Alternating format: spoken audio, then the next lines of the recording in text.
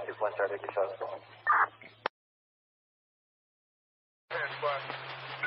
Officer still saying for talk? No. Offender in custody?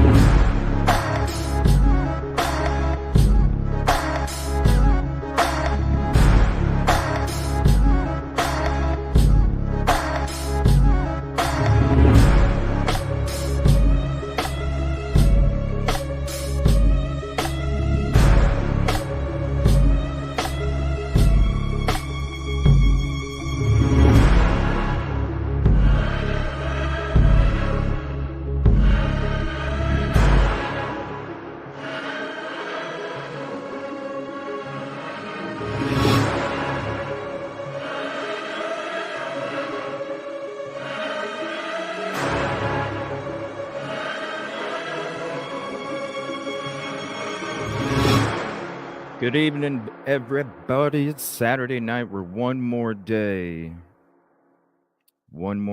away from 2024. Man, time goes by so quick. Thank you all for hanging out. We're going to have an interesting Saturday night tonight. I went ahead and got all of the pressers ready. We're going to go in order. We're just going to listen to the Q&As. Some of them are going to be the press conferences themselves, and then I went ahead and threw in like the one-on-one statements and such when it came to local news and national media. I considered those questions and answers as well, because they are asking questions and they are giving them answers. So we'll go ahead. There's a lot of them too: 11, 16, 11, 20, 11, 23, 12, 6, 12, 9, 12, 10, 12, 12, 12, 13, 12, 16, 12, 19, 12, 20, 12, 22, 12, 28, 12, 29, 12, 30, 12, 31, 1, 3, 1, 5, and 1, 6. We'll see if we get through them, right? Man, that's a lot. By the way, I'm going to be pushing, because tomorrow is a holiday in a way. I'm going to push back the OJ25 members onlys till next weekend. Tomorrow instead, we're going to just do a hangout tomorrow night. So instead of doing the OJ stuff and all that, we're just going to go ahead and, it's the holidays, one more weekend. We'll continue. It'll probably push us through March 2024 into April. Then we're going to be doing another trial thing too. I haven't decided what yet, where we're going to be watching the trial. A trial. I'm not sure which one yet. Maybe Darryl Brooks. But I was thinking about tomorrow, because there's all this, there's all these footage shows, and there's all these, never before seen and all this other stuff. And you know what? Ever since I went out to Moscow a month and a half ago on the anniversary, I've been talking about having a show where we just kind of hang back and go through footage. So I'm thinking what I'm going to do tomorrow, or maybe Monday night, I'm going to get all my footage together, and we're just going to hang out, and we're just going to watch all of the damn footage. Because with the footage that we have over here, it was to the day, a year to the date. So you get the exact surroundings, lightings, foliage, traffic, everything exactly how it was a year before. And you don't have half the screen with a dash in it. You know what I'm saying? You don't have a car dash in this footage. I made that specific. I made sure specifically not to have a damn dash in my shit. So, I mean, you see all this footage out there, and all of it is either on a different time period, or it has dashes in it, car dashes, half the screen fill up, this and that. You know what? Let's just make it available. Let's have our own footage show, the real fucking good shit. You know what I'm saying? Let's have it for our community. We're going to do that. So we're going to do a hangout tomorrow. We're going to do a footage show coming up. I might do it tomorrow, maybe Monday night. Let me know in chat what would work best for you guys. I know it's a holiday. Y'all have families and kids and things like that. So if it would work out better tomorrow afternoon, or if it would work out better tomorrow night, Monday night, let me know. I didn't end the episode last night with giving a coffee cups. We're going to do that here after a bit. We're going to watch something from Law and Crime first, and then we're going to get into the press conference Q&As. But I want to watch this Law and Crime video first. So after we do the Law and Crime video, then I'm going to go ahead and do the coffee cup giveaway. So yeah, let me know when a footage show would work better. We're going to go through all of it. You're even going to see, I'm going to even show you guys, if you guys were here when I went on the trip, and sometimes it was very dangerous because of how foggy it was, where I couldn't even see 5 feet in front of me. I'm going to show that footage too. We're going to show the footage from Coeur d'Alene. We're going to show the footage from out in the outskirts. All of it. We're just going to hang back, and you're going to see good footage without a fucking dash in it filling up half the screen. All right. So we got Silky Southern Tea. She's going to hang out with us tonight. I always love having her on. You know that's true. We're going to have her hang out. And we're gonna get into this questions, and it'll probably be a part one. I'm just being honest with you. It'll probably be a part one, because that's a lot of fucking press conferences. You know what I'm saying? That's a lot. What's up, Silky? How are you doing tonight? CJ, well, I am sick as a dog. Oh no. Yeah. So I'm a little pale and funky looking, but I'm wearing pants, so that's good. That's good. Well, I'm wearing sweatpants. Well, I'm wearing pajama pants, but it you counts, better right? dress. I'm not like the real news people where we wear, you wear shorts under your hoodie or something. I'm wearing actual sweatpants. So I got the sweat outfit going. Say what's up to everybody real quick. Gut feeling number 2. How are you? The golden ticket. Kid Kitty number 5. Uh-oh. Katrina number 5. Nina number 7. Freebird number 9. Oh, number 10. Was the first presser day 1 or day 3? It was day 3. Isn't that crazy, Silky? When everything took, let me turn this music down a little bit. When everything took place, the first presser didn't take place until a few days later. What the hell? You didn't even, well, the chief wasn't even in town when it happened. But jeez, I didn't realize that, and I was watching this case. Yeah. 11/16 was the first press conference that they had 3 days later, because the 13th was the morning, because it happened overnight in the early morning hours of 11/13. The crime took place, so really it was the whole day of the 13th, the whole day of the 14th, the whole day of the 15th, and then in the middle of the day on the 16th is when they had their grand press conference to talk about what took place. Isn't that crazy? 3 days. Yeah. You think they would have had one right out front, Exactly. I mean, right out in the parking lot.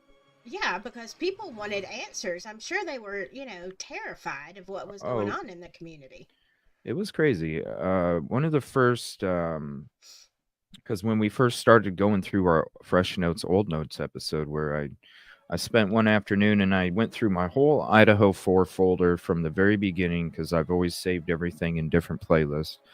And I took a whole afternoon, I think it was about 4 hours, and I went through almost 2,000 some videos, and I cut it down to a couple hundred, because I was like, you know what? We need to go through a lot of this old stuff, whether it was family interviews or what was being pushed out by mainstream media at the time. And I thought it would not only help us expose even more of how mainstream media was trying to manipulate everybody's thoughts, but also we could find little teeny nuggets in there that maybe we either forgot or we didn't remember, or we were looking at it with a different point of view, because maybe when we first heard it last November of 2022 or December of 2022, we had a different point of view at that time. And now, knowing everything that we know, I thought maybe it was a good idea to kind of go back as well and look at it with the different point of view. And it was crazy, because one of the first local news stations, it was Creme 2, and the people, the reporter that was standing outside, this was before the police had a press conference, reporter standing outside, frustrated that they're not getting any answers, comparing other crimes that had taken place before, where he remembered where Ellie never acted like this. The host, the anchor at the local TV station that transitioned to the guy that was in the parking lot, was visibly frustrated, because you could even hear it in his voice how frustrated he was, because nobody was getting answers. The guy that was reporting from the parking lot was talking to students. Everybody in the community was like, we don't understand. Nobody's saying nothing. Everything is tight-lipped. Why is this even happening? This is a humongous crime. Why aren't anybody talking? It was from the very beginning, people were like, what? This just is not normal. Yeah. And so it didn't, they knew from the get-go shit wasn't normal. What's up, ticket number 12? Kelly Miller, how are you? Typically unique, ticket number 11. Miley, ticket number 13. Do you know of any crimes that you've ever studied or covered where they did not have a press conference? If it was not at where the location was, they had one at their office or somewhere, and waited 3 days? No, usually. I don't. No. I mean, usually, even if it's just short, they'll have something somewhere, to address the immediate, happening. Right. So, even if you don't have any answers, you still say something took place, please reach out. Here's the number. We're looking for tips. This is all we can tell you right now. Even with the Soto stuff going on right now, he's not telling you everything, you know. Right. He's not telling you everything, but you have to understand. But at least they had a damn press conference. They're talking about it. They're giving you updates, even if it isn't an update that suffices you. Uh, it never made sense to me. And then when you see this, because we're not going to be watching the whole press conference tonight in these episodes. What we're going to be doing is we're going to be listening to the Q&As, the questions from the reporters and the responses that they make. Yeah. And so you're going to see on this first one, it's going to be this huge grandstand of all these individuals that are part of the investigation. Now, they did do the smart thing. They realized they were in over their heads in the very beginning and reached out to ISP and FBI. So they did one smart thing, but I don't know. It was just crazy. What's up, Star? Ticket number 14. How are you? Debray, ticket number 16. How are you, Ty?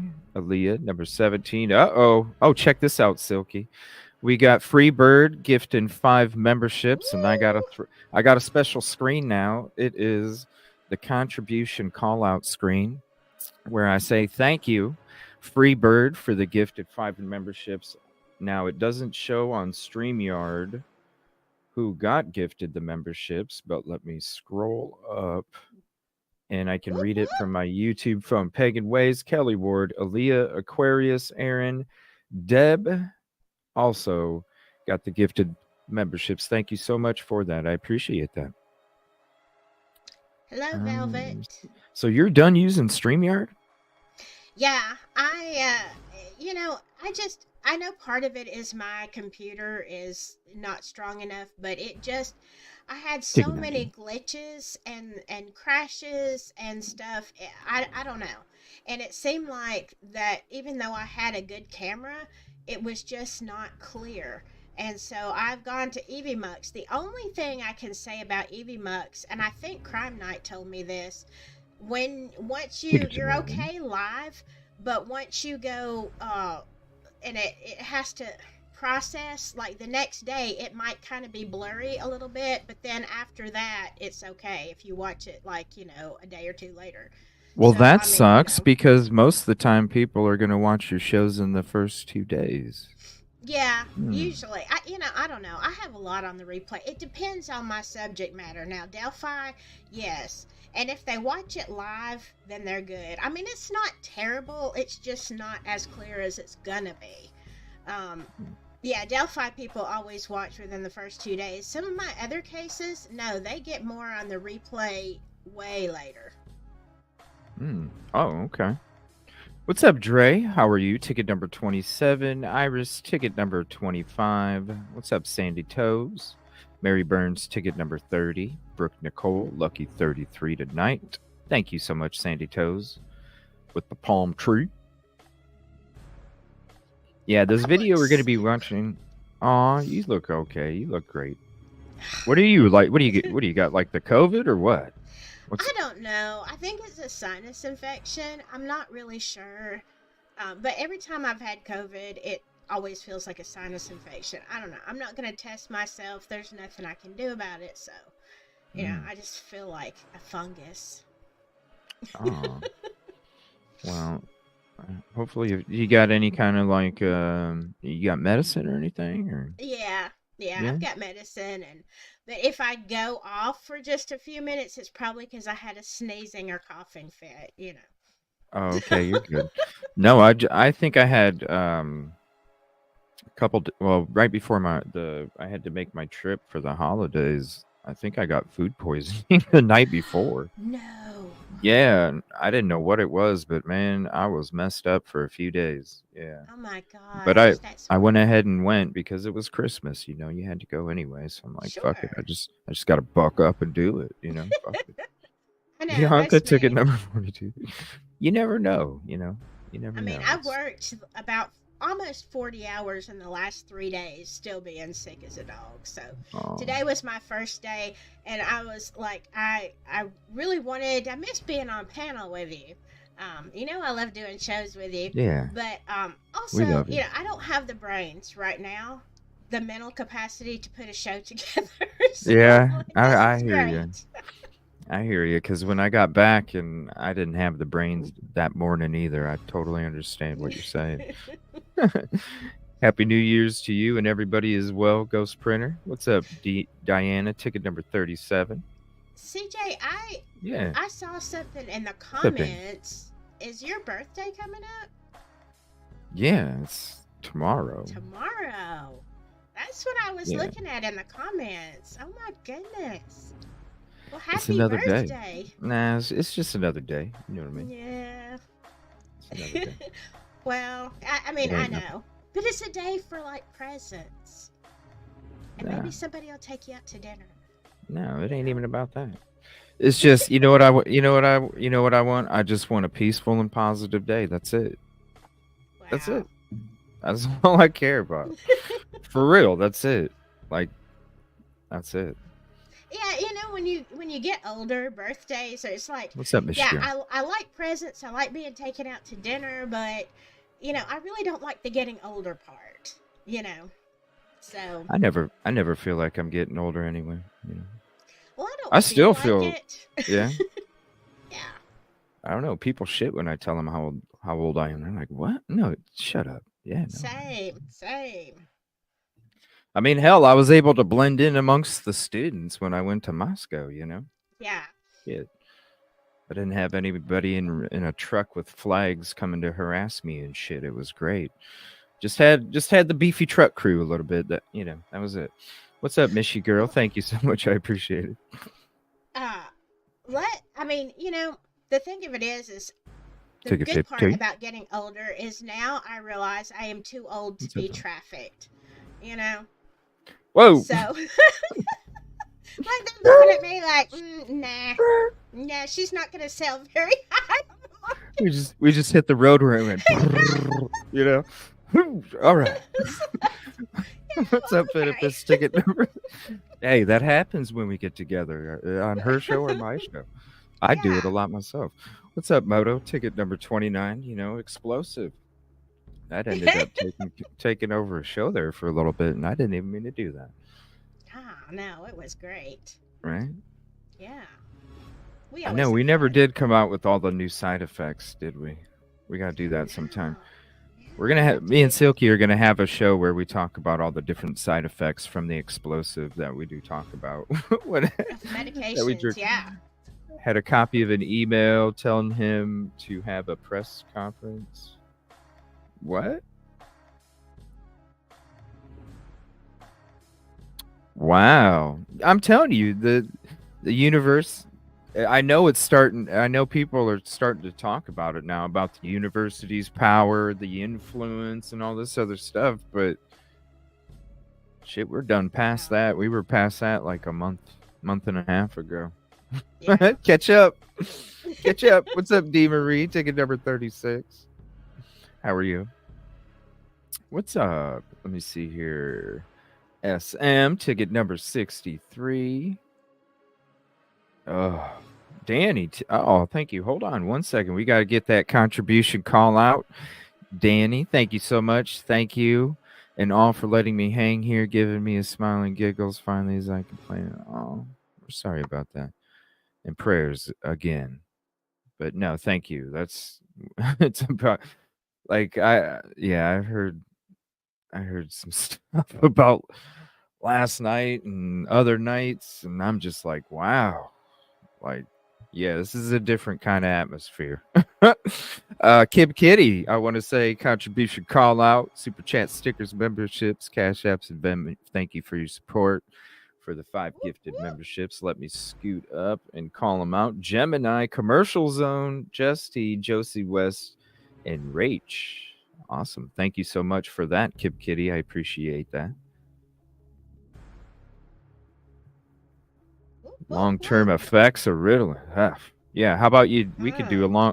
a show about the long-term effects of all the medication that they pumped out in the 80s and the 90s and the Mm. 2000s to children and all the side effects. You know what I'm saying? You Right. know, instead of trying to diagnose and treat the way that we've always done since we went, oh, fire. Ever since then. You know what I mean? Like, instead of just Yeah. pumping pills in people's bodies, and 10 years later there's class action lawsuits if you took a medication, and it's just, Oh yeah. when Yeah. when it was, oh, fire, it was it worked out. You know what I'm saying? Like, Well, I let don't me tell you. understand. I mean, you know how that works, right? I Big mean, pharma.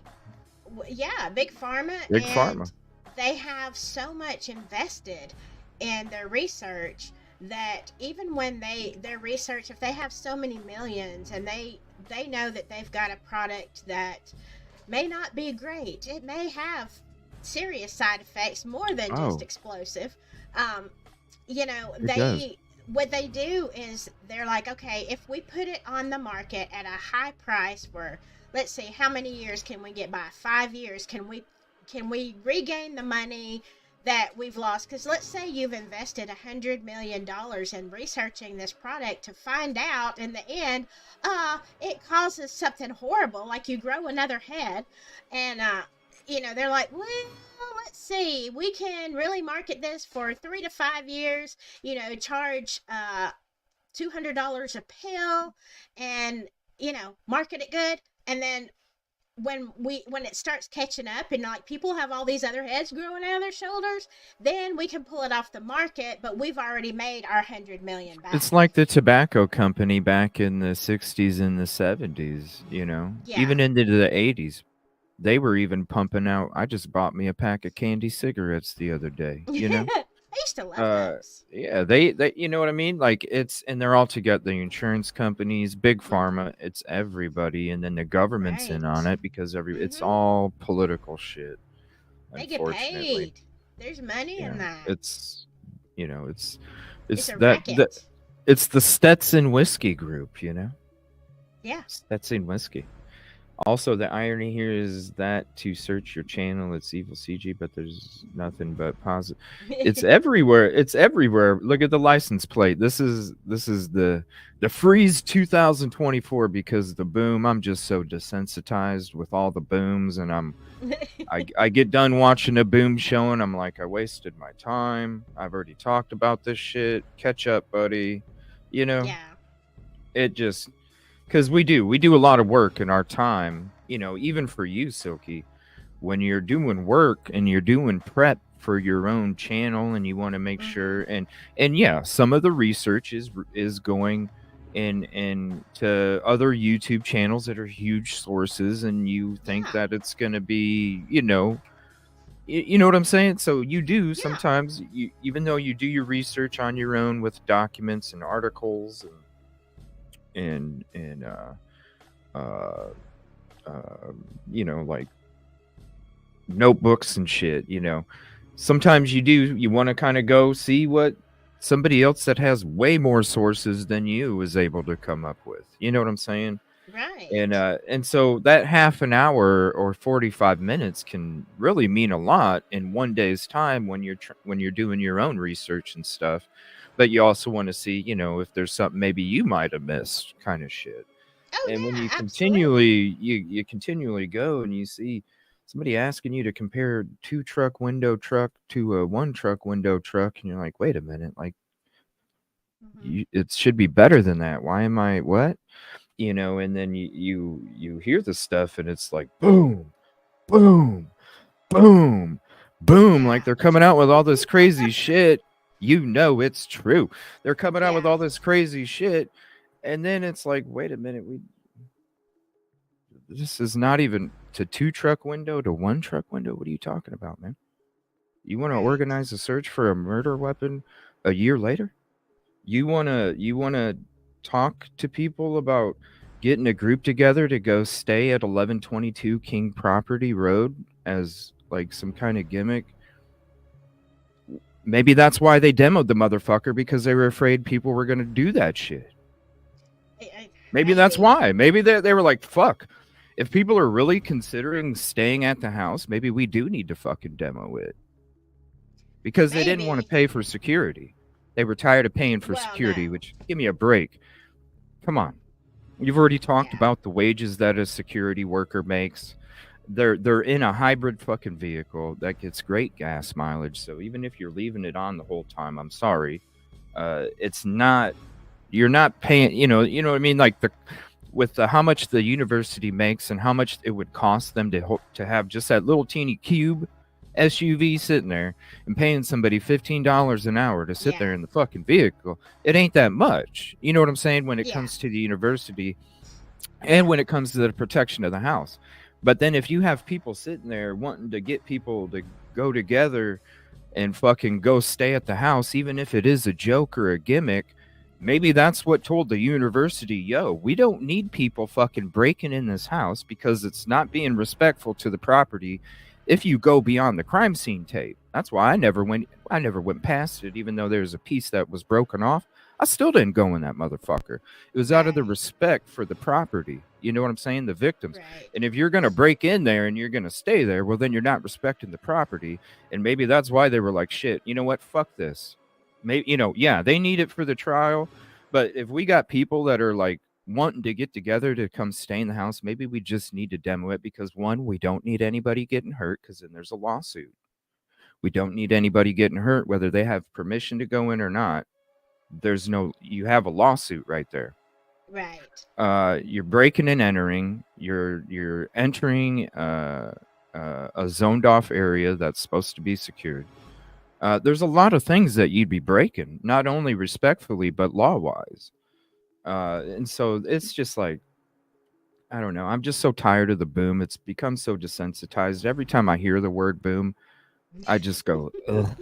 You know what I'm saying? I'm like, where is it? That's You know your what I mean? trigger We now, so I have we to talked remember about this that. 6 months ago. That's why I came. I got tired of it, Silky. I said, you know what? In 2024, I even got my tag sticker on that license plate right down there at the bottom left. 2024, we're good.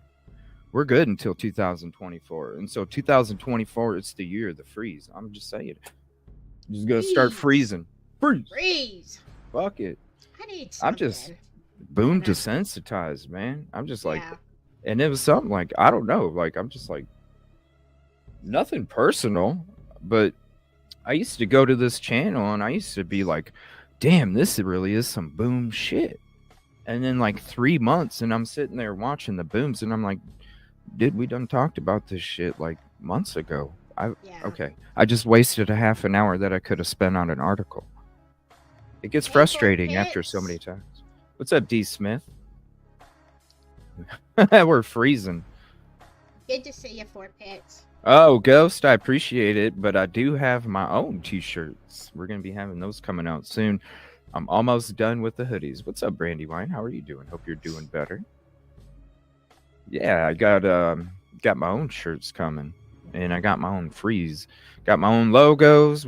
It's going to be strictly my own shit. You ain't going to have no middleman. It's going to come straight from me. And if you're more than welcome, Silky. I know if you'd ever like to do some, you do great thumbnails and stuff. So if you do logos and stuff, if anybody as well, it's not just going to be a clothesline for me. I'm going to also make clothes for other content creators as well. So if they ever want to, I'm in. Yeah, if CJ. anybody wants to link up, I'm going to have a separate business where I'm just doing clothes. And if any other content creators want to cut out their middlemen and they want to come kick it with CJ, we're going to do it like that too. So, well, yeah, you're more than welcome. I had made a lot of stuff, and I was planning to make more, and then I got in a situation where that kind of fell through. So now I don't have merch. Actually, one of my subscribers bought my merch before I could, and now I can't. So I really need to do that. Yeah. Even if like I have I can make logos. I've done graphic design for years. It was before I was even making websites 10, 15 years ago and shit for companies and stuff. So I know how to do all that stuff. Yeah. And it's another venture I want to go down into is the clothing business. So well, I would rather use you, CJ. I can make logos and everything. Yeah, I can make logos. I would rather use you than, so you could make a profit rather than, some of these other just generic middlemen. I'm all in for It's helping you out. horrible, isn't it? How much they make, the Yes. middlemen. Yeah, I that's why I went know. ahead. That's why I went ahead and got all the shit that I need to do it on my own, because I'm like, I can't charge people $45 for a fucking hoodie. You know what I I mean? know. I know. That's I'm why like, I no. haven't put anything out there. I'm like, no, there's no reason. Like, Yeah, and it's not even supporting the show because all the money's going to the clothing company. It's not even exactly. supporting the show, so it's like, fuck that. I'm gonna make my own shit, and you Yeah, really can truly support the show for yeah, real. yeah. That would Yeah, be great. yeah, Yeah, we're just gonna let do it. me know when you're ready to start because I've already got. I've already Uh, started. all right. I've All right. Well, I'll talk to you already in started. Discord then. Yeah, I've already started. I'm I'll just. about I'm about 1 week away from getting my first T-shirt printed. Oh, Yeah, yeah. yeah, I've yeah. It was already a little got late. a I was. lot of Yeah, stuff, a lot of logos, and then I had more ideas that I haven't actually designed yet. So I'm yeah. like We'll you. get together. My notebook is on my phone, but I have my T-shirt designs in Evernote. All these things that I want to put. Well, you can't always have all your eggs in one basket. You know what I mean? Yeah. You got to have. So I got a couple things going. So we're good. We're gonna have YouTube, clothing, all sorts of stuff. Cool. But all right, let's go ahead and get it switched up. We're going to get into this newest Law and Crime episode that they had come out just a little bit ago, talking about the year since the crime, and then after the demo as well. So we're going to get into that, and then we're going to get into. I'm just going to say it's probably going to be part one because with all those pressers, I don't know how we would even be able to get through all of them in one night anyway. So I don't know. Maybe we will, but I kind of doubt it. I love talking too. I know you do too. I do. All right. We'll go ahead and get it switched up and we'll get it started. Thank you all for hanging out. Please hit the like if you haven't yet. It's the free way to help. Trust me, I'm going to have bumper stickers coming up because it's one thing I've wanted for a year. And I'm about to have those too. Bumper stickers, baby.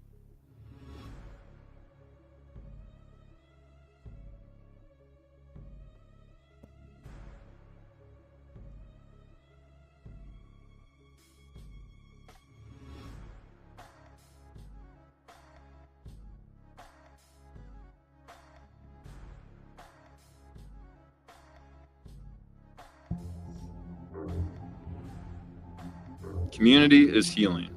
Community is how we carry on together. It was a crime that rocked a small college town and captured the attention of the world. This horrible crime has affected all of us.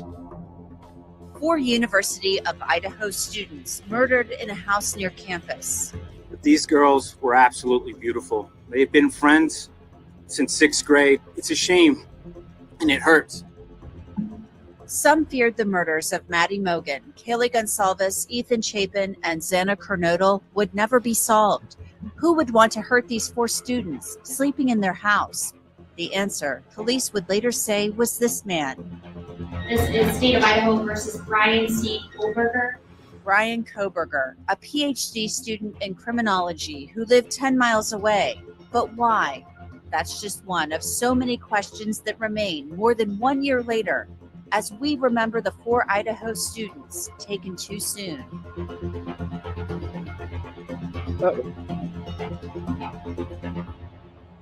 Uh-oh, Silky, where'd you go? Oh, there she is. Oh, everything Sorry. okay? I'm over here wilding, I guess. I was just. I forgot how to use StreamYard. Okay. I wanted to pull my chair up and I didn't want it to make a noise. All right, I just wanted to make sure. I didn't know if the music scared you or what. I didn't know what No, happened. I love the music. It's the bomb. All right. Double Kohlberger with cheese. I'm Anjanette Levy. Thank you for joining us as we remember the 4 University of Idaho students senselessly murdered in Moscow, Idaho, more than a year ago. It's been 1 year since police made an arrest in the case. Maddie Mogan, Kaylee Gonsalves, Ethan Chapin, and Xana Kernodle had their entire lives ahead of them. But on November 13th, 2022, their lives were taken, police say, by this man, Brian Kohlberger, a criminology PhD student who lived 10 miles away, across the Washington state line in Pullman. As we look back a year later, we want to remember the 4 victims by telling you who they were, what we know about the investigation, the evidence, and what lies ahead. No matter where you find yourself tonight, the Vandal family is here. And on this day, across all of Idaho, we are all Vandals. Students, fellow classmates of Maddie Mogan, Kaylee Gonsalves, Ethan Chapin, and Xana Kernodle. You know, I just have to pause it real quick because that's when I was at the vigil, okay? Right here in this, what they're filming. When I went there on my trip, one of the main things I wanted to do was be amongst the students in the community for this vigil here for the victims, because I've covered the case from the beginning. It's something that was important for me to be there no matter what, even if I had to drive through crazy ass fucking fog because it was halfway raining and shit, and it was kind of sprinkling there that night too. It was very cold, it was wet, very dark, and that's one of the things. That was the same night that, you know, the beefy truck crew kept driving around me as I was walking back to the vehicle. This right here, this doesn't, it felt darker than that. It really did when I was there. It seemed very dark and creepy, and I didn't understand it. It was on the administrative lawn. It was, I don't know, it just seemed really dark. I was there when they were all talking. It was a very creepy feeling. It was very dark. It was a very, very creepy feeling. I would think there would be a lot of heaviness, you know, over that area, just because, you know. Oh, it was. I mean, not as much when you were, because you don't, I'm just speaking up for myself. I didn't feel the heaviness until I hit Taylor and then King and Queen Road. I didn't feel the heaviness until then. I didn't feel the heaviness here because I was around the university as well for that week. Different parts of the university and such at that university and at Washington State. But at this one, even when I was at this administrative lawn before, because that was one of the first places I went to, was the Kibbe Dome, and then circled around by the administrative lawn. I didn't really feel it then either, but I'm telling you, when I was at this vigil, you definitely felt it. But the thing that really, really stuck out to me was like, the community's still kind of scared. There's a lot of people getting together in one large group, a lot of people, adults, children, you know, a whole community as well amongst the students.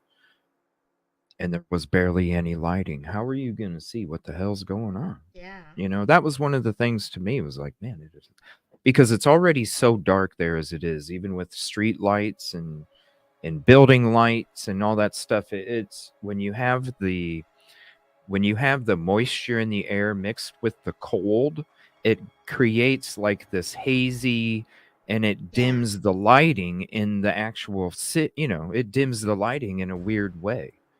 I don't know how to explain it. You know, the cold and the mist, and it just, what would normally be a bright light, you would think that would illuminate a city more, is actually doled out from it. Very, very creepy. I don't know how to explain it beyond that. So that was one of the things that stuck out to me with this here at this vigil, was that, I mean, and you can see it right here, just how dark.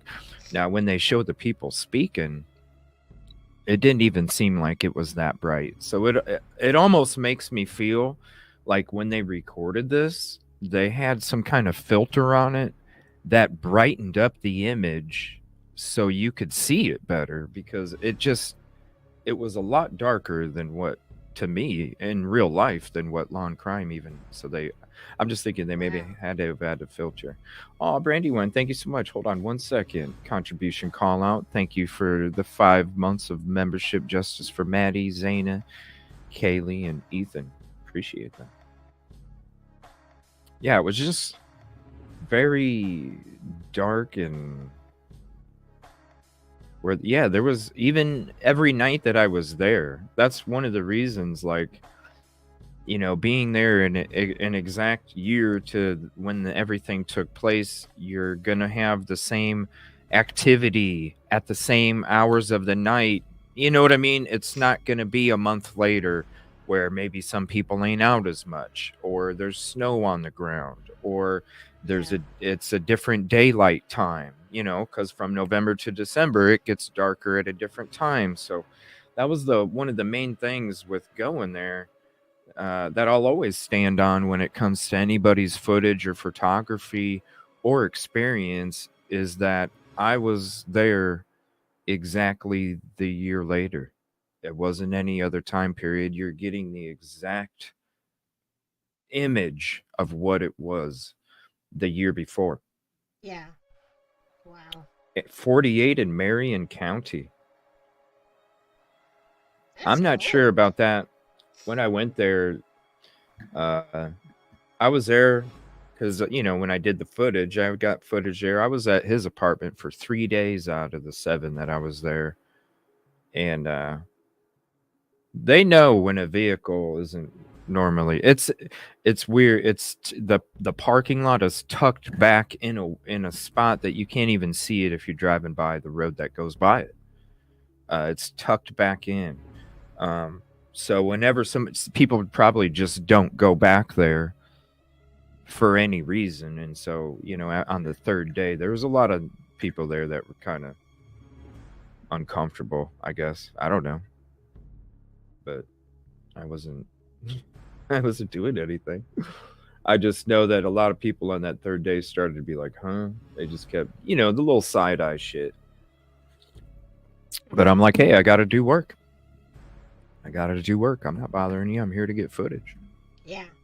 And I'm so glad you did, because, you know, I think it helps a lot when you see, and especially the way that you drove around and the town, because you're kind of limited in what you see with the news. You know, they just do certain streets. They're not like just driving around, so you get the feel of, you know, the community like you did.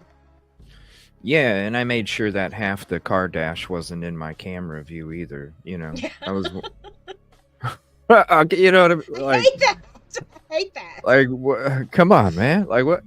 Like, scoot it up. You know what I'm saying? Exactly. No, I think about the shit ahead of time. That's why. It's all straight up full screen, except for maybe a teeny sliver at the bottom that has a little bit of that.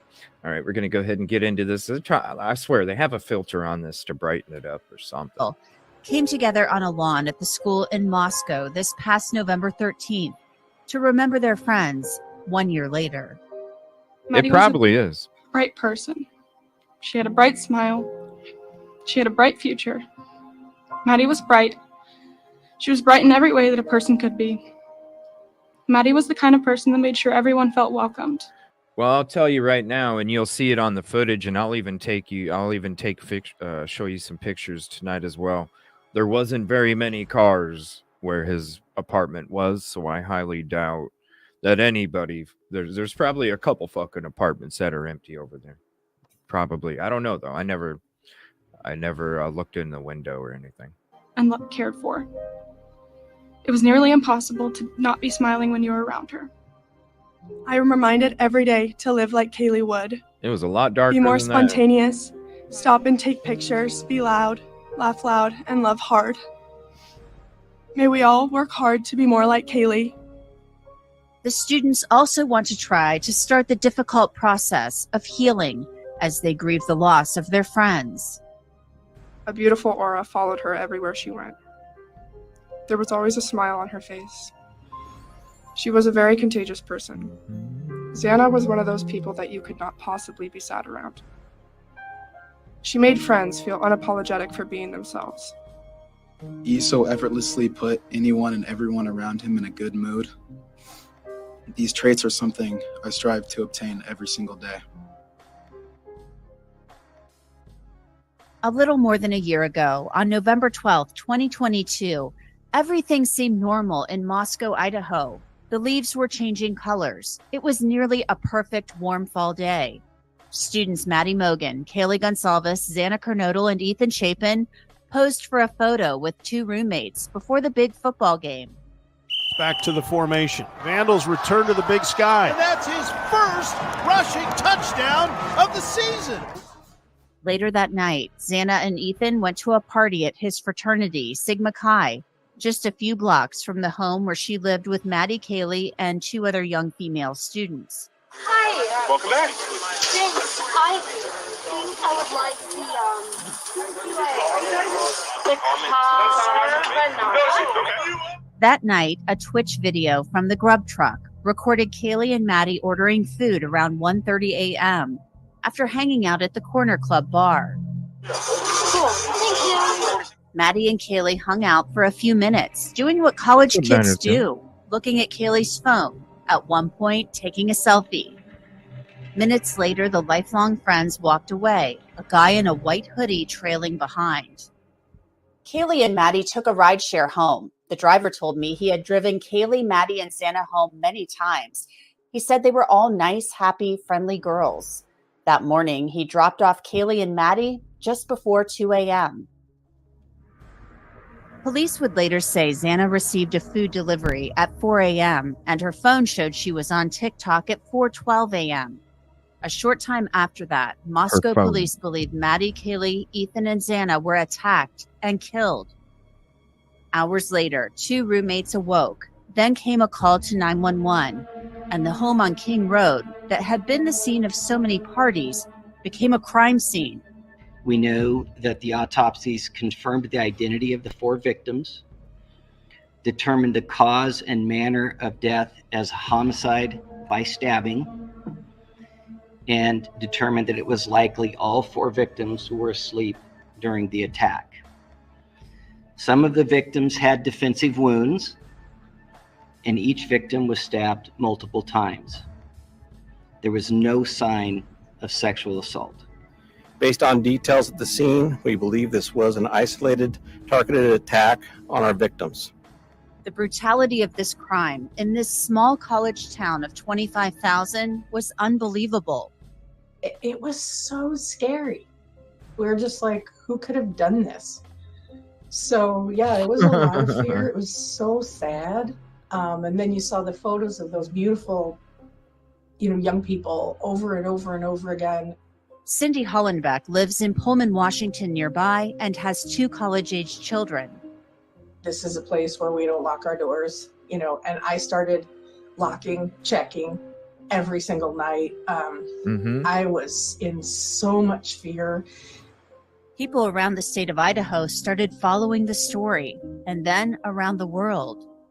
It was so senseless. These young adults were in the prime of their lives, and that last photo that has made kind of rounds of all of them smiling and standing outside really, I think, sticks in people's minds as well. And we're all still grieving the loss. But who would stab these 4 students, and why? Stabbing is such a personal crime, and you have to be so close to do it. Yeah, this part right here. And this picture always gets me. You know what I'm saying? You when you watch the video of them going in and out with not the proper equipment, it's something that I've preached about since the fucking beginning of this damn case. It's beyond, it's beyond my comprehension, CJ, how law enforcement people could do that. I mean, come on. They don't have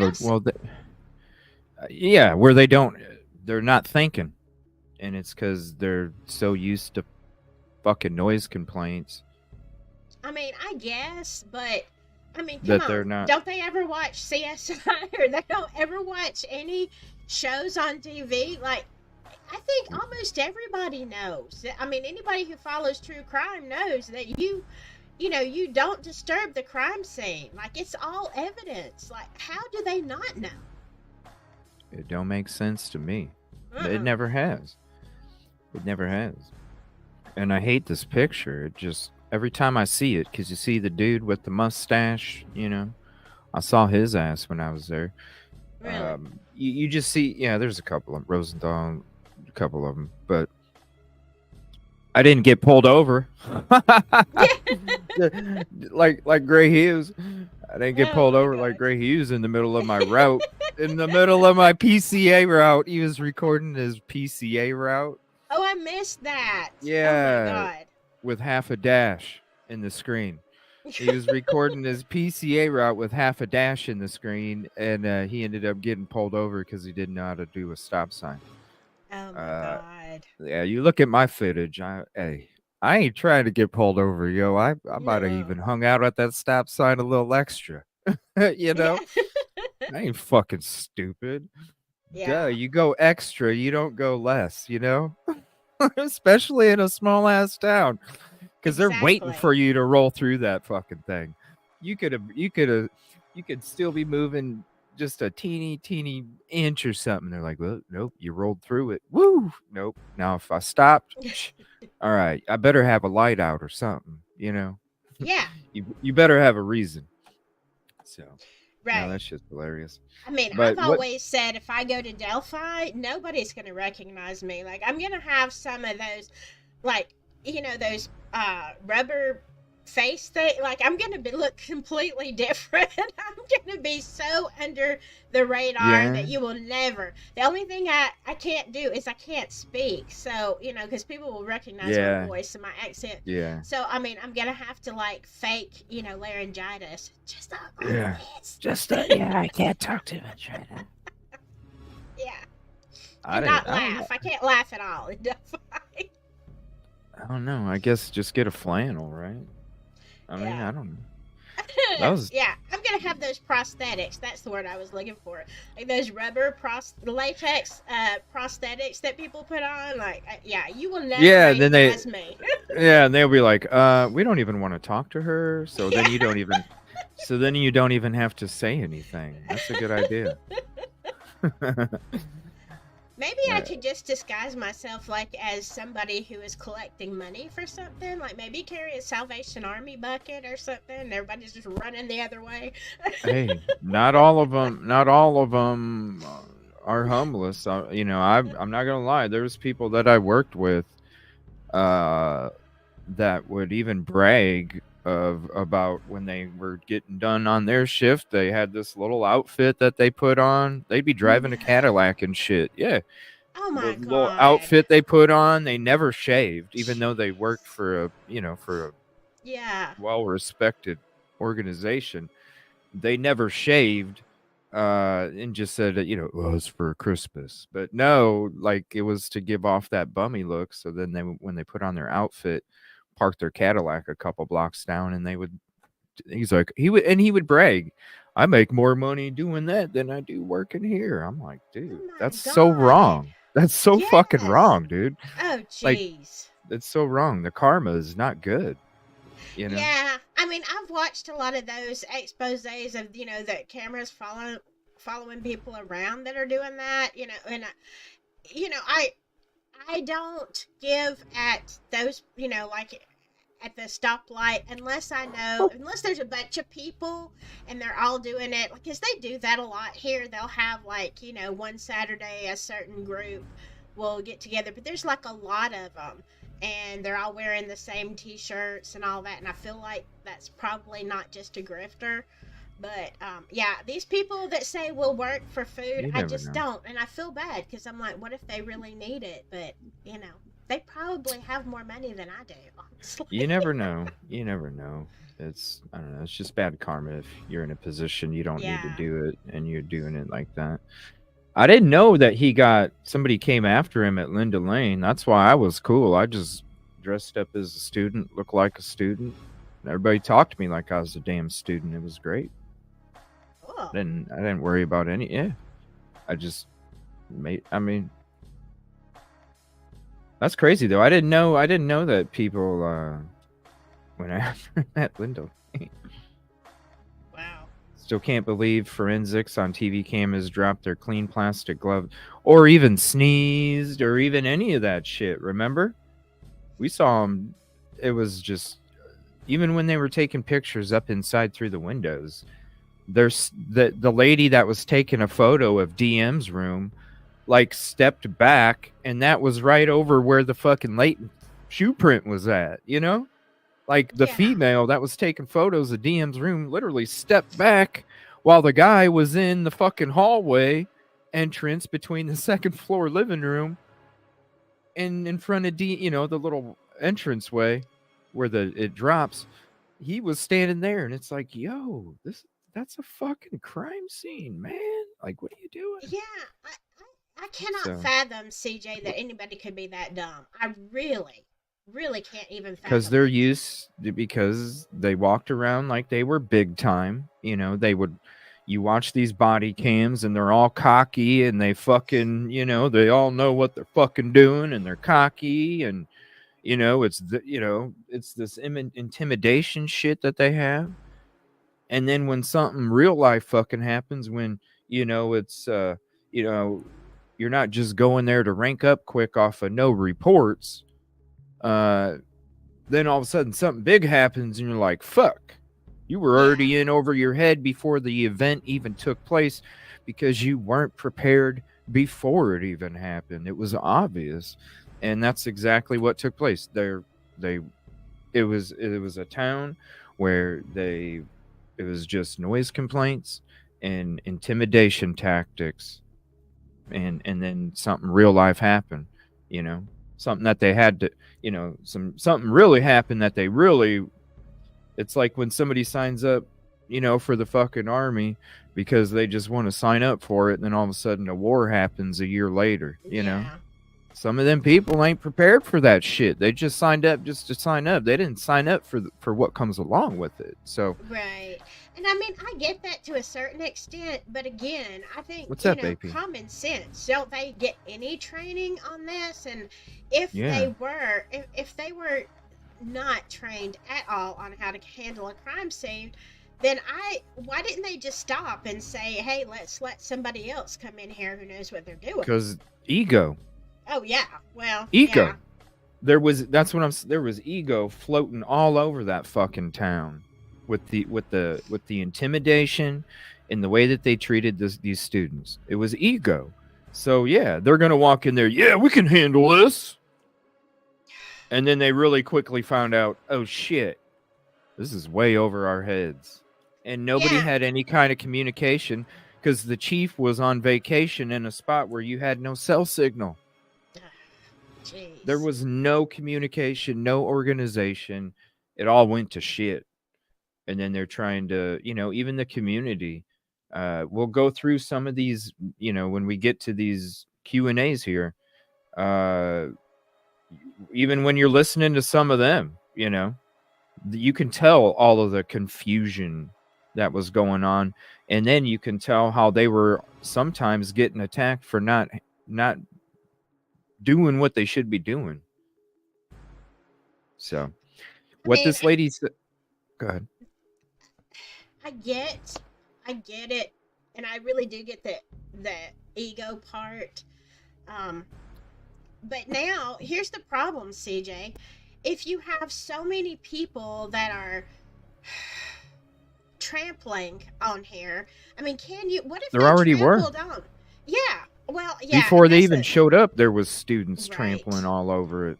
So how can they? I understand that they've got, some skin cells from Brian Kohberger, and I'm not saying that he is or isn't guilty, but what I'm saying is, with so many people trampling through there, including the police, how can you be sure that there wasn't some more important DNA or something else that you never found because you're contaminating the crime scene?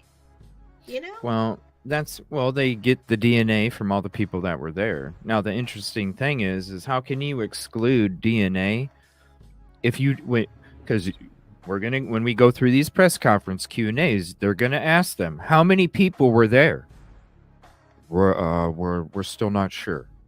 So how can you collect everybody's DNA to exclude everybody if you don't even know how many are sure? When you listen, when we get to more of this law and crime, you'll hear some of the students talk about the experiences and stuff. this part that's going to be coming up here, this is a lady that, and this is very important too, because this is somebody that's going to be talking about when it comes to the type of crime, this is where this type of crime comes from. And so I know a lot of people don't, I didn't even think the whole incel shit was real until I went out there, and then I parked there and I was like, oh shit. Yeah, this is what this dude. And then I just started going, okay, he probably lived there. He just came home here every night. He was going home alone. He got tired of it. He was already alone for 2 years because of COVID. Now he's home alone at a college when he's supposed to be having fun. There's no more COVID. He's not, he's still coming home alone, and he's continuing to see this great time in front of his face every single time he's going home when he just wants to go home. So, well, that's the thing. It's an intimate crime. Yeah, I mean, and you can ask and exclude DNA, ask who was there, but what if the actual perpetrator was there and he said he was there? But I mean, you've got BK over here, and if he, let's say it was an incel across the street or beside or whatever, and they're in there, like, look, how you gonna ever tie him to the crime? You can't. We'll see what happens. I mean, the PCA is only it's only a little bit. Now, according to Steve G, but this is what they're telling everybody. We have so much. Well, I can't wait for this trial because I'm ready to see how much. Because I don't care. I just want the right person. I don't care if it is BK. If it is BK, hey, I just want the right person, because then the family can get to that phase where it's after trial. We can now continue the last phase, which is moving on without our loved one, without the trial hanging over our head, without all these questions and things, because they're in that spot right now where they can't even move on. It's up to the trial for them to move on, and I think maybe that's why the Chapins are kind of like, when it comes to the house, we don't, sure, let's have it demoed for the community. I think that's what they're doing, is they're just wanting to speed up the process because, who knows what they're going through. Like, maybe it is such a hard time for them, even harder, that they know they can't handle it. And so that's why they're distancing themselves, because they know if they try and take on that part of it, then they know that we already know that we're in a compromising place for whatever, that if we went down that road, then, it could be worse than ticket number 84. Thank you. But what this lady says is very interesting about the intimacy of this crime. So if you listen to what I said about the incel theory from Queen Road Apartments, coming home, wasn't even there initially to maybe even commit a crime like that, but it gradually became an obsession and an irritation at the same time. Psychiatrist who has followed the case. She tried to figure out what could motivate someone to attack Maddie, Kaylee, Ethan, and Xana in their home in the middle of the night and stabbing all four in possibly a short amount of time. I also have to wonder, when someone does something like this and it's so brutal, how much of a sexual undertone it has to it, and what kind of sexual pleasure he got from performing this. As the days and weeks passed, it seemed as if police had little to go on. It would be a daunting task, trying to figure out who killed the four students. The house where the murders happened was on Greek Row, just off campus. Not a lot of cars, a ton of foot traffic. A lot of students like to live over here and then just walk to classes. Max Kime lived directly across the street from the house on King Road and spoke to police several times. The officers asked Kime about noise coming from the house. Lots of partying going on in Moscow, Idaho. So if there was a lot of yelling and screaming, I'm sure I slept right through it, because there always is. And that was the best I could tell any officers. Days after the murders, family and friends of Kaylee, Maddie, Ethan, and Xana gathered to pray and to remember them. Maddie May, she's She was the first granddaughter, grandkid of any of her grandparents. She was Karen and It was so dark. my only child that we ever had. Maddie Mogan's father, Ben, said she was a hard worker who made the dean's list every semester. Her family said she loved anything pink and sparkly, and she was loved. And she was just such a happy, such a great kid, such a perfect little baby, and so just smart and funny and beautiful. Maddie was a member of the Pi Beta Phi sorority where she had many friends who loved her. She was easily the best person that I knew.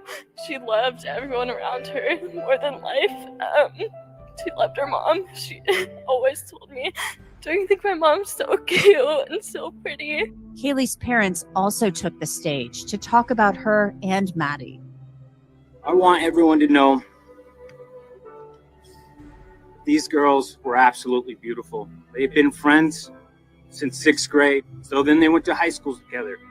Then they started looking at colleges. They came here together. They eventually get into the same apartment together. And in the end, they died together in the same room, in the same bed. Ethan Chapin was a triplet. His siblings, Maisie and Hunter, attended the University of Idaho with him. His mother, Stacy, talking about the memories the family shared. We surfed and spent countless hours in our boat listening to country music, which was Ethan's most favorite thing in the whole world. We hiked. Typically, the kids did that reluctantly, I'll admit. Hi, my name is Xana Kernodle. Xana Kernodle was Ethan Chapin's girlfriend and a roommate of Maddie and Kaylee. Like Ethan, she was only 20 years old. She was majoring in marketing. By all accounts, Ethan was Xana's first boyfriend. He had such an infectious smile and a charismatic personality. And if you knew anything about Xana as well, they were very similar in how they acted together. Gripped with fear, many students went home to finish the semester online. Others stayed in their dorms, going to class Listen on to Zoom. this. Was a person capable of killing 4 people, walking among them? Who was it? And would he ever be found? There were just too many questions unanswered for anyone to feel truly safe. Coming up, inside the search for a killer and how police say they tracked down the man who murdered 4 students with a retired FBI agent and a death investigator. You are watching Law and Crime.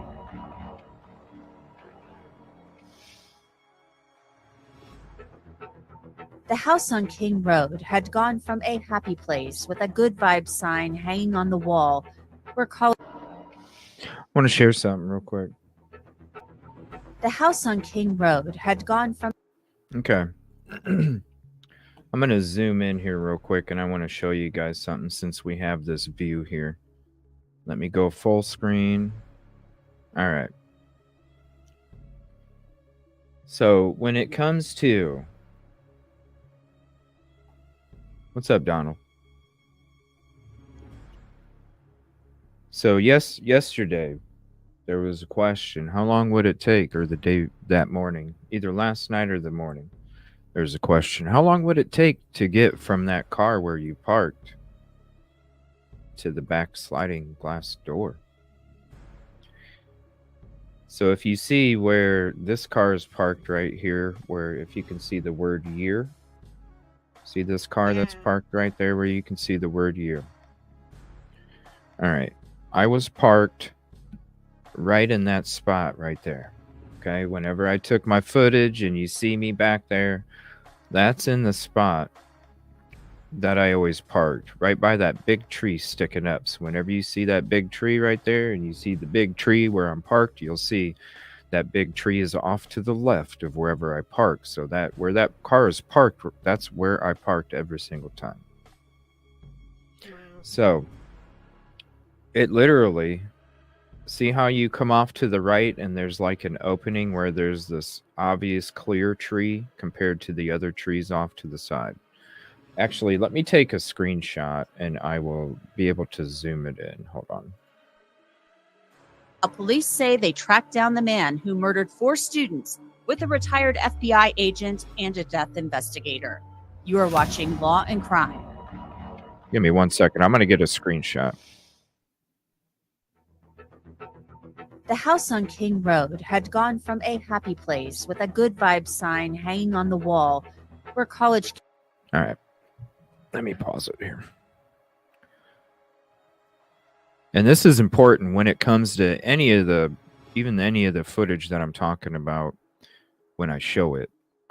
This is actually a really good shot here. Okay. So let me stop this. Present this.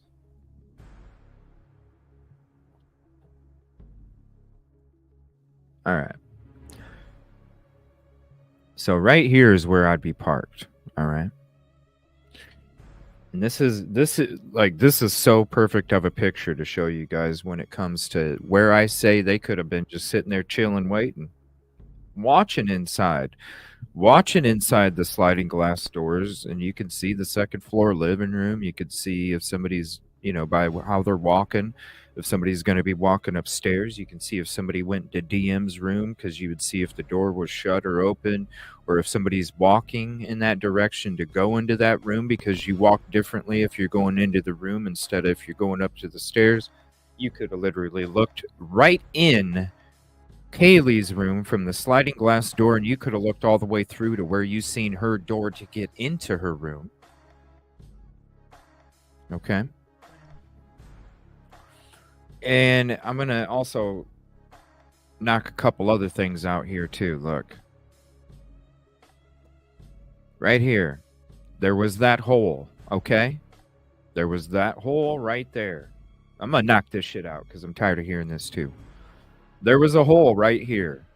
That was not a freaking crawl space, because that hole was still located in Kaylee's freaking room underneath the window. And when you're in her room, you see nothing but a piece of drywall over the spot that used to be the frame for a window. It's not any kind of air duct system, because you're not going to be pushing air and the final spot goes into a piece of drywall, okay? Right. It's not going to happen. It's not an air duct. It's not a secret cubby hole. It was an old frame for a frickin' window before they did the renovation, and they just cut a corner and went cheap and didn't put a piece of plywood over it like they should have. They just put a piece of drywall over it. End of story. Who is it? No. Dude, there's no secret passage. Okay, so when it comes to here, and I'm parked at this vehicle, it ain't, see, there's this cleaned up, this area right here that's kind of cleared out, okay? So when you're parked here, and I'm showing you the footage, and I'll show you the footage here. I'll throw this video up in a second. When you're parked here, literally, see, you know how I told you if you go to the left, you could literally hide in these bushes and nobody would see you. I compare it when I'm showing my footage.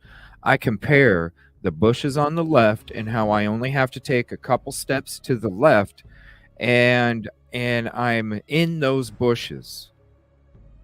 So literally, I get out of the vehicle, I take a couple steps to the left, I'm in these bushes. When you're standing here in these bushes, you can literally look into the sliding glass door. You can see her bedroom, because I walked over where this vehicle's at, and I took some photos as well. I took photos of down here, over here. I took photos of the slab. I took a lot of other photos. So you can literally walk down this area and go right to the frickin' sliding glass door, no problem. Couple steps, 15, 20 seconds, you're at the sliding glass door. All right? Really, if you're in your car, you take a couple steps, you're chilling in the trees, and you can see everything going in. So this is a great picture, because I'm showing you about this freaking stupid old frame for a window that's not some kind of passage or a duct or whatever.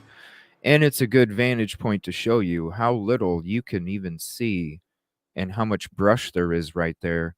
So you could literally just be hanging out in that parking lot, chilling in these bushes or even in your car, and nobody is going to be none the wiser, because you can literally see down here, you can see Taylor, you can see Sigma Chi, you can see King Road, Queen Road, all from this location right there. You know, I always, in the beginning, before they arrested Koberger, I don't know Yeah. why, CJ, when they would show pictures of that house, I don't know. I felt like somebody was in those trees watching right before they went in. Now, I mean, I could be full of crap, but that was just my thought. You know, I thought, I bet they were standing right there looking into that house. Yeah, and I even think, what's up, Yolie? And I even said, not even that I think that was the one night that, because that's been reported, that's the one night where they didn't have any activity. There was no activity going on in the house. It was quiet. They had a party the night before. A lot of activity. There was always a lot of activity. You heard from that student or one of the neighbors saying it was always loud. So I would have slept through it anyway. Yeah. But when it comes to all the activity that was going on, that was one night that nothing was happening. And so who's to say that the person that was living at Queen Road Apartments that came home that night expecting to see activity going on and saw that there was nothing going on at the house and then said to themselves, tonight's the night, and went right up into what they already had prepared, because they were just waiting for that first night where there was no activity. Yeah. Because that's another odd thing. It happened on a night where there was nothing happening, when usually, just like that neighbor guy saying, there was something always going on. What's up, Amy? Ticket number 87. Is it not going to show it? There we go. I don't remember what ticket number I was, so sorry. Oh, it's all good. Hi, Silky. Hey there, How are you, Yolie? I'm all right. I'm hoping everybody has their body parts. I know. That was a great show. We talked about, I don't know if you got to catch any of it, CJ, but we were talking about missing body parts in a case that Yolie was involved in. It was so cool. We're going to talk about body parts again. Well, you had that one kid that was stuffed with newspapers. Yes. I'm trying to get my my head together. I am so sick right now. I'm gonna have to go get some tissue in just a minute. But yeah, I don't have the brain capacity to put together a show. But yeah, definitely Kendrick Johnson is a case that we're gonna be looking at, which is still unsolved too. So there you go. Never heard of it. Kendrick Johnson. Yeah, stuffed with newspapers. Wow. Body parts missing. That's gross. Yeah. That's gross. And crime. Yuck. That's weird. The house on King Road had gone from a happy place with a good vibes sign hanging on the wall where college kids made memories to a horrific crime scene in a matter of hours, maybe even minutes. The four were stabbed with a knife, but no weapon has been located at this time. There was no sign of forced entry into the residence. The Moscow Police Department, with just 36 officers, had an overwhelming task ahead of them as they tried to figure out who killed Maddie Mogan, Kelly Gonsalves, Ethan Chapin, and Xana Kernodle. So where do police begin? This actual slaughter that took place. So it is a huge, huge undertaking. Veteran forensic death investigator Joseph Scott Morgan has followed the murders in Idaho closely from the beginning. Morgan describes the challenges of investigating the 3-story house on King Road. For anybody that's had a collegiate experience where there's off-campus housing involved, many times there's an open-door policy, particularly if you've got multiple roommates. Hey guys, Moscow PD. Hey, turn the music down. The door appeared to always be open at all times at the house on King Road. Hello, miss. What's your name? Xana. Xana, do you live here? Yes. The house where Xana, Kaylee, and Maddie lived with their 2 roommates was a popular party house. How are you? After the murders, several body camera videos from Moscow police surfaced, showing officers went to King Road several times after neighbors called, complaining about noise coming from the house. We're only here for a noise complaint. Come to the damn door. Kaylee Gonsalves spoke to the officers nearly 3 months before she, Maddie, Ethan, and Xana were murdered. You know why we're here? And I assume noise. Noise, yeah. Yeah. Big speaker right there. Yeah. Because this is such an involved scene, and I don't know if I can impress upon viewers how extensive this thing is. When you're talking about a multi-story dwelling. Morgan says the 3-story house was like a petri dish when it comes to DNA and other vital evidence that could point to a suspect or suspects. And you might have, parties and get-togethers all together, but then you have these collections of people that are coming in, and of course they're depositing everything that they bring from outside with them. All over DNA. All over. So it's not just to the exclusion of that individual's personal DNA. Anything else relative to trace evidence, you begin to think about hair, fiber, footprints. That fact alone could make collecting evidence a challenge, and later trying to make sense of it once results come in from the lab. Morgan says the crime scene includes more than just the house where the students were killed. You're talking about a neighborhood where you have people that are domiciled immediately adjacent to this standalone structure. Everything must be considered. Couple the complexity of the crime scene with the fact that the quadruple murder happened in a city with a small police department that doesn't investigate many murders, and you could run into some real problems. Crime knows no boundaries. Yeah, okay, buddy.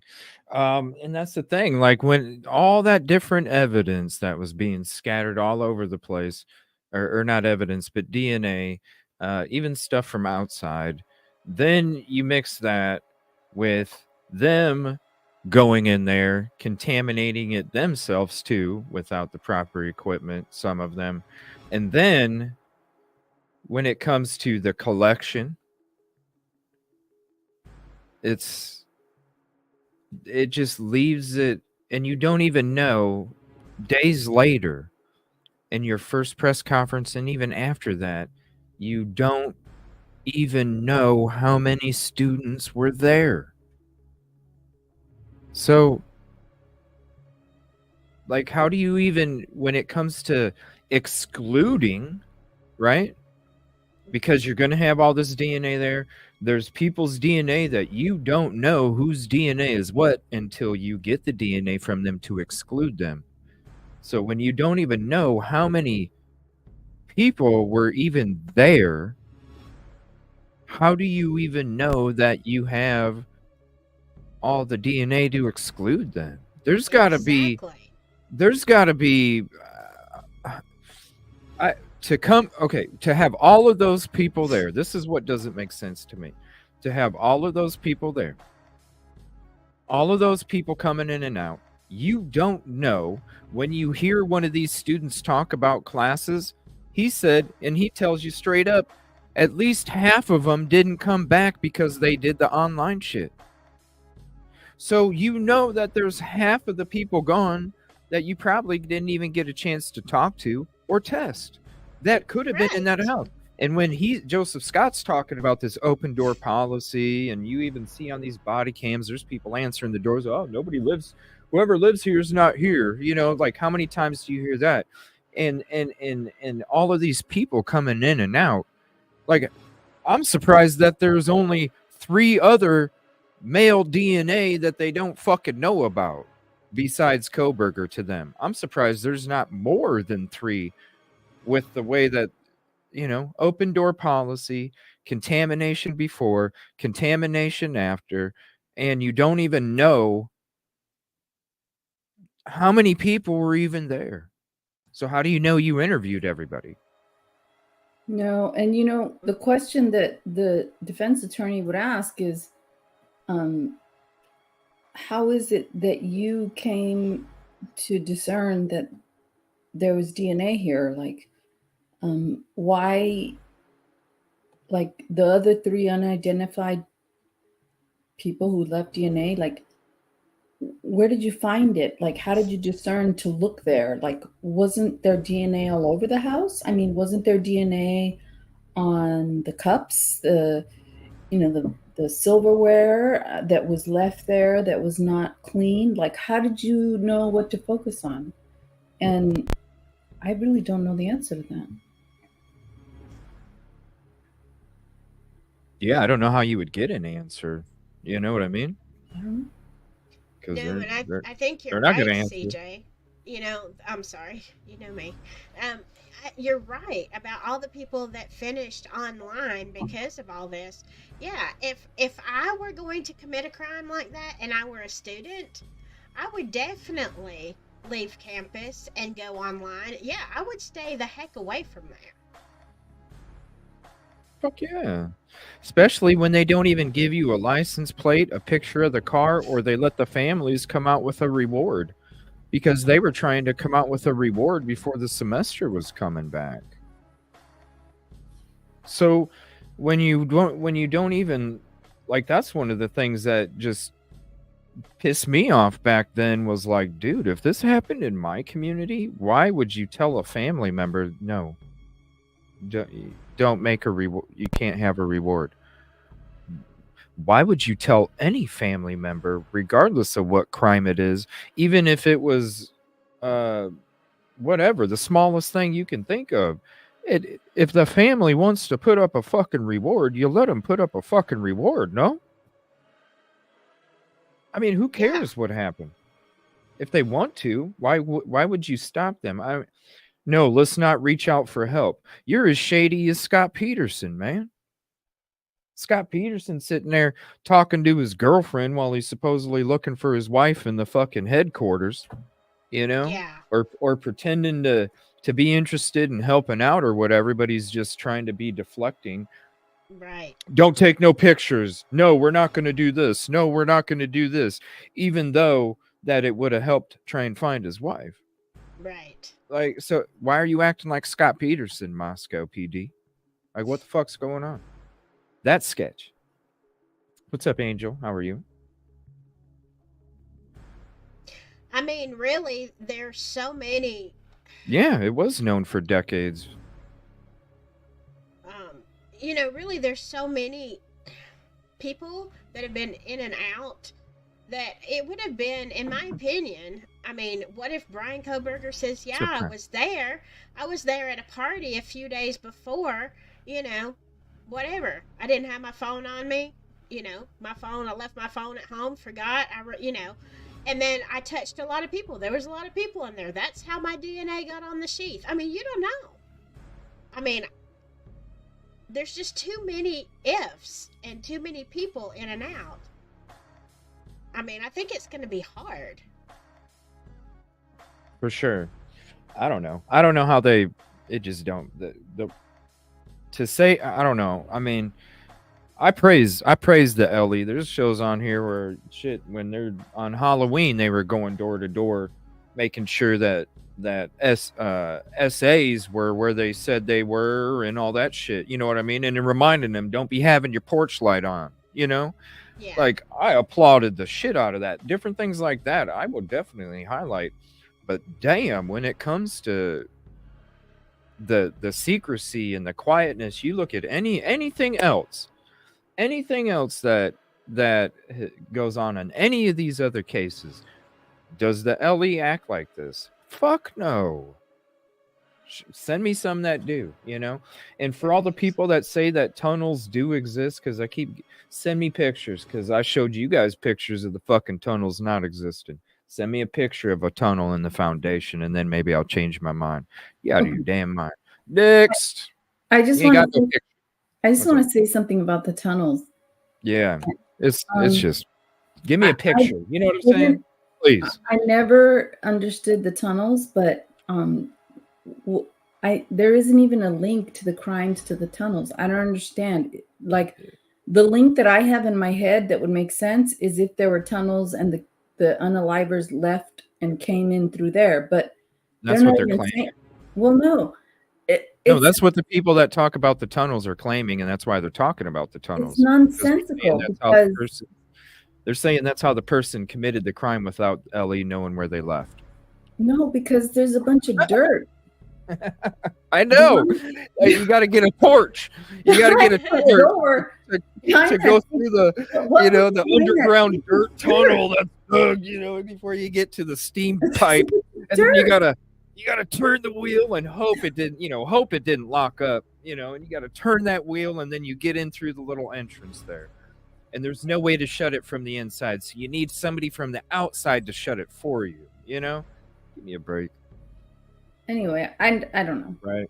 It's because they're worried about water. They do not have a water source, and that's how I showed you the University of Idaho video where they explain why they're doing what they're doing, how they're doing it, and how much it saves them. It's a water source. The steam is actually a water source where they create water based off of burning the ash and coal that they get donated to them. I don't know. That window, and it's part of the university. So. That little hole, that window, it looked like one of those old school windows that you move up and down. You push it up and down. Those. Yeah, to me, it looked like an old frame for a window. And when they did the demo, they just threw a piece of fucking drywall over the spot. That's. If you're gonna tell me there's a crawl space in Zaina and Ethan's room, then show me the fucking roof that has the crawl space. You know what I mean? Give me a break. No, when you look at the picture, you can see it's right under her window. You look right under the window in the room, and there's no cubby hole. There's no latch. Come on, give me a break. It's not even an air duct. Anybody that works with air ducts knows that it's not gonna dead end into a fucking piece of drywall. It's a continuous fucking thing. Even the dirt. Right. It's just dirt. I don't know. People are too sucked in to face paintings and theatricals. You know what I mean? And that's the problem. People are too damn sucked, and that's why I'm saying, you got way more resources than we do over here, and that's the kind of shit you're putting out, bro. I'm just done with it. And these murders have shaken us to our very core. Let's face it, Moscow police knew right away they were in over their heads and immediately called for help. We have 25 plus investigators working this case, as well as assistance from the Federal Bureau of Investigation and the Idaho State Police. We're reviewing video that has been collected, but we are asking citizens to contact us with any information you may have. Look, when you're asking me to, I'm just going to say this. When you're asking me to compare this truck that has 2 fucking windows on it and no cab in the back because you can see the back window, obviously. Look at it. You can see 3 fucking windows there. And when you're asking me to compare it to a truck that has 1 fucking window and you're confusing a cab for the second window on the side, when you look at this truck and it has no cab, I expect better sleuthing. Maybe they need a new hat. Maybe they need a new hat and a new shirt. I don't know. The fumes from wearing the same shit every time, I don't know, gets to their heads. I don't know. That will help in this Stick to investigation. cooking. Police held press conferences, releasing bits and pieces of information to a community full of people who were living in fear. We do not have a suspect at this time, and that individual is still out there. One critical piece of information that police shared: they knew the murder weapon was a knife, but they didn't know where it was or who owned it. Word started to spread around the small town that police were going to local shops, asking about a specific knife, a K-bar knife. A K-bar knife. AG, when I was parked in the back of the house, no. The lights back there, and that's what I was trying to show with day footage and night footage. Even with the lights back there, here, I'm going to show you this. When I show you this video and you see me turn on my headlights and you see how dark it is above my headlights, that's all you guys, that's all you will have to even watch. So when we go to this video, all right, when we go to this video, right? Watch the difference of and this is right behind the property. Watch the difference of the light between where my headlights are compared to the rest. That's how dark it is back there. So even if I had my headlights on when I was in the SUV, so I'm sitting up higher off the ground too, okay? Keep that in mind. I'm sitting up higher off the ground. When you see how dark it is, look at how dark it is right there. That's what it would look like, and then off to the right would be the house. If the windows lights are on, or the lights are on inside, they're not going to see you. Think about it like this. If you have a window that looks out and has woods or trees 10 or 15, 20 feet beyond your window, do me a favor. Look outside in the middle of the night and have your lights on the inside of your house, and look outside your window and tell me if you can see past 5 or 10 feet past the trees. You ain't going to see anybody if you have your lights on in the house, or if you even have the little glowing things hanging up. I'm just, when you think about it yourself, you could put yourself there. Look outside in the middle of the night, and you have a light on in your room, and you look outside in the dark when there's trees back there. You can't see nothing. Your vision is not, it can't adjust from the exposure to the light that's in your room to the exposure of light that is outside. So your eyes have a hard time adjusting to focus on what's in the dark already. So you're not going to see. So when I back out, or I get ready to back out, you see me turn my headlights on, and you see, look, all you can see is just right there, a couple feet. And that's from my headlights. All right. Yeah. You're not seeing, and there's no street lights. There's no parking lights. There's no lights up there to even illuminate me sitting in my vehicle. So even if somebody came out and they're like, they can see you in you're not going to be able to see nothing. Because the only thing there's nothing back there for lighting except for headlights. So it's just way too dark. No, they wouldn't have seen nothing. Well, even of them. Even when they were demolishing the place, there were people in the background, like in the woods, like, looking, and you couldn't really see them in a picture where they were demolishing the place. But if you focus in, you see 4 figures in the brush, in the woods there, looking. Mm-hmm.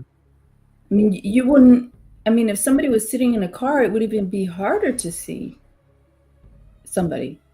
I can just imagine somebody smoking, like you said, somebody smoking a cigarette out there, coming home from work and watching these parties and watching these girls and getting worked up, and, it makes sense, It does. Right? There's a lot of people who live in those apartments, Yeah, see this big tree right here? So like I was showing you guys in that picture from the other view, you would see that tree in the left side, all right? So you got the tree, there's that big tree, it's on the left side of me. Look, just sitting in that parking spot. If I parked where the other car was parked, where you saw that little cleared out spot going down, you would see through. That's what I'm saying. If you were a few spots down and you walked next to these trees, you could literally have the angle, because I walked over there. You literally have the angle to look into the sliding glass door, and you can see DM and DM's door, and where the entrance to the second floor living room. You could look in the sliding glass door in Kaylee's room and literally see the door that she would go through just to get in her fucking room.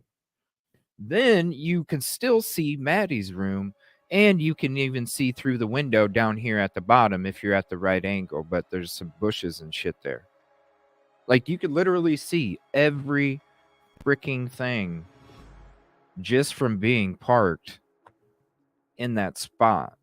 And you could go a couple over. Ain't nobody gonna know nothing, because it's just a parking lot. Even if you're coming home or you're out there at 2 a.m, Ain't nobody gonna think nothing because I was out there during that time and there were people coming and going in that parking lot. So it's not gonna stick out. You're not gonna stick out. You literally could have just walked down a couple feet, committed the crime, walked back up a couple feet, stood next to your car, and somebody that's coming out from their apartment sees somebody there at the same time when the crime took place, but they just think that they just got out of their car and they're coming home. That's how easy they could have slipped out of there. That's why I'm saying it doesn't if you're going to plan this crime and you were able to plan the crime on the same night that nobody was doing shit, man, you're lucky. That's what leads me to believe that the person lived in the area, if not at Queen Road Apartments, right over the hill behind this picture. And they saw that there was nothing going on, and that's when they just made the decision then that it was that night that it was going to take place. Echo, it's a green cilantro. I was just reading that. That's so funny. That green car. Yeah, I used to have a green car. I used to have a wasn't a Focus. Was it a Focus? Anyway, it was that same color green. I loved it. But CJ, honestly, when I'm looking at that house in the picture that you showed, not to say that BK is absolutely not the perpetrator, but it seems to me, and I think, statistics are that a crime is going to be more likely committed by somebody that you see or who sees you every day or almost every day. I mean, BK, yeah, was he an incel? I don't know. But, he wasn't there. He lived in another town. It's not that he couldn't have been creeping on them. He could have on social media. But to me, it seems much more likely that it was somebody who was closer in proximity to them. That's just my opinion. Somebody that was parked right here because they had to park here to go home. They naturally came upon this shit, and then it became an obsession, which turned into, something more sinister. And the person, and this is why I say an incel, because I feel like it was somebody that continued to go here night after night, day after day, continued to be forced to see it when they were just parking there to go home. It turned into an obsession, which became an intimate relationship to them, but they didn't have any idea of what kind of intimacy was going on the other side because they didn't know the fucking dude was doing it. And I think that's where the passion and the jealousy and the rage came from, was that somebody maybe was the incel that didn't have enough confidence to go introduce themselves like Enon did with a half bottle of cooking oil. I mean, come on, bro. What lady is going to go, oh, fuck yeah, to a half open bottle when you don't even know who she is? Are you dumb? Like, what are you doing, bro? You're going to go, you don't even, like, okay, anyway. That's what an ass would do. You know what I'm saying? Like, come on, what?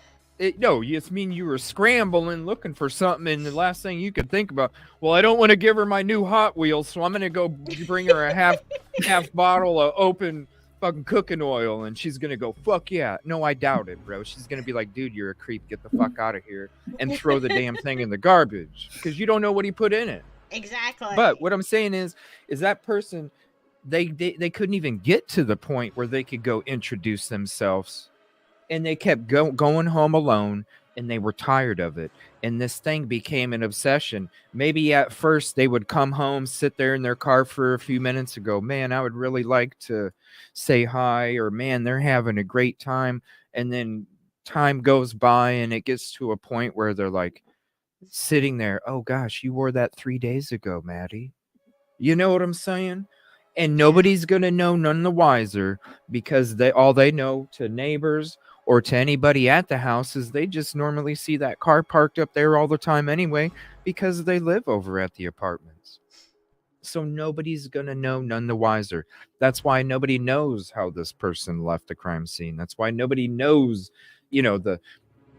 nobody heard anything. Nothing was out of the ordinary.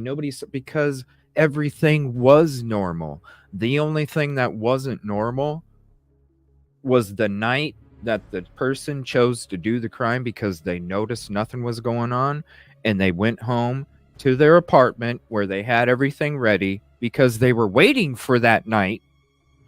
And tonight was finally the night because there wasn't nothing going on. And that's why it took place. And that's why they were able to get out. And I wouldn't be surprised if they were one of the students that just continued to go online school after that took place. Man, I made it out of there. Oh, Yeah. I still need to be enrolled so I don't look suspicious.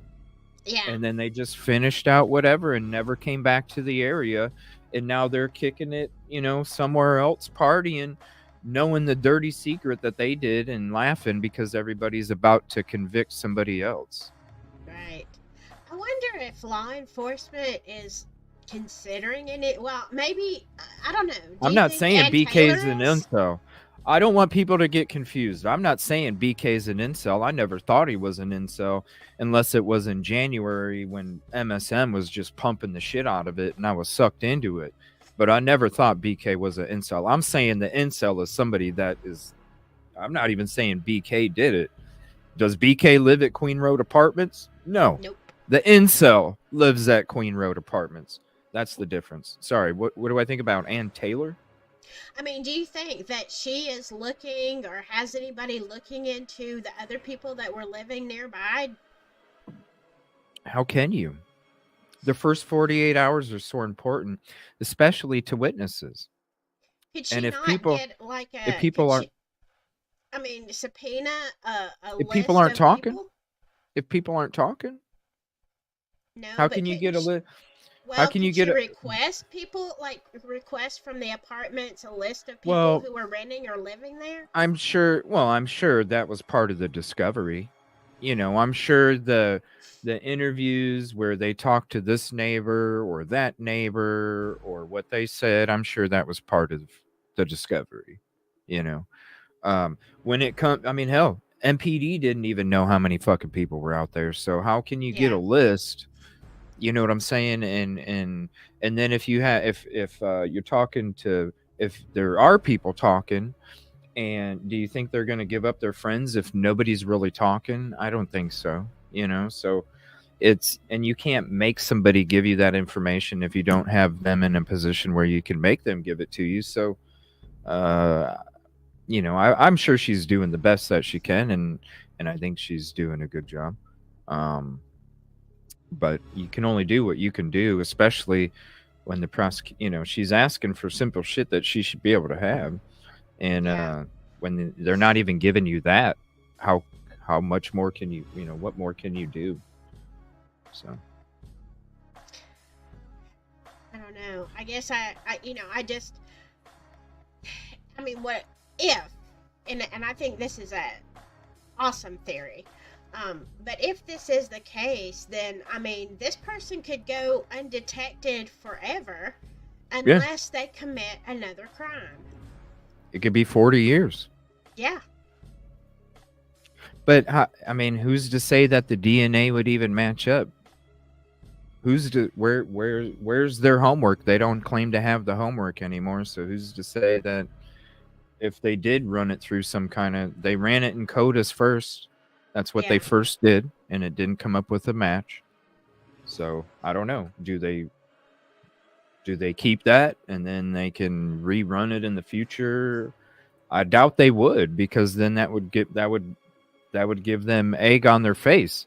Because wouldn't that be some shit? Like you're charging some dude and then you just run the shit through CODIS again and it pops up as some other person that committed another crime.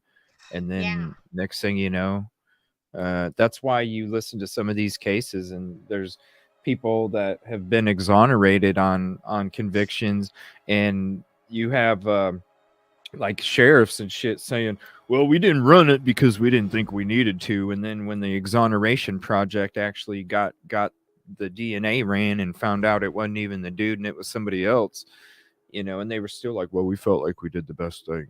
Okay. So hell no, they don't want to rerun that shit, because then that could show that they actually fucked up. They don't. They just want to get this dude charged, get this shit over with. Even Steve G said it, and his wife. It's the enrollment. And when you hear what the student says, he's like, yeah, half of them They said, how many students came back? I'd be surprised if half. It was more than half online. Mm-hmm. Very heavy. It is a combat knife. It's been used by our troops since World War II, famously by the United States Marine Corps. So how did police know exactly what they were looking for? In late 2022, that wasn't clear. But what you could easily find out is that anyone could go online and buy a K-bar knife. And that's very specific.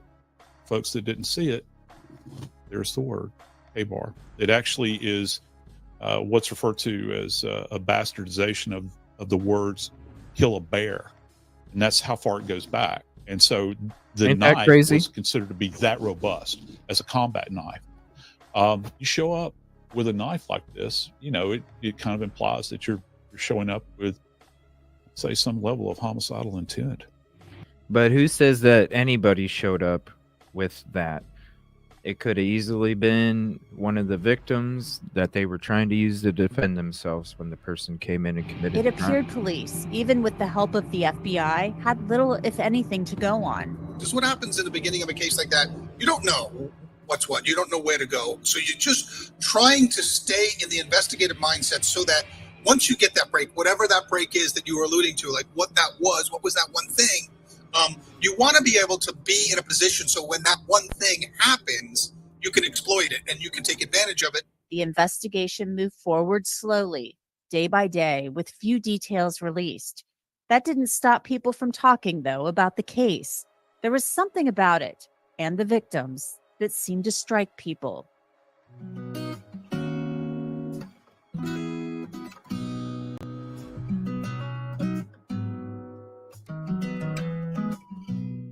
People seem to have an insatiable curiosity to know who killed Kaylee, Maddie, Ethan, and Xana, and why.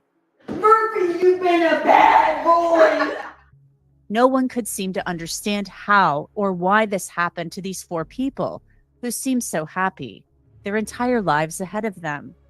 They seemed happy on social media, and people felt like they knew them, or could have known them, as if the four could have been their sisters or daughters, or brother or son. Ethan, let's be gritty! Gritty! Oh my God, That made. And the reason I say that, I mean that it was for protection, is because the person that commits the crime is either going to leave the sheath out somewhere or it's going to be on a belt loop. The reason that I think that it was found next to the victims and it wasn't on a belt, the person that's going to commit the crime is not going to walk in and hold a sheath in one hand and a knife in the other, because they need the other hand that's not holding the knife to hold the person. Right. Okay? Right. Or to push them back, or to make sure that they have some kind of defense. They're not going to have their hand tied up with a fucking sheath. So that's why I say the sheath to me seems like it could have been some kind of protection, because to me, it's the only thing that makes sense why a sheath wouldn't be on a belt or in somebody's pocket or left in a vehicle or sitting somewhere, period. Yeah, because, I mean, here's the thing. If you have the knife in a sheath and you're going to commit this crime, I mean, you're pulling it out, like you said, with one hand, and how are you going to leave it there? Because when you leave, you're going to put that knife, if that's where it came from, you're going to put it back in the sheath. You're going to automatically know that that sheath isn't there if it came out. You know, if it came off, unsnapped from the belt or whatever. That's what you do. Yeah, So, that's what I'm saying. How could So, you like, miss it?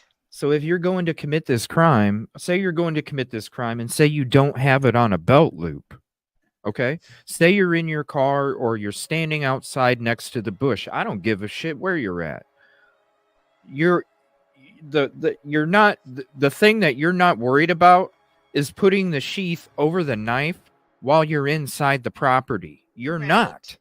You're worried about putting it on when you go out of there. Yes. So to say that the person came in there and had the sheath in their hand and then the other hand the knife, Crazy. No, it doesn't make sense. To say that they carried it in 2 feet into the, no, it doesn't make sense. The person's going to be walking in there with the sheath already off. Mm-hmm. And if it's going to be on a sheath, then I would imagine it would be on their belt loop. And if they're wearing a suit, then they would have left it in their fucking car. They would have left it outside. They're not bringing it into the crime scene. Exactly. Just as a general thing, because you don't want to have your one hand tied up. You need it. You're taking on 4 people. You don't even know if you're going to make it out of there before you get to the 4th person. You don't even know, because anything can happen. So the last thing that you're going to do is have one of your hands tied up with something that isn't going to help you commit this crime. That's why I feel like the sheath was part of one of the roommates that had it up there for protection from a boyfriend or somebody. It was protection. It was not the person that committed the crime. It just, I don't know. It just doesn't make sense to me that somebody would walk in there to commit the crime and have one of their hands tied up with a sheath. Absolutely. May have been part of the reason that so many people took an interest. Amateur sleuths on the internet went searching for leads anywhere they could find them. Hey guys, Moscow PD. Come over here, talk to me. Every piece of video, and I'm talking every piece of video, came under scrutiny. You got your ID on you? I don't. Okay, I'm gonna grab your info just because you got beer and you're walking around with it. Even students walking around the area the morning of the murders became possible suspects, along with anyone seen near the area. That's a great one. And remember Hoodie Guy from the food truck? He became the target of online sleuths just for being there, leading police to take the unusual step of announcing who wasn't considered a suspect. We do not believe the following individuals are involved in this crime. The 2 surviving roommates, a male seen at the grub truck food vendor downtown, specifically wearing a white hoodie, a private party who provided rides home to Kaylee and Madison in the early morning hour of November 13th. Did you feel like the amateur sleuth stuff was harmful in this case? You know, it can be. I know that there are probably a lot of well-meaning people out there who are just trying to be helpful to law enforcement, provide the tips that they saw. The times have changed as well. We have access to so much information and videos and data. Days and weeks passed without an arrest. Then came Thanksgiving and the beginning of December. So as this is an ongoing criminal investigation, there's not a lot of new information that we're able to provide. That was December 7th. A short time after that interview, police revealed the first new piece of information in many days. Moscow police put out a description of a vehicle. It's a white Hyundai Elantra between the years of 2011 and 2013. This vehicle was apparently seen in the area of the King Road home where the 4 students were murdered. Certainly, it's the biggest lead, I think, from the perspective of specificity, isn't it? You know, I don't know about you guys, but yesterday when this dropped, I automatically retweeted this out, and said that this is breaking news. That breaking news set off a frenzy and a nationwide hunt for a white Hyundai Elantra. Where was the car and who was behind the wheel? And what clues might that white Elantra hold? That the occupant or occupants of that vehicle potentially saw, heard, or knows something about this case. After several days, it appeared the search for that white Elantra was going nowhere. Or was it? It is a white Hyundai Elantra in this photo. Huh? It is. That's the one in Oregon right there. Yeah, the white Elantra, the search for the white Elantra has still gone nowhere because we still don't have a license plate that identifies it as him. We still don't have BK coming out of the car video. It's just a white car driving around. Mm-hmm.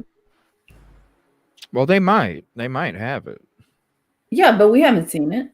So no, we haven't seen it, but they might have it. I doubt it. I doubt it too, because if he's claiming he wasn't there when the crimes took place, but he was out driving around, well, then I doubt it. But who knows? Who knows? So why would they let us all speculate and talk about all this and just withhold it? Then I think they made a mistake. Then they're the ones who are guilty of having everybody speculating. I mean, if they have that, what is that going to compromise national security that they can't release it? Bullshit.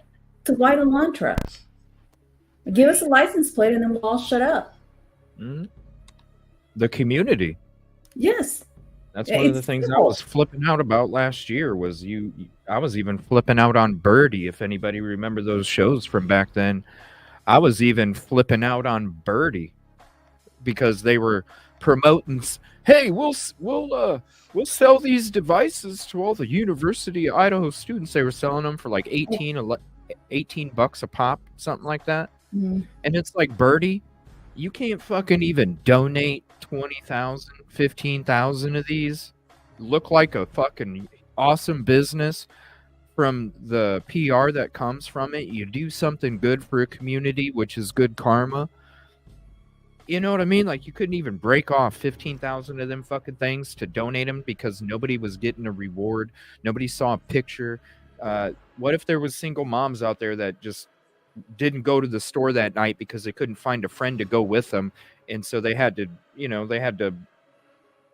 water down their baby formula or some shit. You know what I mean? Like, yeah, it's just messed up. It's messed up. No, man, this white Elantra shit is a distraction. I'm sorry. If they had video, it would be in their best interest to show us that it's BK. That is not a matter of national security, I don't think. It's bullshit. Yeah, Debre, you should see the collection. I mean, I'm not like I know we've talked about this private driver that dropped off the girls before. I just need more before we go down anymore because I don't want somebody else to become another Jeremy. You know, that's the one thing I don't, and I'm sure we'll see this coming up and how he was affected. It just wasn't cool. Photographs without license plates and front end damage. Photos of a white Elantra with broken windows and front end damage found abandoned in Eugene, Oregon, started making the rounds on the internet. Oddly enough, police didn't seem that interested and said they knew about the vehicle and were looking into it. Police would later say that the car wasn't connected. Another apparent dead end. Little did the public know that something was developing quite quickly behind the scenes. Police actually had their eyes on another Hyundai Elantra and its owner across the country. We begin with that breaking news in this grisly murder case. A 28-year-old man, Brian Koberger, is now under arrest in connection with the killings. The news came right before the new year. I can share with you that he is a graduate student at Washington State University and has an apartment residence over at Pullman. So who is Brian Koberger, the man accused of murdering the 4 students, and what is his connection to them? An expert and some who knew him weigh in. That's next.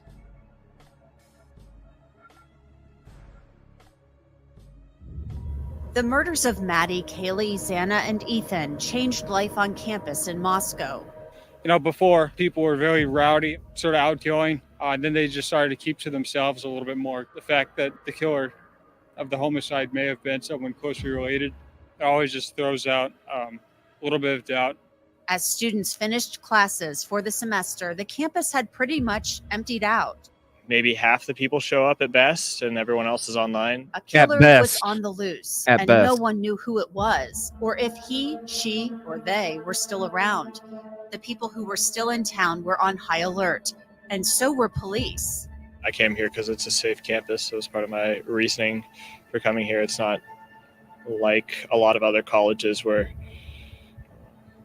a lot of people are out at night and it's really like a really dangerous urban area. It's kind of out in the middle of nowhere. Before Christmas in downtown Moscow, just the sight of a police car made you wonder, did they find him?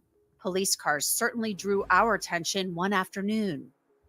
Around Christmas in 2022, a couple of us here at Law and Crime were hearing that the investigation was intensifying. There had been some kind of break in the case with an arrest possibly coming. It could be days or it could be weeks. But officially, we couldn't get a confirmation.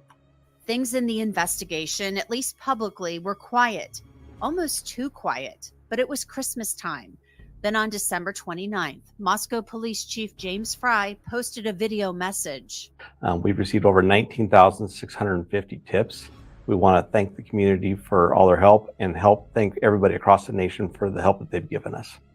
At that moment, the public didn't know that Chief Fry was keeping a big secret. An arrest was just hours away, so that thank you to everyone across the nation for their help seemed to take on new meaning the very next morning. A man has been arrested in the Poconos in connection with the murders of 4 college students in Idaho. His name, Brian Kohberger, a 28-year-old PhD student home for the holidays with his family in Pennsylvania. The FBI and state police surrounded the house owned by Kohberger's parents early that morning. Mr. Kohberger was taken into custody without incident. The scene was turned over to the FBI Evidence Response Team for processing.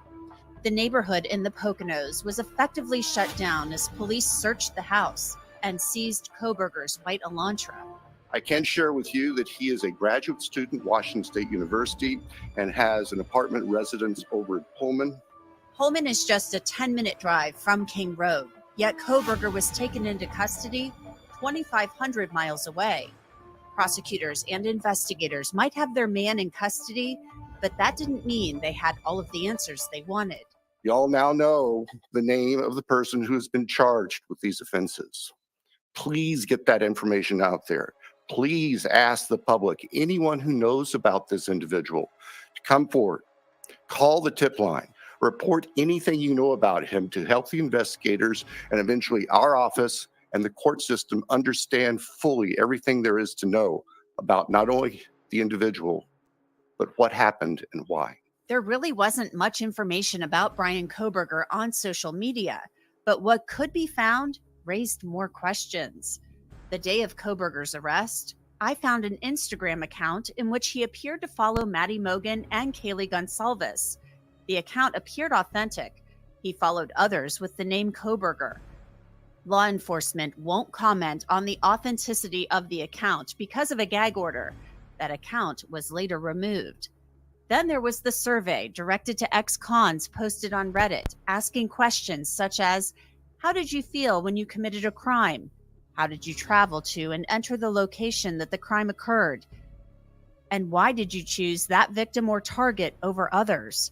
I don't think a degree in criminal justice helps anyone get away with murder. Josh Ferraro was in biology class at DeSales University in Pennsylvania with Brian Kohberger. One detail that seemed to stand out about Kohberger's time at DeSales, his time in a class taught by Dr. Catherine Ramsland. I have a class in dangerous minds that I teach at the undergraduate and graduate level, and that is really about extreme offenders, which is mass murderers, spree killers, and serial killers. Dr. Ramsland is a world-renowned expert on serial killers. Most notably, she wrote a book with Dennis Rader, The BTK Killer. His fantasy life is what propelled him. He was thinking all about these things and imagining himself as one of those elite serial killers. I've interviewed Dr. Ramsland a couple of times about other serial killers, but to date, she isn't commenting on her former student, Brian Kohberger. But a student who was in Ramsland's class with Kohberger told me he remembered him speaking to her and another professor in a superior manner, as if he knew more about the subject matter than she did. The former student said Kohberger didn't participate in any of the extracurricular activities, such as the Criminal Justice Club. I don't think he's the smartest guy in the room. I don't think he's amazing. I don't think he's super special. He definitely has some intelligence, but so does everybody else at DeSales. After the new year, Kohberger appeared in court in Pennsylvania. The attorney who represented him for the proceeding told me Kohberger initially waived his right to counsel and agreed to speak with police after his arrest. But then he asked for a lawyer. I mean, his family's distraught. They're shocked by the arrest. They are in constant contact with him still. I believe they're talking daily on the phone. Monroe County Public Defender Jason Labar represented Kohberger for 4 days in Pennsylvania. He was engaged with the conversations. He was aware of what plans I had, and he was good with everything that I laid out for him, including the statement of him being exonerated. As Kohberger touched down in Idaho to answer to the murder charges, the evidence police claimed to have against him would become more clear. A probable cause affidavit described a detective finding a tan leather knife sheath stamped K-Bar USMC on it, next to Maddie Mogen's body. That's how police knew what the murder weapon was. Testing of the sheath revealed a single source of DNA from a male on its snap. The affidavit said agents pulled trash from the home of Koberger's parents and found it was a 99.9% certainty the DNA on the sheath came from someone who was the biological son of the person whose DNA was found in the trash, meaning Brian Koberger's father. That revelation raised questions. How did investigators know where to look for Koberger's DNA? Genetic genealogy was created by the citizen scientist community. It didn't come from traditional science or academia or forensic science. C.C. Moore is a pioneer in the field of genetic genealogy, where DNA and genealogy have been used to crack cold cases. Think the Golden State Killer in California. Genetic genealogists like Moore take a DNA sample and use databases to build family trees. We are typically working with a dozen matches, 24 matches, even more. And we're trying to connect to multiple branches of someone's family tree. And that is where we're able to really narrow it down. We later learned the FBI worked with Othram Labs to develop the profile that led to Koberger. For instance, in this case, if they were able to connect matches to his father's side and his mother's side, that would have led them directly to him. We also learned more from body camera footage. On December 15th, 2022, Brian Koberger and his dad were on the move, driving from Washington to Pennsylvania. Hello. How you doing? How y'all doing today? Good, good. At this point, it doesn't appear that Brian Koberger was on law enforcement's radar, at least not officially. That would happen about a week later. He was right up on the back end of that van, pulled you over for tailgating. Is this your car? Okay. Jason Labar told me that Koberger and his dad making that long drive from Washington to Pennsylvania for the holidays was a trip that had been planned months in advance. Driving for hours. Hours, days. Hours. Driving. Well, almost a day. That deputy let the Kobergers go with a warning, but 8 minutes later,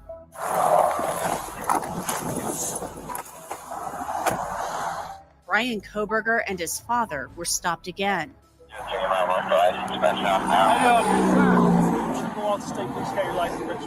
The FBI would later say that those 2 traffic stops in Indiana had nothing to do with the murder investigation in Idaho.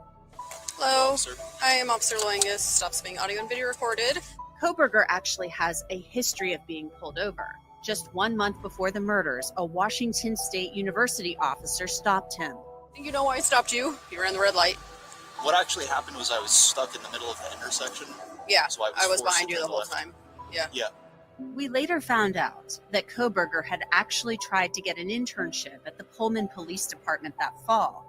He said in his application he wanted to help rural law enforcement agencies better collect and analyze technological data. He didn't get the job.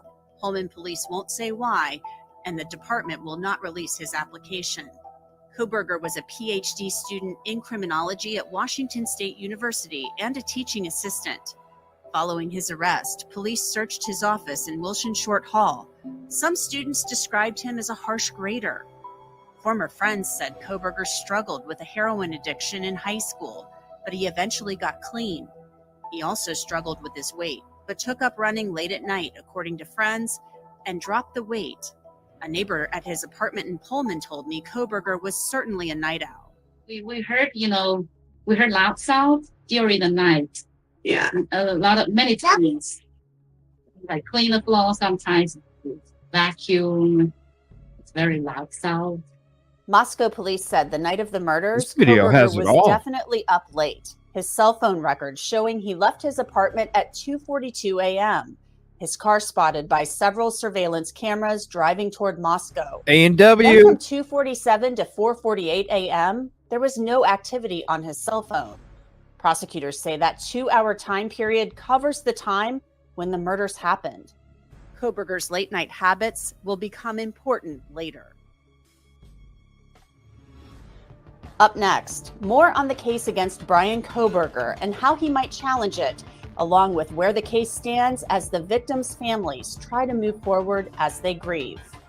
Thank you, everybody, for hopping in. Please hit the like real quick if you haven't yet. We'll be getting into the Q&A segment here in just a few. As Brian Kohberger made the flight from Pennsylvania to face the 4 murder charges, questions surrounded his involvement in the crime. And his arrival drew a crowd at the Latah County Jail. Well, we come over here a lot and stuff, and it's just scary, going out in public, not knowing who's around you and what they're capable of doing and stuff. This guy looked like a typical person, going to college and stuff, and turns out, he did this horrendous crime. Kohberger was booked into the jail, the sheriff holding him in isolation for his own safety and accommodating his strict vegan diet. The details of what police claimed happened that night in November 2022 sounded like something out of a horror movie. The probable cause affidavit claimed Kohberger's white Elantra was seen circling the area of the house in the 30 minutes before the murders, and that shockingly, one of the surviving roommates saw the killer, a man with bushy eyebrows wearing all black, his face covered. She said that he walked toward and past her after hearing what she thought was Kaylee Gonsalves playing with her dog upstairs. Then she heard someone crying and a person saying, "It's okay, I will help you."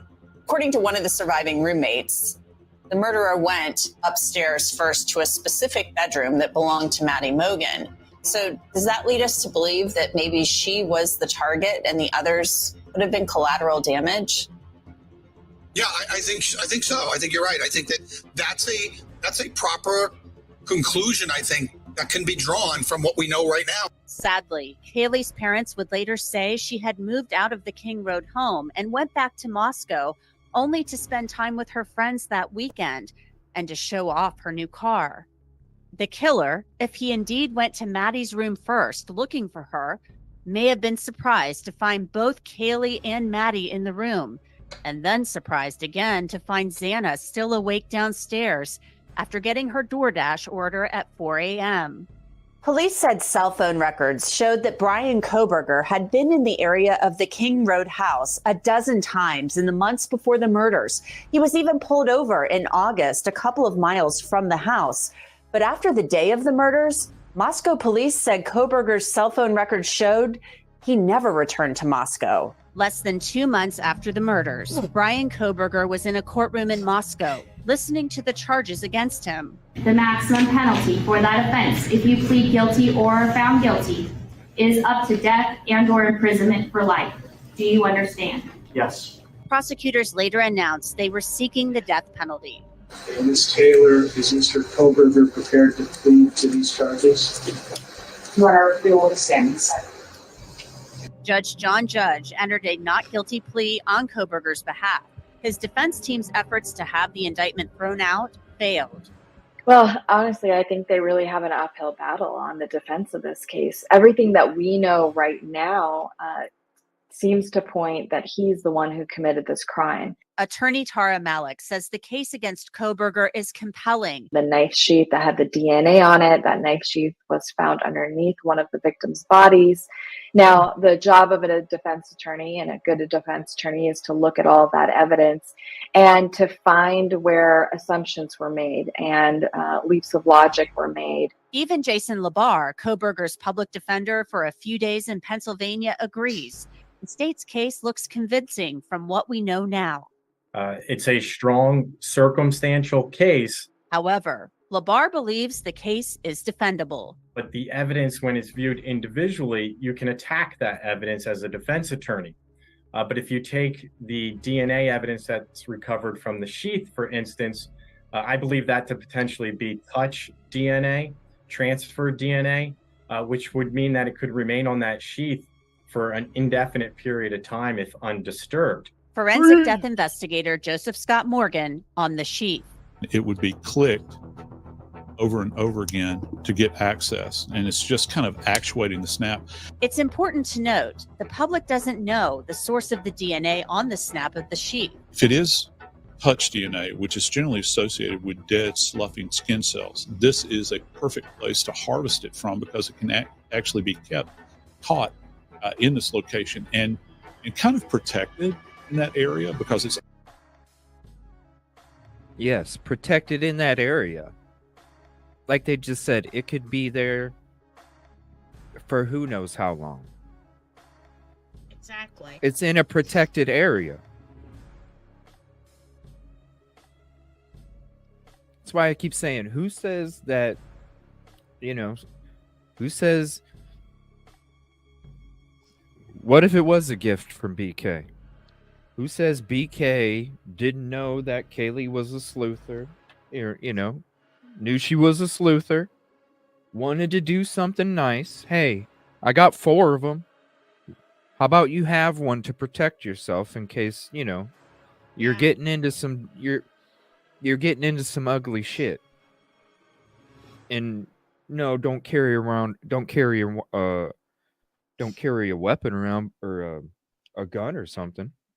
Here, have this knife, as protection, just as some kind of friendly gift. I mean, who knows? Who's to say that BK didn't go pawn the damn thing and one of their friends went and bought it at a pawn shop? Mm-hmm. Yeah. And then there's no connection there at all. What if you went and sold it to a pawn shop? Yeah, I'll be interested to see what his explanation is because we don't know. But I mean, it makes sense to sleep. Like, there's a lot of times I sleep with a dagger. I mean, he might not ever know. As far as he knows, maybe he just pawned the damn knife off because he had 4 of them. Maybe he just pawned it off because he didn't need it. He needed a couple extra bucks because he was a college student, and maybe he was a little short on money one month, and was like, you know what? I got 4 of them. Why don't I just go pawn it? Or why don't I sell it to somebody on Facebook Marketplace? Or sell, and then it got sold to somebody. It's that simple where he might not even know. Yeah, I sold it to Jim Boy, and Jim Boy then sold it to Johnny, and then Johnny gifted it. I mean, who knows? It could be that. When we're talking about the protected area where it was at, it's not like it was on the top. It's not like it was along the side. It's not like it was in any of those places. It's a protected area that it could have been there quite a long time. So that doesn't mean, and just because, okay, maybe if you had the weapon, then damn straight, the sheath. Yeah. But when you're trying to say, well, they were unalived with a sharp object, there's different, I mean, we've shown different sharp objects. Who's to say, that none of that was used? There, and like everybody keeps saying, that is just because the sheath was there doesn't mean that's the weapon. That's why I continue to say, I feel like it could have been a gift. Just when you look at why the sheath was even there in the first place, why would it be there? Because one of the victims had it in their hand. In the other hand, while they had the knife in their hand, because they didn't need to, they weren't thinking about using the other hand to push somebody away, because they were thinking about, shoot, if I don't need this, then I can put it back and be safe. Right. That's why the sheath was there. That's why it was by them, because I feel like one of them did have it in one of their hands because they heard sounds.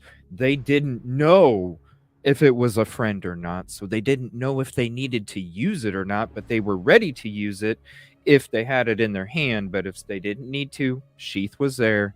They could have put it easily away. I think the person that committed the crime took the weapon as their own souvenir for a celebration of committing the crime.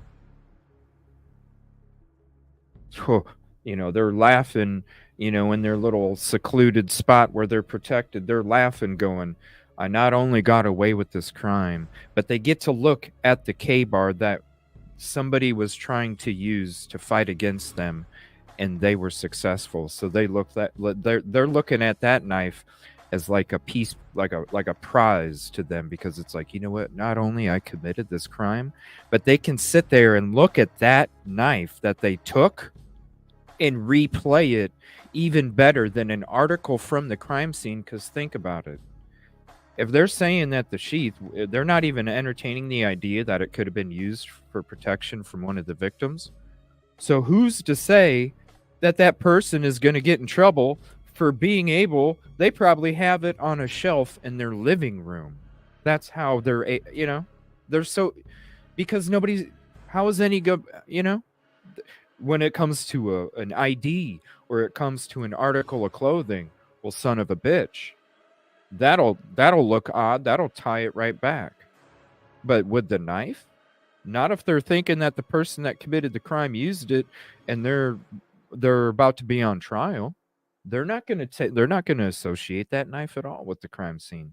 So that's why I'm saying they could put it up there like they're hanging a fish, except there's a K-bar up there, and every time they're sitting there at home, they're watching Jeopardy, and then they look up and they can relive the crime every single time they look up during a commercial. That is horrifying. It's horrible. Yeah, it's horrible. Absolutely horrifying. When you focus on one thing, you don't even focus the possibility that other people can be involved either. And you just have that tunnel vision, and that's the other cases we've brought up before on the show, the tunnel vision. You don't think about these things. You really have to think about it. Why in the hell would a sheath have been there in the first place? You think somebody that committed the crime really walked in there and held it in their hand? No, they went in there to use it. So why would they need the sheath for protection of it? They don't. They went in there to use it. Somebody that would need it would be somebody that didn't know if they needed to use it or not. That's why it was it. Just me. No, that makes perfect sense to me. I mean, yeah, if I were going in there, I wouldn't have. If I were going in there to commit the crime, I would not even have, unless I had it on my belt, I would not even have brought the sheath in. What you gonna need it for? Nothing. No, because you already know that you're going in there to use it. Right. You already know. So why do you need it? No, you're gonna put it. If it's not on your belt, you definitely don't want to lose it, do you? Right. If it's not on your belt, you definitely don't want to use it. That's why I'm saying somebody that went in there to commit it wouldn't have brought it in there with them. Because why are you going to use one of your hands when you need it? Because you don't know if you're going to make it out of there when you're going against 4 people. You don't know that you're going to be successful all 4 times. What happens if on the 3rd try something happens and then they end up with the knife? You know what I mean? You don't know that. You don't know that. So you're going in there to use it no matter what. So you don't need the sheath. Right. You don't need it.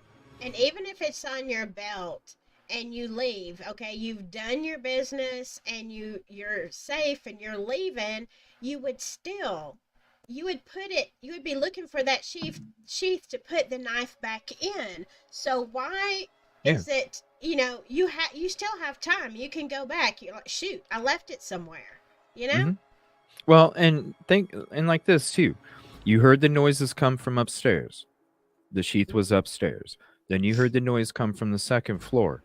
Now, and then when you're going on DM's statement, she says that the person walked by and she saw the bushy eyebrows. There's only one way you can walk by and see eyebrows and open DM's door. And that the only way that's possible is for somebody to walk through that walkway next to the Good Vibe Light sign and DM be able to see through the cracked door. And she said that they walked towards the sliding glass door. She didn't say that they walked back upstairs.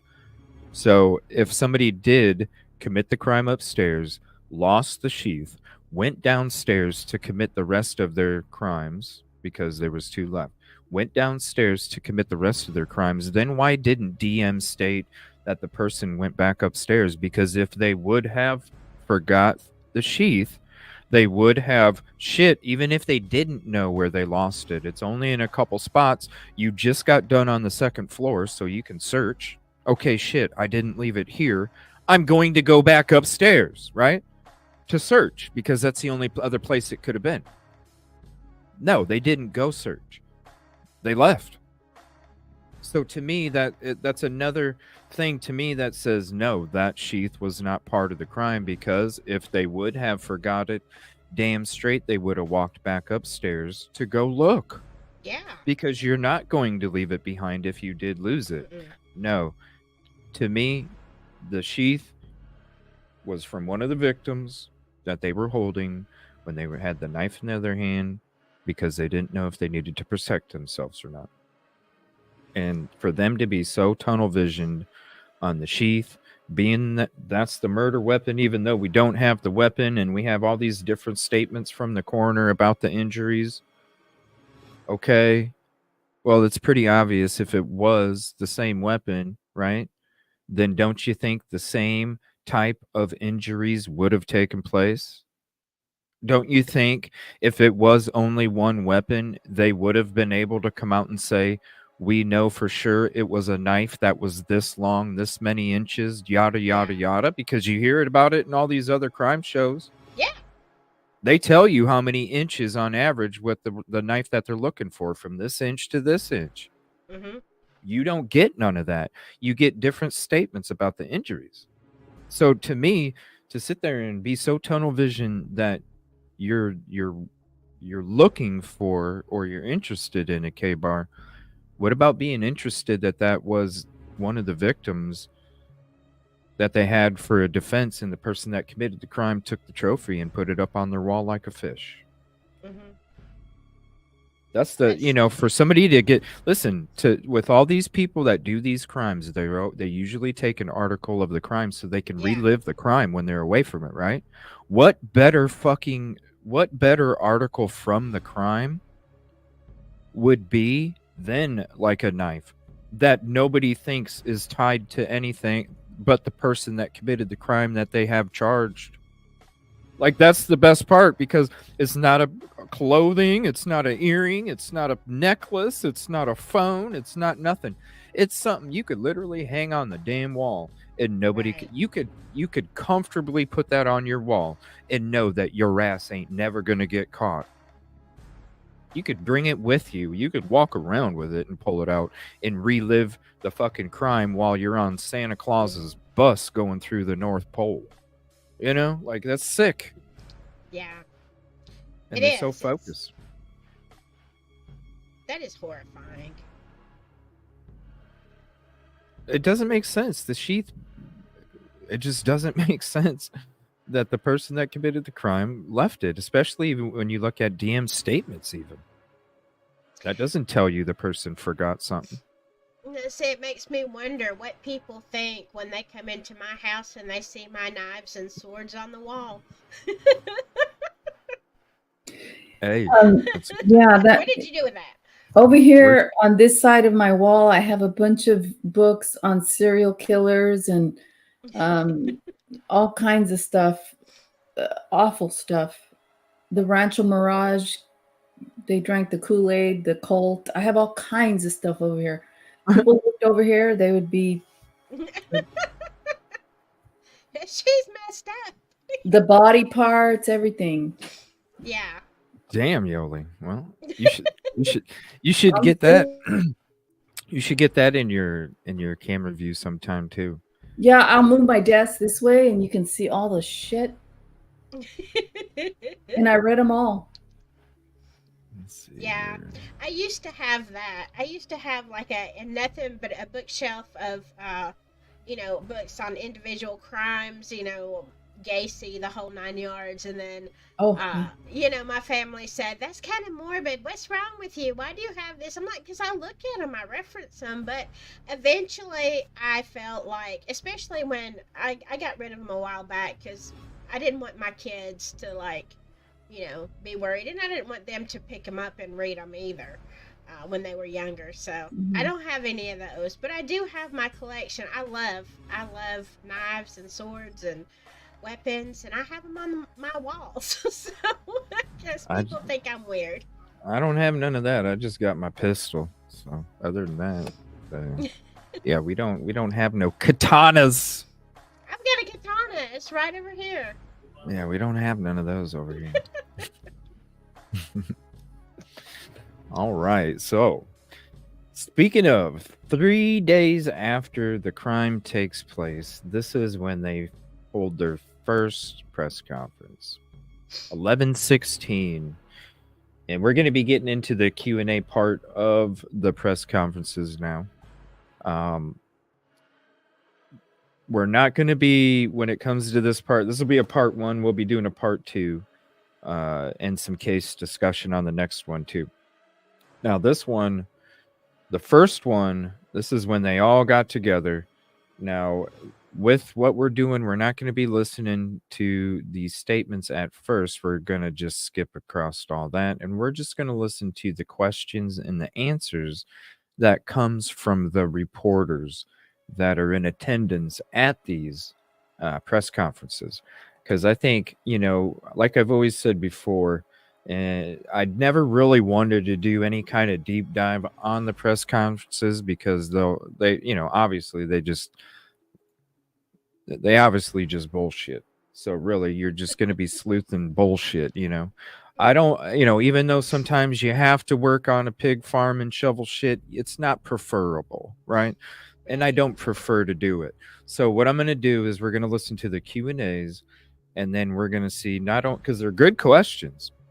Not only the questions, but we're going to watch how they answer them, the words that they use, the expressions, the body movements. That's what's going to tell us the truth in these press conferences, not the bullshit they want to spew to us in the beginning.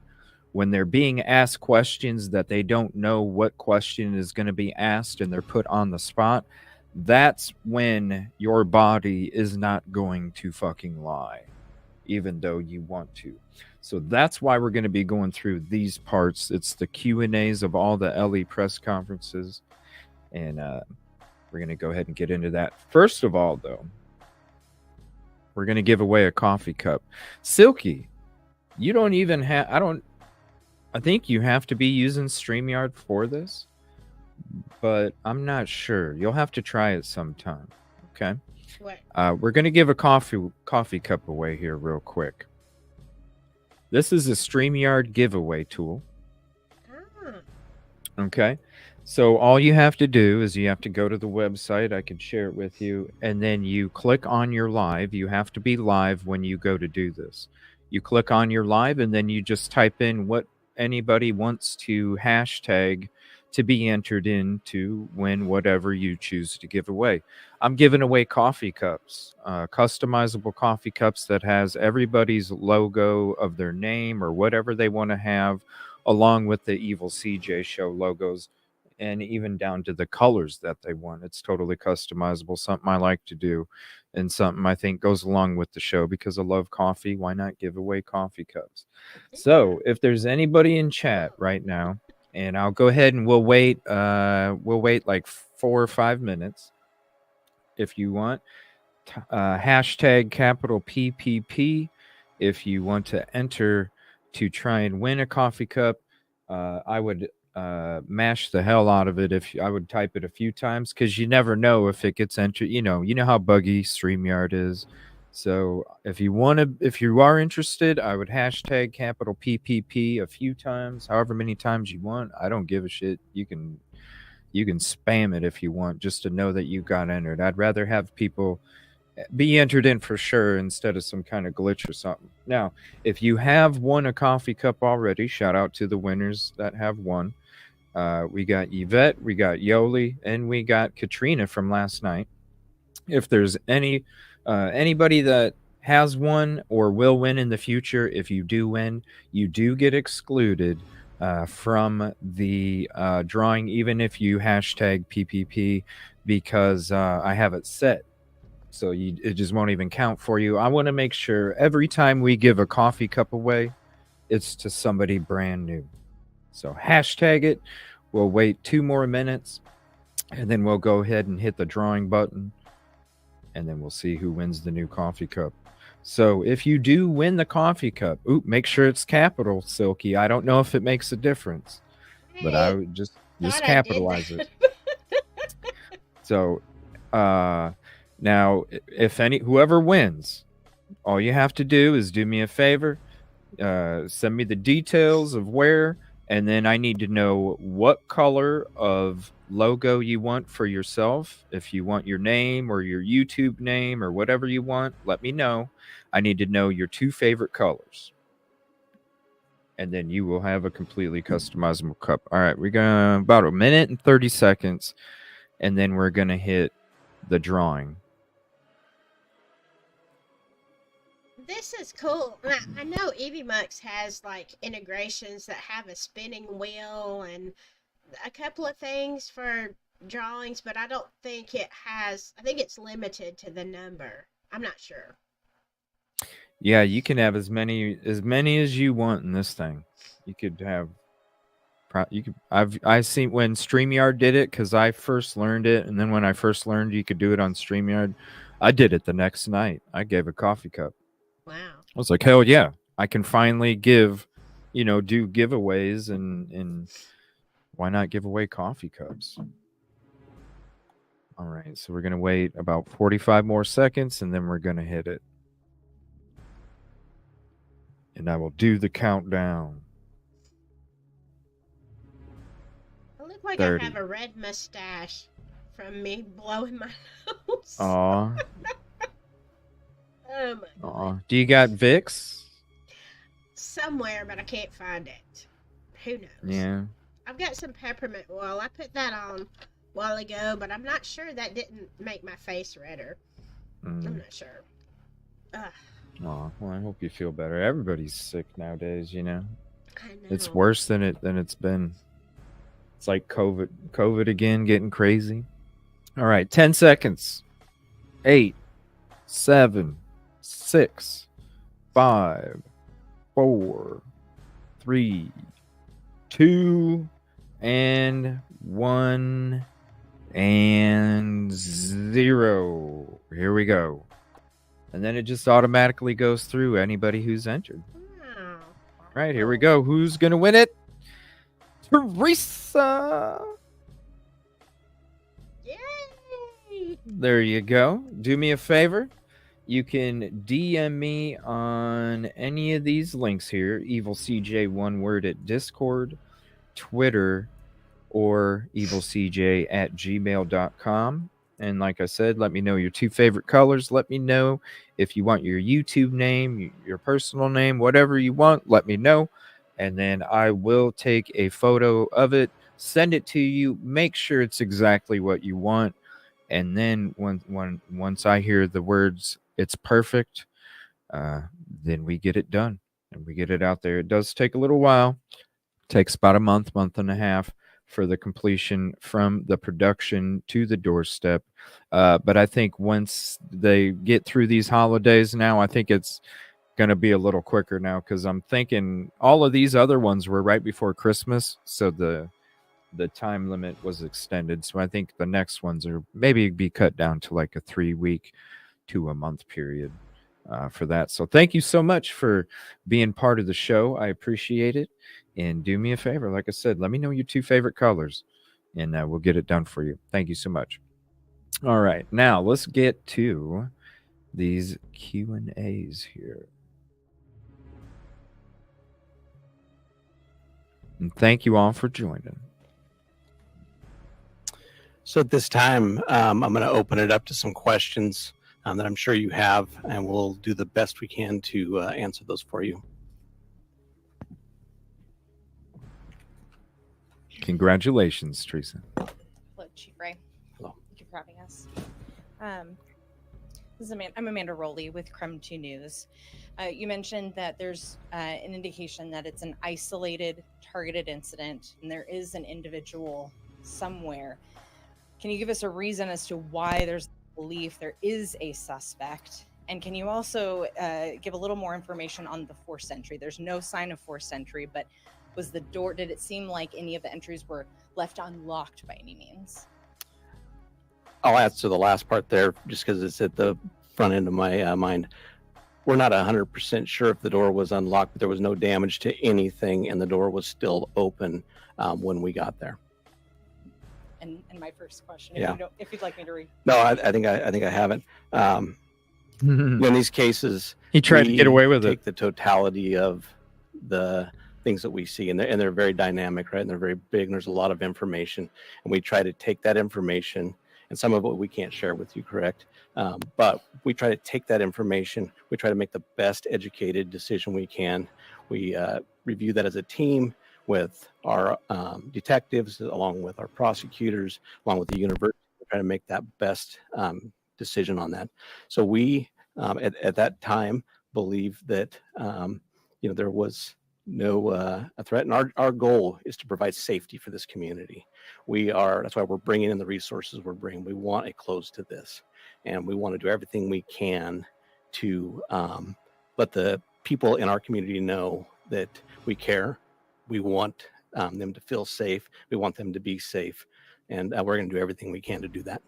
If I could add one more question. You asked for videos or anything from the community to help put together that timeline. We obtained a copy of Twitch video, and family members of the Gonsalves family were able to identify Maddie and Kaylee in those videos at a food truck ordering food.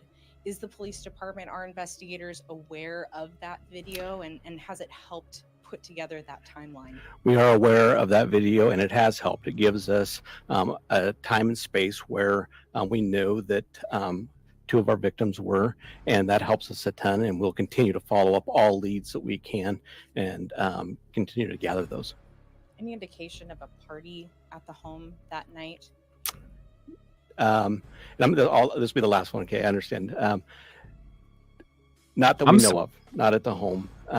We know that the other, let me get the names exactly right here. We know that Zaina and bro, you've had 3 fucking days. Bro, this is 3 days later. You've had 3 days to get to know these names? And you got to look at your damn piece of paper?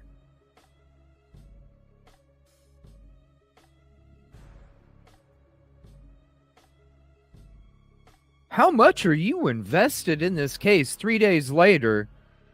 If you don't even, you got to look at a damn piece of paper to fucking read the names. What? And your first name was Zaina, which, let's be honest, that was the hardest one out of all of them. Yeah. And you're going to say that first without, you're going to, Zaina. Oh, wait, hold on. Let me get my paper. What? Yeah, that's kind of insulting, You should know. You should have had that memorized. Wow. 3 days later, this is your first frickin' press conference. And 3 days later, you got to look at the damn piece of paper.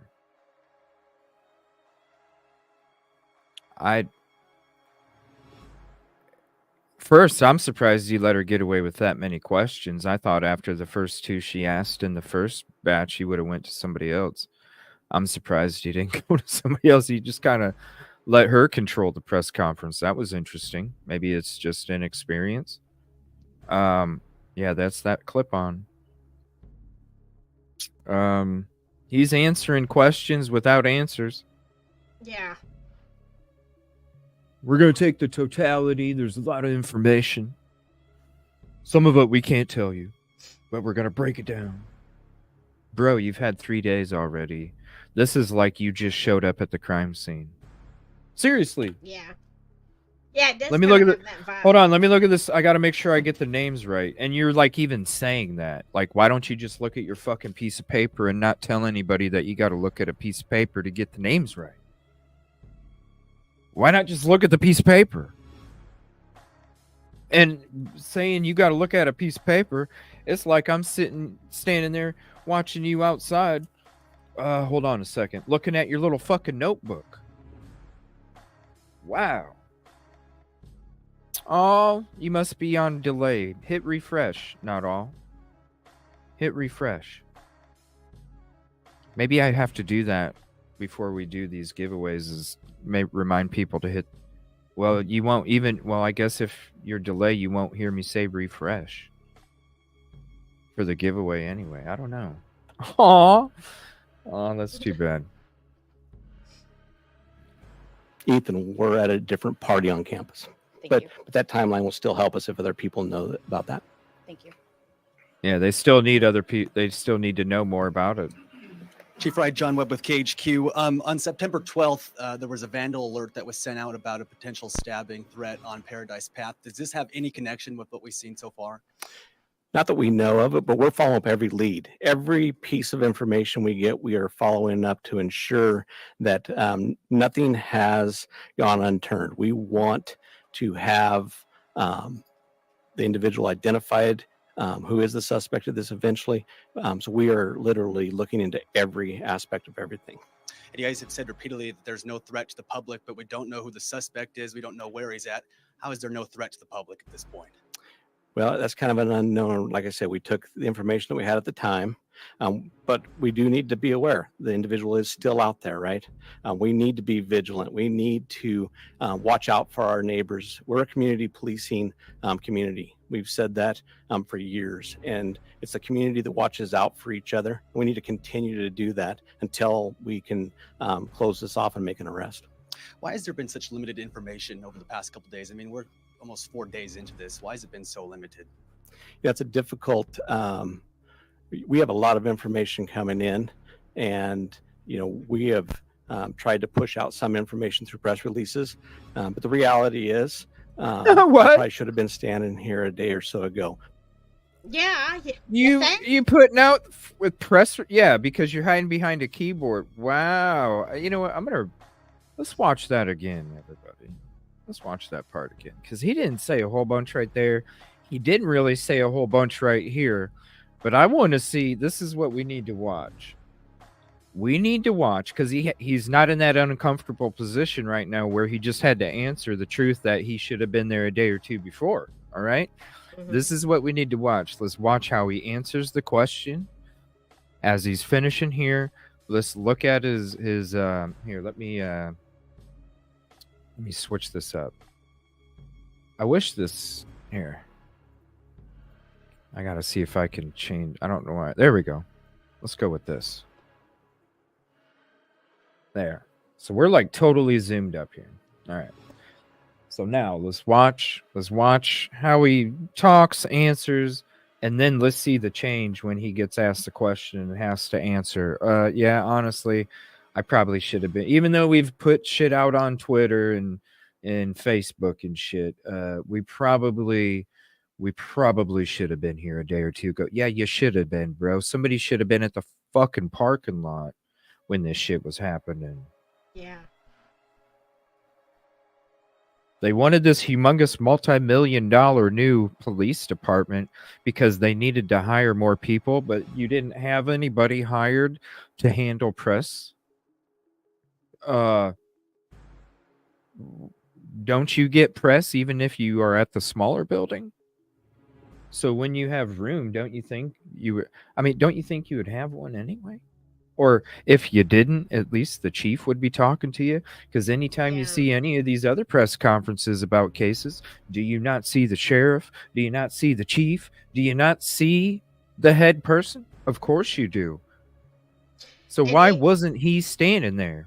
Right. And I mean, even if someone was out of town or whatever, I've seen a lot of press conferences in the very beginning where they really don't know what's going on, and the press conference is like really tiny. They just, state the facts. This is what happened. These are the victims. Even if they don't we're working know much. on it at this time. We don't have any more information. Bye, see ya, something. Mm-hmm. Yep, exactly. Like he should have been out there, period. There's no reason he wasn't. All right, let's watch his body movements here. You doing okay, Yolie? Let me get rid of this here. I'm sorry. Oh, you're on mute. I'm on mute. Yeah, I'm fine. My dog just has diarrhea. That's it. Okay, sorry about that. So, good night, Harsh. Thank you. That's all. I was looking at U of I comments on Facebook right after the homicides. People were PO'd. Yeah, they were upset. Yes, they're not saying nothing. Nobody's saying nothing. Why haven't we heard nothing? This is this crime and brutality goes way beyond normal. Like, why are you not saying nothing? People were freaking scared. I mean, you go look at the Facebook. Just from the people, like she said, replying on their freaking Facebooks. That's the real shit. It's sad. All right, let's watch how he acts here, and then let's watch when he actually admits he's late to the game. Continue to gather those. Any indication of a party at the home that night? And this will be the last one. Okay, I understand. He's giggly. Not that we know of. He's not at the home. We know that glowing. the other. Let me get the names exactly right here. We know that sure is Zana blinking and, a lot. It takes you that long. Look at that. It takes you that long, man. We're at a different And party he's on looking campus. down But and Right. that timeline will still help. He said Zana first, and then he's like, and Ethan, really, dude? You've been studying this for 3 fucking days, and Ethan, what does Ethan sound like? Licorice? No. Like, what the fuck are you like? I'm sorry. It's just. Yeah, it's that clip on. It's that you can see I know I can see the dust from here too, you guys. Help us if other people know about that. Thank you. Look at him. Look around. KHQ. On September 12th, there was a vandal alert that was sent out about a potential stabbing threat on Paradise Path. Does this have any connection with what we've seen so far? Not that we know of. Yeah, guess what? Somebody else that was dressed in black that had a knife, y'all. Somebody else that was dressed in black that had a knife. That's why in the beginning of this case, when it first happened, I thought the person was on a damn bicycle. Riding on the Paradise Path. Well, this going dude, back this to their guy- dorm. This guy too has a Jimmy Neutron hairdo. Yeah, I know. You know what? When we first saw this, when he first said it, I automatically thought, I bet this dude wears like some kind of hair cap when he goes to bed. That's what I thought. Like, he probably has that hair cap. That way, when he lays on, he has to lay on the pillow a certain way. You know, he can. Hey, man, sport it. You know what I'm saying? Sport it. That's like some politician hair right there. You know, sport it, bro. You know, if you got hair like a politician, wear that nightcap. You know, have that pillow on the back of your head where you barely have hair, so it doesn't, you know, create any kind of unevenness on it. So, yeah, that I did think that though. I was like, nightcap. Yeah. And like my hair, I look like a Sasquatch. So whatever. Well, I have my hair up. I know at first, Yolie, I was like, did she chop all of her damn hair off? And then I'm like, oh no, it's up. No, it's just up. It's just up. HQ. On September 12th, there was a vandal alert that was sent out about a potential stabbing threat on Paradise Path. Does this have any connection with what we've seen so far? Not that we know of it, but we're following up every lead. Every piece of information we get, we are following up to ensure that nothing has gone unturned. We want to have the individual identified, who is the suspect of this eventually. So we are literally looking into every aspect of everything. And you guys have said repeatedly that there's no threat to the public, but we don't know who the suspect is. We don't know where he's at. How is there no threat to the public at this point? Right. Well, that's kind of an unknown. Like I said, we took the information that we had at the time, but we do need to be aware the individual is. He did. Did you see that? He is so uncomfortable. He doesn't even finish his own fucking statement. Oh, shit. Well, you know, he doesn't even finish his own statement. He skips a puddle 3 times. What the hell? Well, and then changes again, and then changes again. Watch this. Watch this. Stabbing threat on Paradise Path. Does this have any connection with what we've seen so far? Here's one. Not that we know of it, but we're following up every lead. Every piece of information we get, we are following up to ensure now he's that making a different nothing statement. has gone unturned. We want to have the individual identified, who is the suspect of this eventually. So we are literally looking into every aspect of everything. And you guys have said repeatedly that there's no threat Right to the here. public, but we don't know who the suspect is. We don't know where he's at. How Good is there question. no threat to the public? Good question. Well, that's kind of an unknown. Like I said, we took the information Number that we 2. had at the time, But we do need to be aware the individual is still out there, right? We need to be. Yeah, let's change the subject. Let's change the subject of why this is a question that we have been asking your fucking ass this whole time. How in the hell do you come out and say the community has nothing to worry about when you don't even know how the person left the scene of the crime? At least if you knew if the dude headed south, you could say, okay, everybody in the north, you're probably good, you know? But you couldn't even do that. Good question. He just skipped it. Well, we need to be vigilant, is basically what it is. Well, CJ, they did the same thing at Delphi. They had no idea, and they're like, oh no, when the citizens were, saying, I'm afraid to let my kids out and play because, obviously this was 2 young girls that, were the victims. And the sheriff, Lazenby, is saying, oh no, you're safe. You don't have anything to worry about. The community's safe. Well, how the heck do you know? Unless you were there.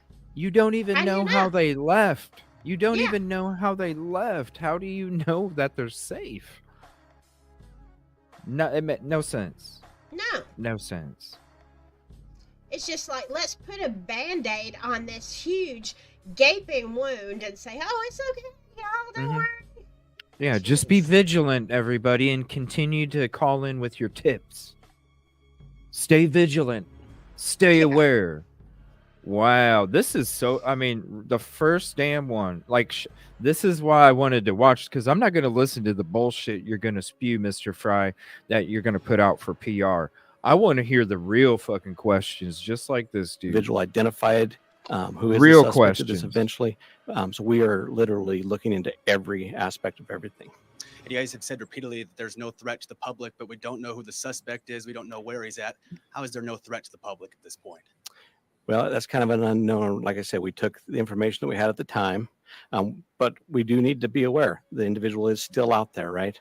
We need to be vigilant. We need to watch out for our neighbors. We're a community police. I'm sorry. If there's anybody out there that thinks that we are like Ellie bashing channel, that's not it.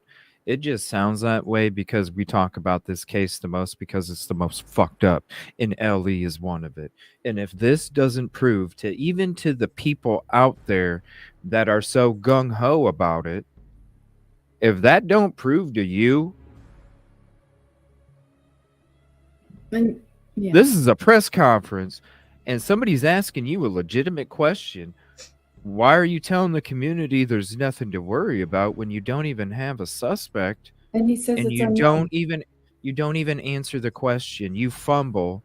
Yeah. And then you sit there and say, you guys need to be vigilant. And then he comes to the point and admits, I should have been talking to you a day or 2 ago. If that don't tell even the most supportive motherfucker of blue, something's fucked up, I'm sorry. That's why people like us, it's not about bashing a certain organization.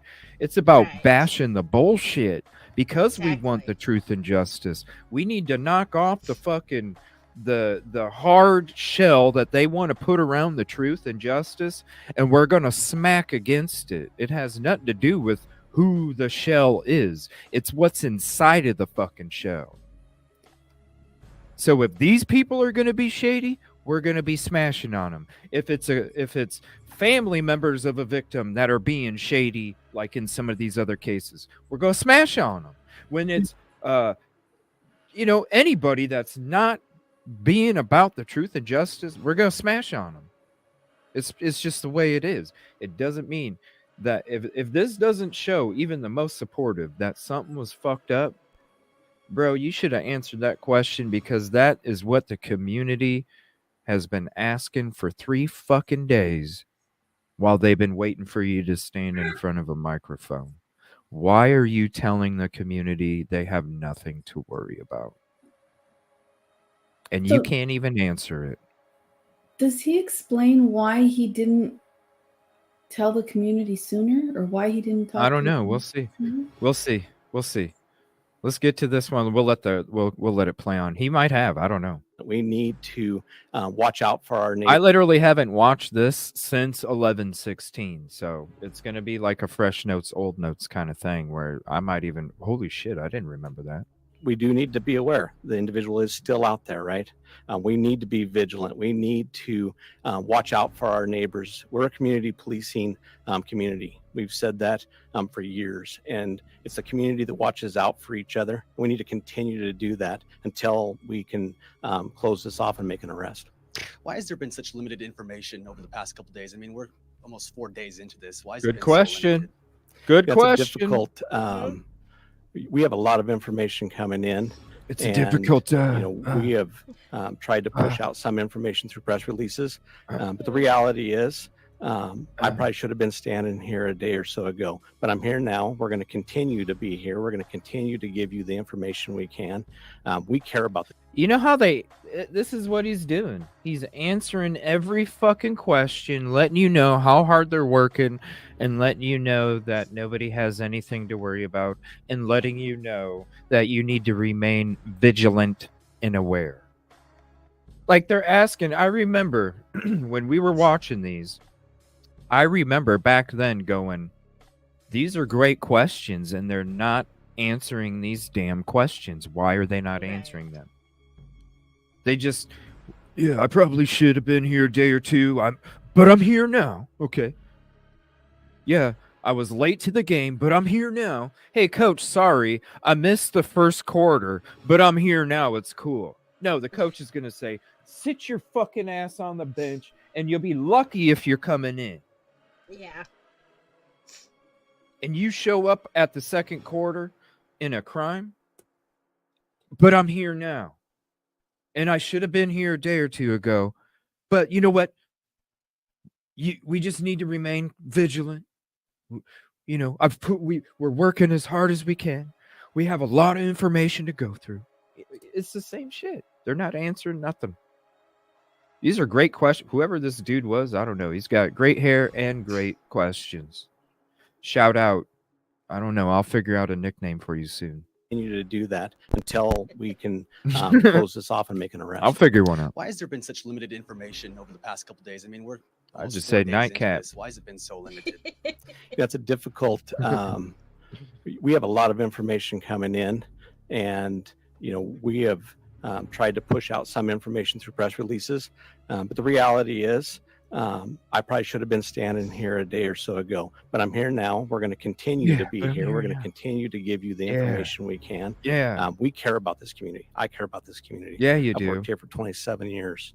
I want. You worked there for 27 years and you showed up 3 days late, bro. The mayor's called it a crime of passion. Is there any indication that that's true?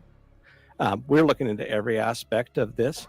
I'm not going to stipulate whether it's one thing or another. We're going to continue to investigate until evidence will get that. So, one last question, if I could. Whoa, hold on. That was just chopped up.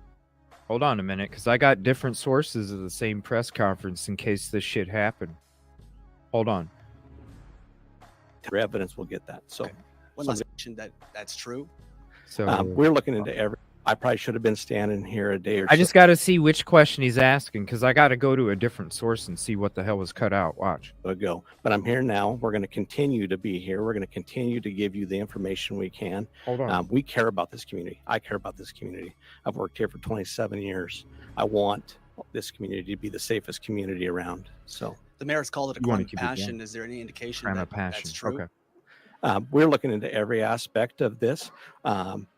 I'm not going to stipulate whether it's one thing or another. We're going to continue to investigate until evidence will get that. Yeah, that just cut out. Okay, so he asked about crime of passion. Give me 1 second. You all sly motherfuckers. Hold on. So we're going to go to 11/16. I knew this was going to happen. I knew I was going to come across some of these that might be chopped up. 11/16. Crime of passion. So we're going to go to the city of Moscow's feed. Hold on. Let's see here.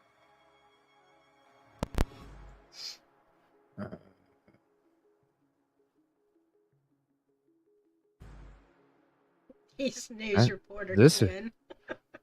Let's see. Where is Chief? Okay, there's Chief Fry. So this is a different view here. Hold on one second. Investigation resources brought to bear, just because it's at the take the totality of, but we try to time both, and we want to line. Ethan, we're at it on Paradise Path. Does this have any connection with what we've seen? So we are literally looking into every aspect of everything. Okay, I think this You guys is. have said repeatedly that there's no threat to the public, but we don't know who the suspect is. We don't know where he's at. How is there no threat to the public at this point?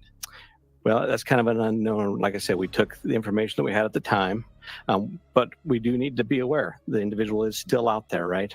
We need to be vigilant. This is not a different one. It's just a different camera view because it's a different source. The question where the shit cut out here is coming up, and then we're going to go back to the previous because I like how they switch it from the reporter sometimes back and forth. We need to watch out for our neighbors. We're a community policing community. We've said that for years, and it's a community that watches out for each other. We need to continue to do that until we can close this off and make an arrest.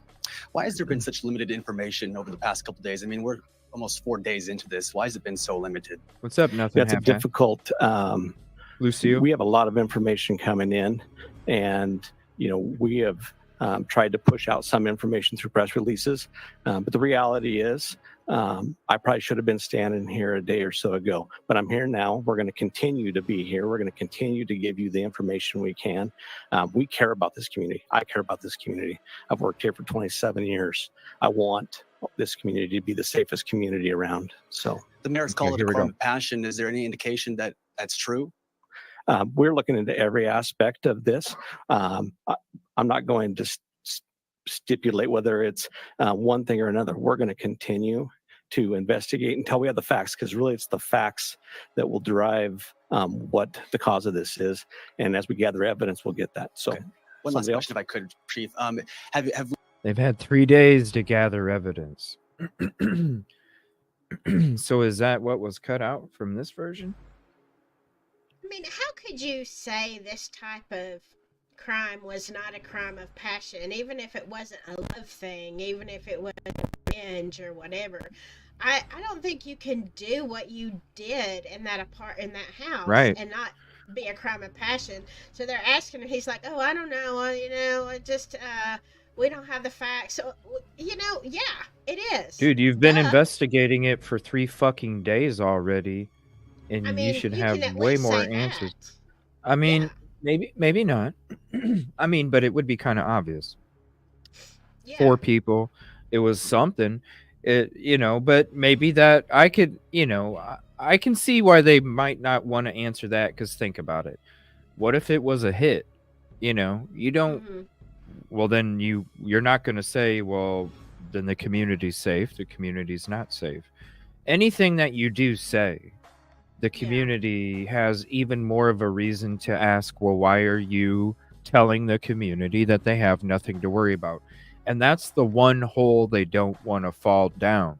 That's why anytime he's asked that, because he was asked multiple times from the same person, that same question, or a different way to ask it, because he wasn't getting his question asked.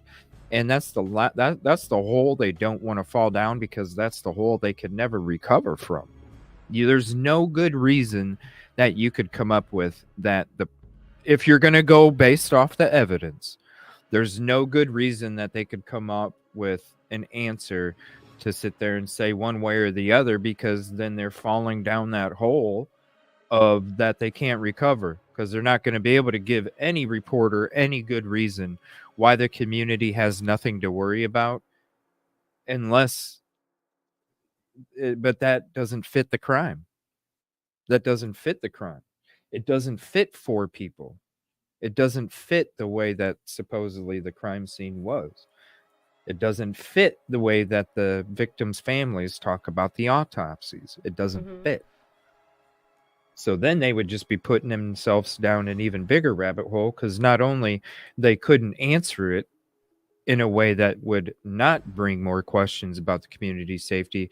But then if they did lie about it to answer the question, then that's really a hole that, you got a rabbit hole, and then you got a hole that ends up out on the other side of China, and that's the hole that ends up on the other side of China, is lying about it.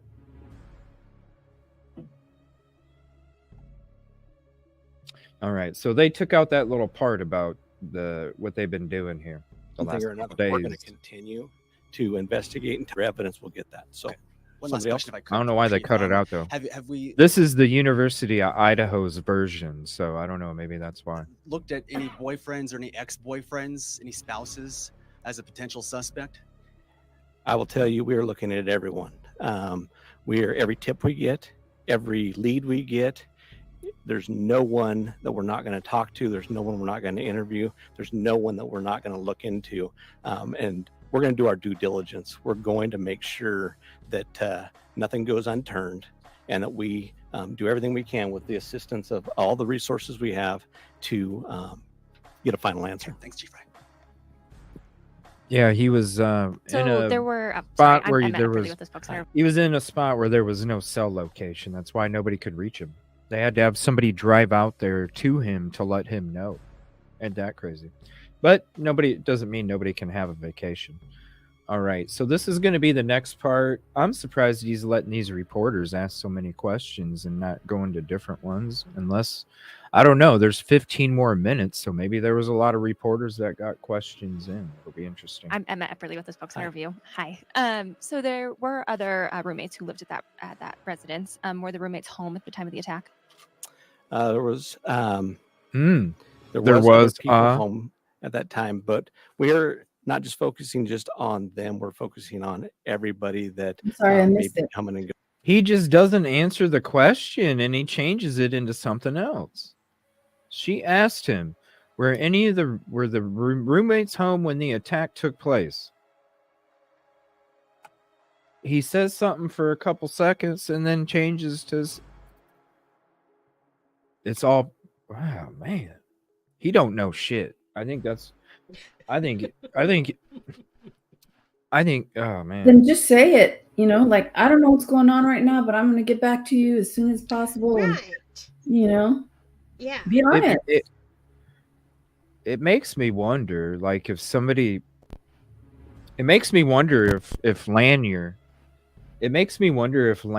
was trying to run the investigation at first. And this is because to wait 3 days, this is what I'm thinking. I'm thinking that first day, I'm thinking like Lanier. Wouldn't Lanier have been the next person in charge with Chief Fry being gone? I'm thinking, I mean, is there any for sure date and time when Fry did get back into Moscow? Because I'm thinking maybe with how clueless he is and how it's 3 days later, I'm thinking that Lanier was thinking, since Fry was out, Lanier was like, I'm going to handle this until Fry comes back. Tried to handle it for the first day. The second day comes up, right? And then is like, shit, man, this is just too much. Hey, we need to get a hold of we need to get somebody to go out and get Fry. We can't get a hold of him on his phone. We need somebody to go get Fry. So somebody had to drive to go get Fry. And then Fry came back, had to get briefed on whatever was going down because he was out in seclusion land. He didn't know shit until he just got back, and he was probably hearing it from a bunch of different people. So that was another day of him, hey, I can't come out and have a statement when I don't even know what the hell's true because I'm getting information from so many sources. So then it took him another day to figure out a little bit about maybe what was going on. So then the next day he could actually have a press conference, even though he didn't know much because it was still confusing. He still had to have some kind of press conference because you can't wait another day, right? And that's the only thing that makes sense why it took 3 days to have a press conference and why he's sitting there barely even answering anything, which you should be able to, and turning the question into a statement. He's not even answering the question, and then he cuts it off and then makes a statement about the community or about how hard they're working. I mean, I don't. To me, it sounds like he don't know what the fuck's going on. He doesn't know. He has no idea.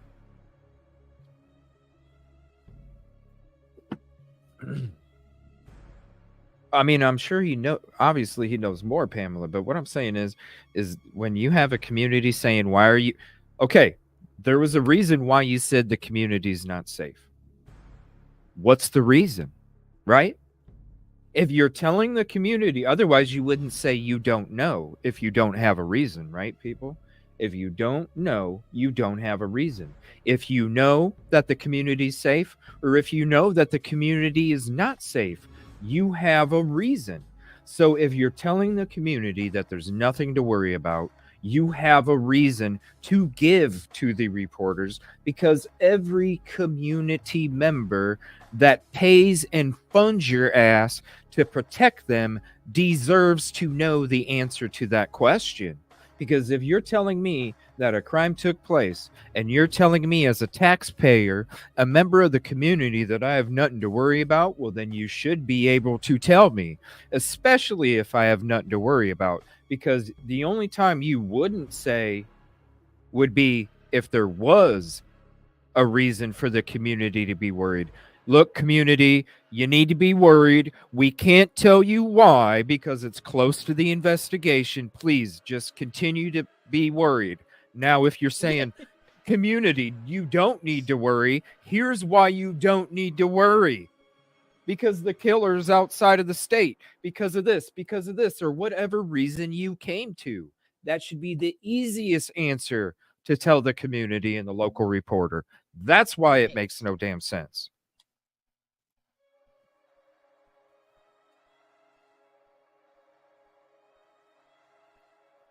Yeah, I mean, even just saying, which I think, didn't he say it was a targeted attack? But did he say They went it back and forth. Yeah, it was back and forth. I mean, if you wanted to really make people safe, you would say, "Oh, we don't know, we don't know everything, but we do know from the evidence that this was targeted towards these individuals, and basically everybody else is safe." I mean, even if you have to make it up, I mean, but you got to give a reason. It's this. It's got to, if "Oh, you you're can tell safe." them that, if you can tell them that they're safe, that should be the easiest reason to tell the community. Yeah. I mean, you got to give me a reason, not just, "Oh, well, I know 4 people just passed away here, but you're safe." Yeah, really? How? Why?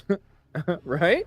That should be the easiest. Yeah. If you know especially to the community that funds you, that just bought you that multi-million-dollar police department and that cool gym and all that space that you can store all those bags that are filled up with crunched paper. We got to make it look full, boys. And do me a favor, go do an Office Max run right before the camera crew comes. So that way we have all these boxes of paper just laying all over the place like we have nowhere to store them. Because we're making all these reports. So we need all this printer paper. Bullshit. Yeah. If you ain't making reports, why you need 10 boxes of fucking printer paper? When Office Max is fucking 3 blocks down the street, man. Shut up. No, I know you're not disagreeing, Pamela. I know you're not. What about the lotion, the corn husk lotion? They have that ordered too. Oh, I'm sure they have their own. I'm sure that's next to the blood dryer now. It's like every corner they have corn husk lotion. It's yeah. Like, They got they because they got into the multi-million-dollar complex that they have for a PD now. They probably have their own storage room for it, They moved up to industrial. They moved up to industrial. And you know what? I'm gonna be honest with you, and this is a freeze for 2024. I wouldn't be surprised if they buy the product where you have to dilute it. You know what I'm saying? Like they get it at the industrial rate where it's condensed and you have to dilute it in order to have the real product, I bet they go that far where It's it's concentrated. It's It's like concentrated. every nook and cranny, you see that corn husk lotion, and then Yeah, they use at it. the end of the video, you see this big jug. Yeah. With the fucking like the body lotion pump, you know, it's like Yeah. It's like, oh my God. It's just, oh dear. Like at first I thought it was because of the fingerprints, you know, maybe when they put ink on the fingerprints, they have to like clean them or something. But then it's like you see it in different rooms and it's just like, whoa. I don't know. Never mind. Hey, I don't know. I just think of that pump and, you know, having to do this. But hey, it's Moscow. It's cold there. It's dry. You might need it, you know. I'm just gonna keep. Because you gotta think thoughts about on it. this to myself. Just think about it. Your hands get cold and they get crackly if there's not lotion on them, and they start to hurt and split. You don't want that, you know. You don't want that. All right. Let's see here. Let's get to her first question again here that he doesn't answer. I'm Emma Epperly with the Spokes Interview. Hi. So there were other roommates who lived at that residence. Were the roommates home at the time of the attack? There was other people home at that time, but we're not just focusing just on them. We're focusing on everybody that may be coming and going from that residence. So since they were home, was it a hostage situation? No, it was not. And then they didn't call it into I'm police, sorry. so were they injured? I gotta stop this real quick. Crime Solver says they use the #1 brand name bottle over and over, but they continue to put the generic.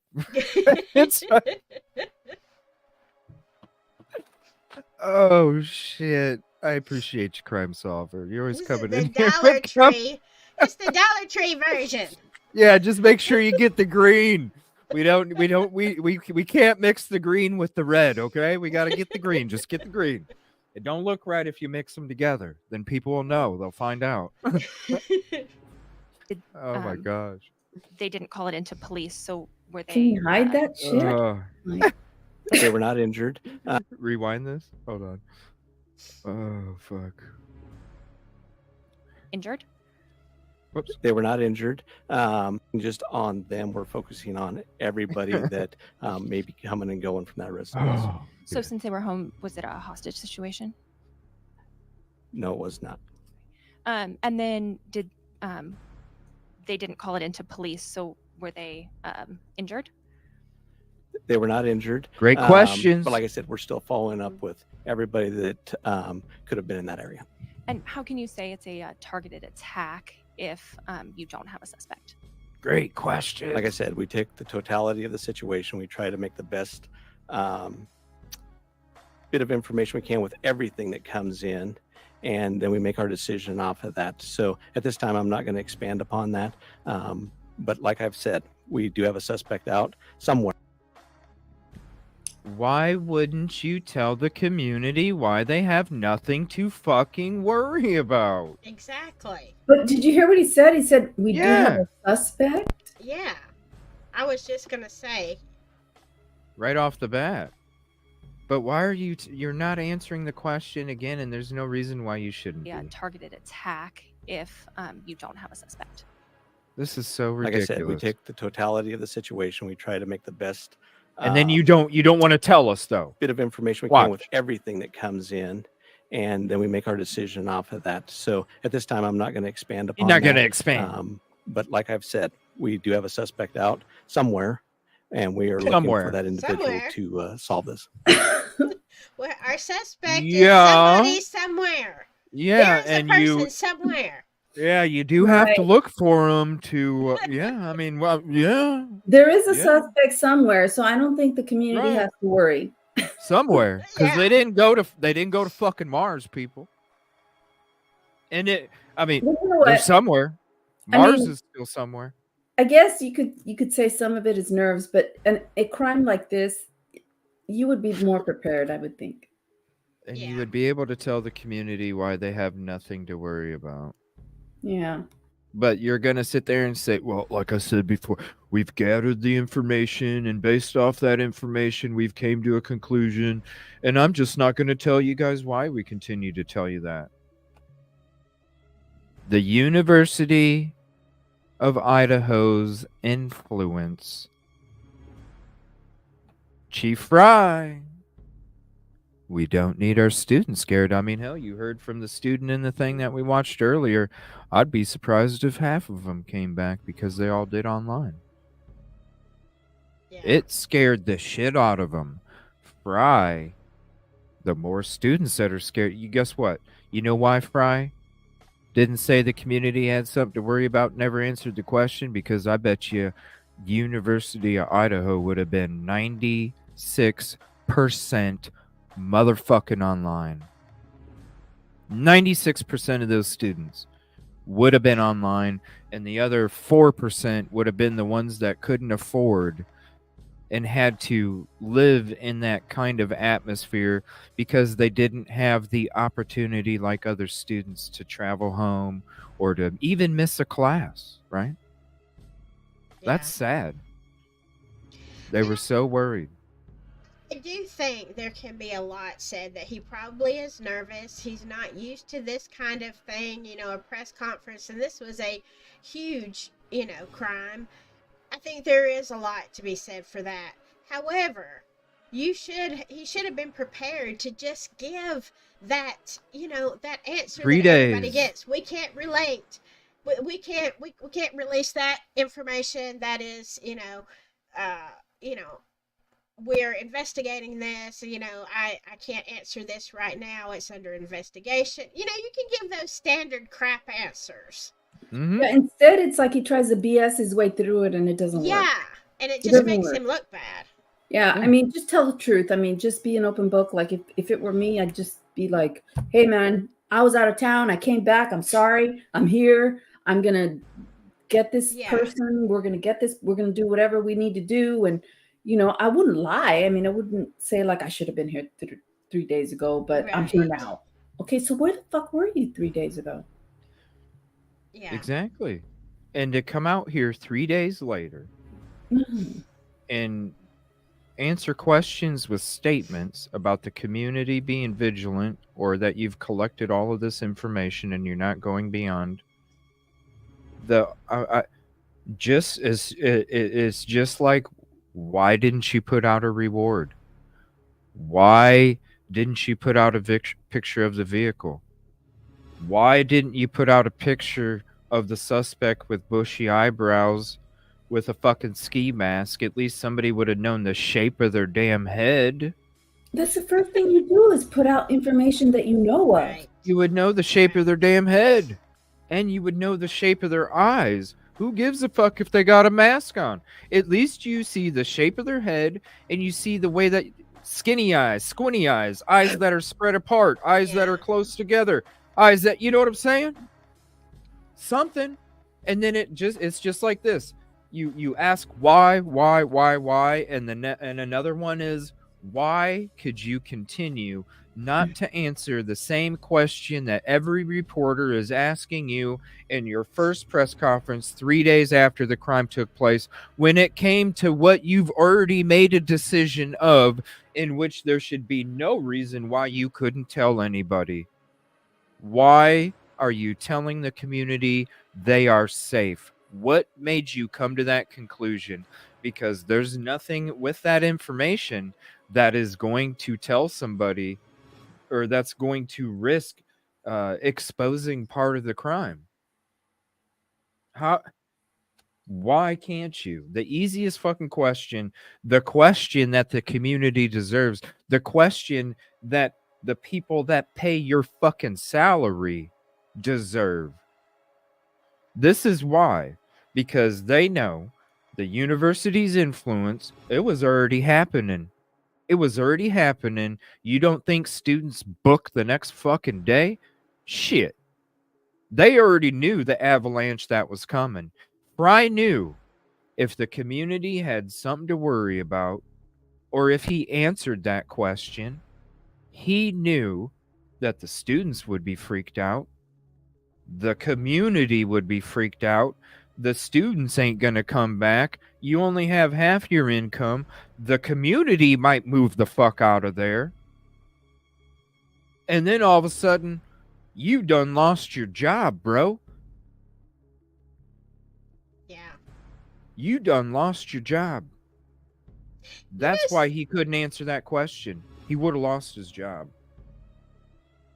That's probably true. Something else, I was looking at the comments, something else that bothers me about this and other cases, the word bushy. I mean, it's been used, What? if you look at, bushy. yeah, if you look back at other crimes, and I can't think of the woman who unalived her 3 little kids, or, tried to in the back of her car. This is like a long time ago. What's her name? Y'all probably know. It was a bushy-haired stranger. It seems to me that the word bushy is used in cases where people are maybe not telling the whole truth. It's like it's like a word that is, Suggested. Yes, and That's what I think all of these answers and statements in the PCA are, is suggested questions. Yeah. These girls lawyered up right away. They ain't answering shit.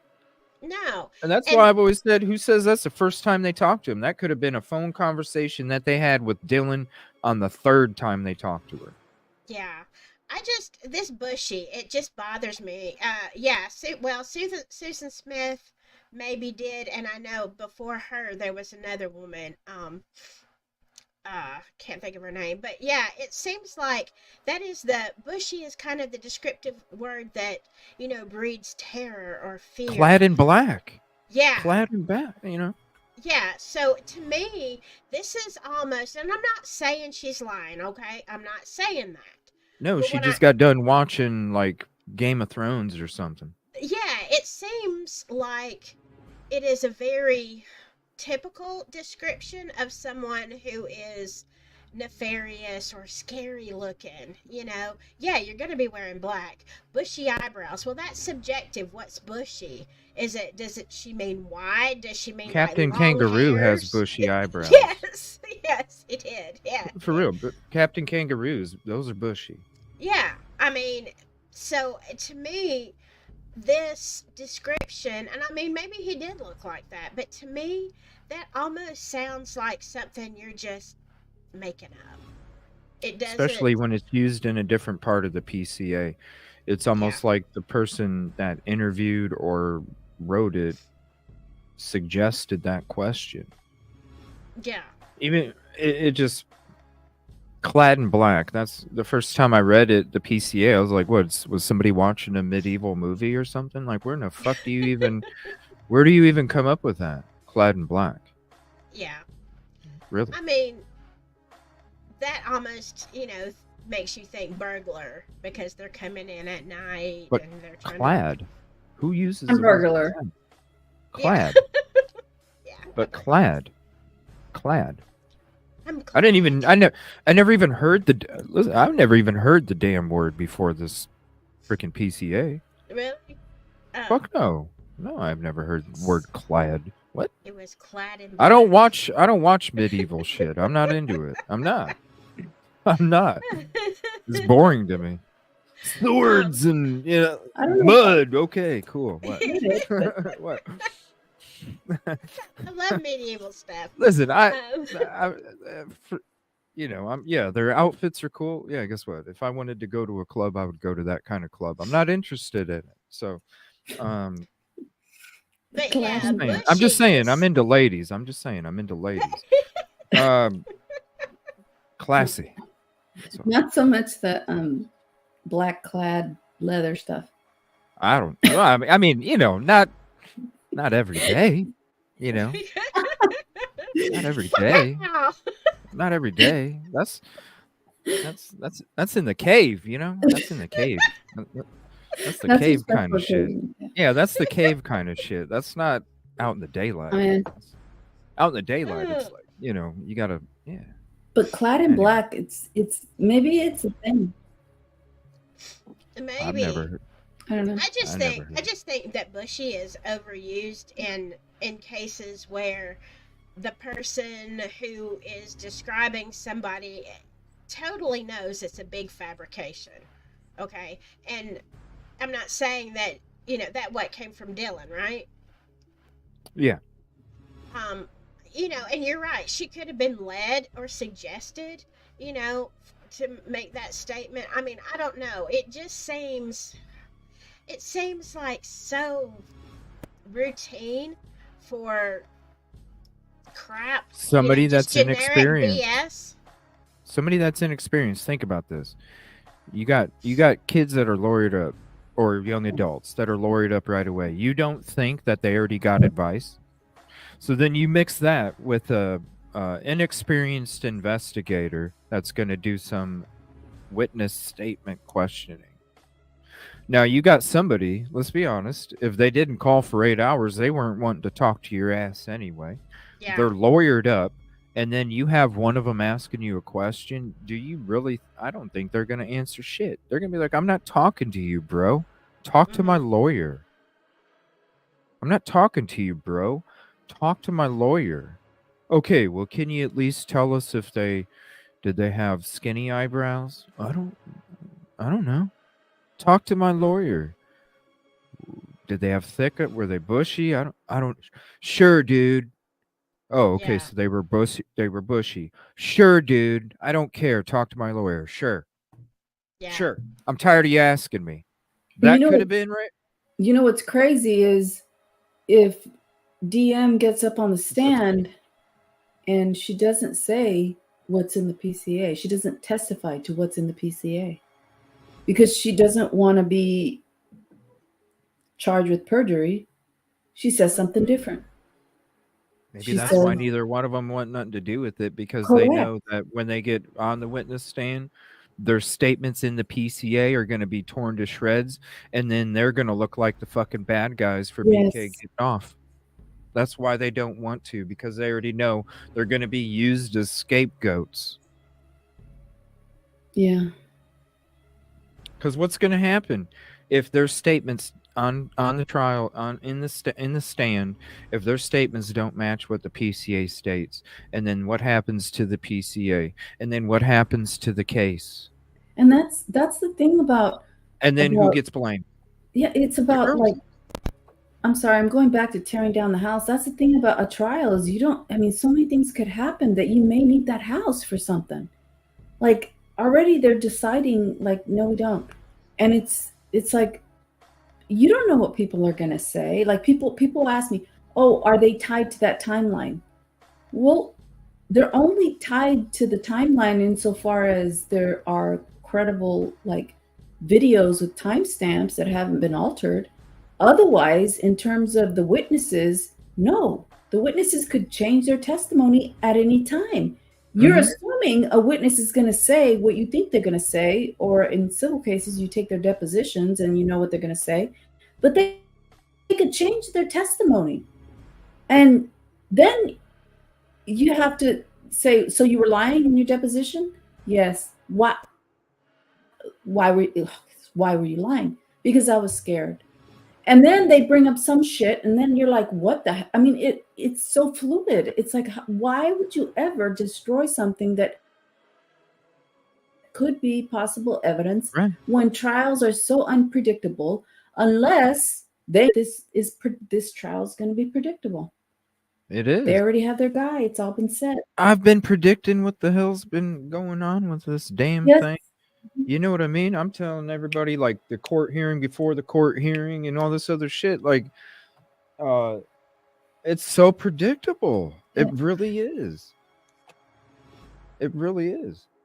And it's sad because it's, people want to make fun of me when I'm telling you, like, my mind is like I'm going to keep saying it. It's the best way it's tiles, 1,000 tiles all over and they're just constantly flipping until pieces fucking fit.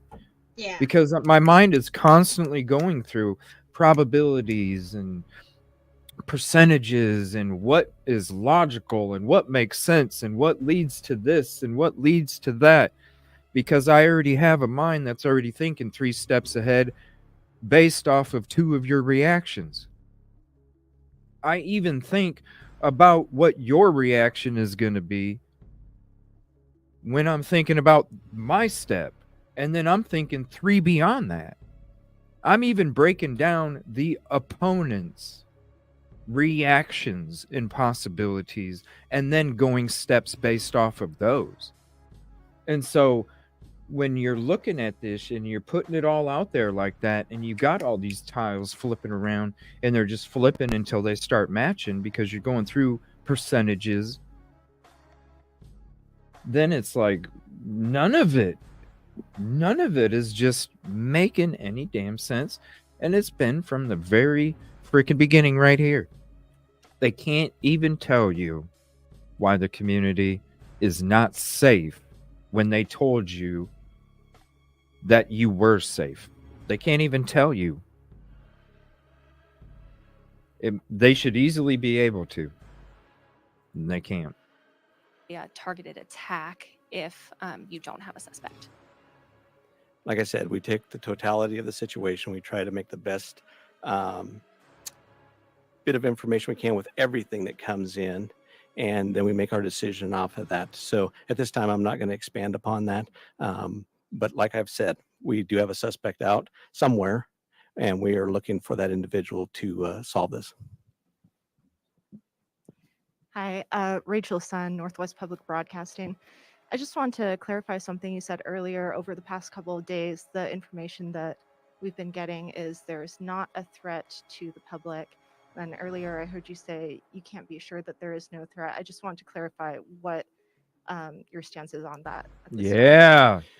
So we still believe Right. it's a targeted attack. But the reality is there's still a person out there who committed 4 horrible, horrible crimes. So I think we got to go back to there is a threat out there still, possibly. We don't know. We don't believe it's going to be to anybody else. But we all have to be.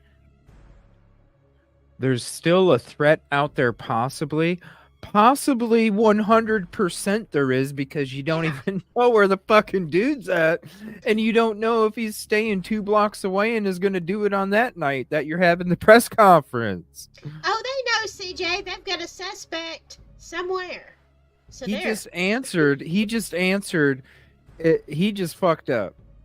Because right here, she asked him what the stance was on if it was real, and then he tells the community every reason why they should be worried. He tells you. What your stance is on that. He tells you.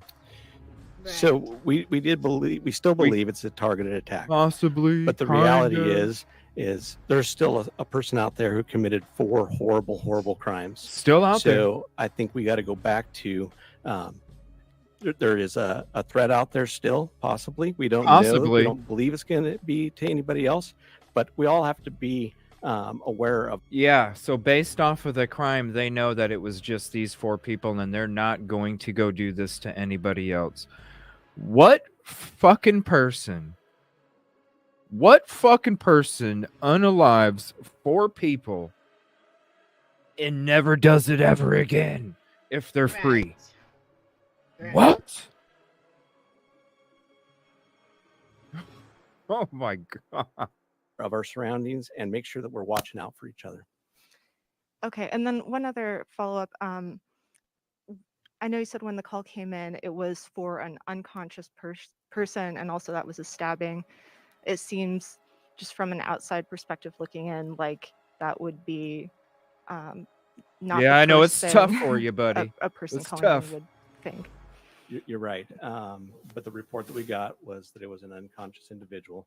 It wasn't until our officers arrived on scene, went in to do caregiving check on the individual who was unconscious, that we found the scene that we found. Okay, thank you. Yeah. Hi, Heather Roberts with ABC News.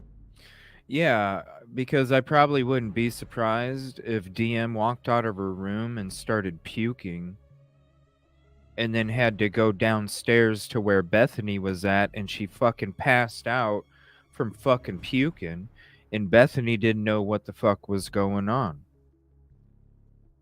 That's why when the police first came out and said both roommates were downstairs. That's what I think took place. That's who I think the unconscious person was for. It wasn't for anybody upstairs. It was the fact that DM finally got out of her fucking room and she couldn't do nothing but fucking puke. Ran downstairs and fucking passed the fuck out from the scent. Yeah. Now, maybe who says Bethany wasn't the one that called? They said it was from a friend of one of the roommates. So who's to say? That story about, because there was a long, when we heard this shit a long ass time ago, I don't remember the source, but they sent me some shit in the beginning of this case. And they said that based off of this social media stuff that I was getting, that one of the roommates ran out and fucking passed out outside of the first floor, and the other roommate was the one that was talking to the friends that showed up, because let's be honest, they probably used social media to get their friends over there. Their friends showed up. The suspect video of the suspect video, who knows? What I'm saying is the other friend showed up. Bethany couldn't articulate what she was trying to say or get out of her mouth. She probably didn't even know. How are you supposed to describe that smell even? You can't. Yeah. So then that's when somebody probably went in there and started looking around and said, oh shit. So yes, they showed up for the unconscious person. The unconscious person was probably DM, and they had to probably give her some smelling salt to wake her up because she passed out and fainted because of shock. Smelling salt, they probably had to wake her ass up with it because she wasn't waking up. Shock. Your body shuts down. Your body shuts down. So that can, Bethany can be shaking. Hey, wake up, wake up, wake up. She knows she's still breathing because your body just don't stop breathing. But your mind, your awakeness goes to sleep. It's like a coma, but not a coma. And why do you think they make smelling salt? To wake people up from from passing out. That's what it's meant for. Snap. You wake up. Yeah, absolutely. This is University of Idaho's version. But I'll share both links with you because we use both of them tonight, so you guys can have them for yourselves too. University of Idaho and then the City of Moscow version. But this one's better. It actually goes to reporters, to him. And it has a lot better clarity. Oh, well, I thank you for hanging out, Silky. I'm sorry you got to go. Hopefully you feel better. I did. Get some good rest. I'm like fading fast. Yeah. I'm freezing and all that. But I want to say to anybody who is streaming, like you're on my channel, I'm about to undo this because I didn't last time, and it was like way later, and I'm like still streaming with CJ. So get off of Silky Southern Tea and then just go to Evil CJ. Yeah, look at me. I look like half dead. Oh, you look great. Whatever. I can't even tell you're sick, please. I don't know if that's good or bad. It's good. Bad. No, you look anyway, good. Anyway, it was just good get some to rest. see y'all. Yeah, I am. And, again, it's a little bit early, but happy birthday, CJ. Oh, and thank you. It's good to see you, Yolie, as always. Yes. And we're going to have to do something again. And CJ, come on there, too. Let's talk about newspapers. They did a show. I will for sure next time. They did everybody. They did a show together over on Silky's channel. Go check it out. It was like a week ago, right? About 5 days ago, something. Yeah, something like that. Something like that. Very strange. Yeah, definitely go check it out. It's always strange on my channel. Let me see. I'll drop her link as well. Yeah. Okay, Silky, get some rest. All yeah, right, get some rest. Hopefully you feel better. All right. And thank you for hanging out. I appreciate it. Anytime, you're more than welcome. Definitely go sub to Silky if you're not subbed already. She's gonna start doing some Idaho4 stuff here, so Yes, go give her I some am. support as well. I am. All right, I will see y'all later, and y'all have a good rest of the night. I'm gonna be listening. I'm just gonna be laying on the couch and moaning while I'm doing Aw. it. Well, I hope you feel better. Okay. good night. Thank you so much. All right, good night. Appreciate you. All right, so Yeah, let it's me not see. your birthday in my time zone yet. No, it's not my birthday. I don't. It's not even. It's just another day, y'all. It's not even any big deal. Please. All right. So this is the rest of the press conference here. Now this is some lady in a green and black sweater. I don't know. Hi, Heather Roberts with ABC News. Oh, Just to ABC follow News. up on what she asked. So the other two roommates were there at the time of the attack? All the information that we have from our investigation is that yes, they were. Okay, but they were unhurt. That is correct. So is there any explanation as to why it took so long then for someone to call 911? You have surviving witnesses to an incident at 3 or 4 in the morning, and the 911 call didn't come until noon? I don't think I ever said that they were witnesses. Great Said they questions. were there. So, we don't know why that call came in at noon and not in the middle of the night. 3 days later. Would have loved for that to have happened. 3 days later, Are you after going to find you've out had why? 3 days later, after you've been talking to all these different people and you have no idea. Yeah. You have no idea. And the next question should be, well, are you going to find out why that call didn't take place till 8 hours later? It might be. I'm loving these questions, man. I'm gonna share the links with it before the show's done. We're just gonna be going a little bit longer. We're gonna, half case discussion, half digging in. We're gonna obviously this is gonna be a multi-part series because this is the first interview, or the first Q&A presser, and we got a whole bunch more dates to do. So it's gonna be a multi-part series in its own. We'll see if she asks it. I don't know. Every question they're asking is great. Would have we Every loved for one of that them. to have happened? Yes, but that's not how it took place. So that's why we're investigating everything. were just still there. to try to pull all the pieces together. Were they one of the people, were they the 911 caller? At this point in time, I'm not going to divulge who our 911 caller is, just because I want to keep the integrity of the investigation at this point. Okay. Okay. And last question, are you able to tell whether the same weapon was used on all 4 victims? That's why we're having the autopsies done. The autopsy will confirm that and hopefully collect some evidence for us, even from those. That's why you do the autopsies, is to try to be thorough and try to gather more. So we'll leave that would probably be something that would come out later. Excuse me, Derek Shug, Fox News Digital. Was there anything missing in the home, or were the purses still there? Any robbery attempt, anything like that? Nothing that we have identified. And I'm going to take about 2 more questions. All right. Hi, I'm Tim with the Daily Evergreen. I was just wondering, were the 2 other individuals present at the home when police responded at noon? Yes. That was a dumb Chief, question. if you don't mind elaborating a bit more on That's your question? those 2 people. Was it 2 people? I missed it totally. Have those? He didn't. I missed it. So can you just confirm that the 2 people were there when you showed up? Dude, your question's already been answered the whole fucking press conference. That's the question you've been waiting to ask? I'm sorry that you're not prepared. I missed it Probably too totally. busy putting in highlights, huh? I missed that question totally. I don't know where I was, but The fucking chief's been answering that damn question the whole time. Yes, he said there was 2 people there when they showed up. That's the best question you had.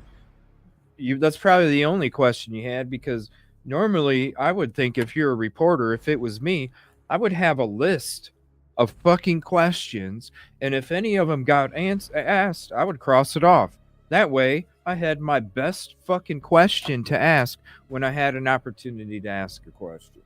And you're gonna ask? I don't know. I'm surprised. Wow. police responded at noon? What a Were dumb the purses question. still there? Any robbery attempt? Anything like that? That dude Nothing misses. that we have identified. That dude misses the free throw shots at the end of the game. That's And I'm what going he to take about 2 more questions. All right. Hi, I'm Tim with the Daily Evergreen. I was just wondering, were the 2 other individuals present at the home when police responded at noon? Brick. Yes. Okay, here you go. Chief, That's if your you don't mind only elaborating a fucking bit question, more bro. on those What those the 2 people. What was it 2 people? What have those people shared about the circumstances of that night? What they saw or didn't see? There you go. Well, I'm not going to go into what they shared that night. Obviously, that's part of our investigation. That's part of the information that we're trying to build our complete story with. So, at that, as far as that goes, we're not going to go any further into what they know and what they don't know. How many were there? We believe 2. Chief, have you looked into the social media accounts of We're gonna listen to that again. Oh my gosh. I gotta just get past this guy in the orange. Evergreen. I was just wondering, were the 2 other individuals present at the home Damn. when police He even uses sun in on his mustache, yo. responded at noon? Yes. Sun in on the mustache. Chief, if you don't mind elaborating a bit more on those 2 people. What was it 2 people? What have those people shared about the circumstances of that night? What they saw or didn't see? Well, I'm not going to He's go like into this. what they shared that night. Obviously, that's part of our investigation. That's part of the information that we're trying to build our complete story with. So, at that, as far as that goes, we're not going to go any further into what they know and what they don't know. How many were there? We believe 2. We believe 2. social media accounts of all the different victims? And do you, we understand that one may have had an account linked to her Instagram account. Have you looked into those accounts? Have you seen any sort of threats made to any of the individuals? So Too early. we're looking at all resources. You know, we got, like I said, the Federal Bureau of Investigation helping It's us. too We got early. our detectives, our forensic detectives looking into that. We're trying to pull this whole picture. We're looking at everything that we can look at, social media, etc. So to answer your question, yes, we are. Were the victims all found in one part of the house? I'm not going to divulge that either. That's part of our investigation. And at this time, I'm going to go ahead and Switch it close off, this huh? off. But if you'd like to, if you have any questions for the university, we'll open that up at this point in time.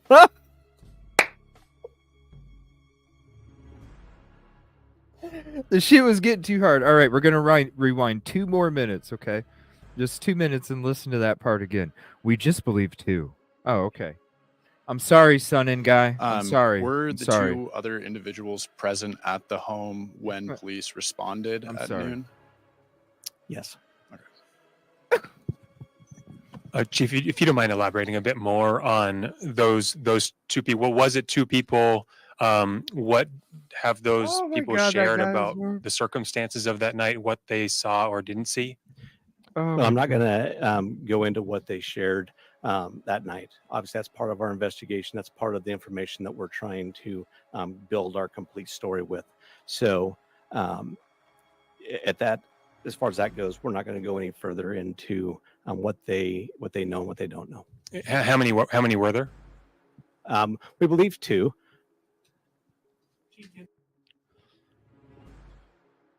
We believe 2.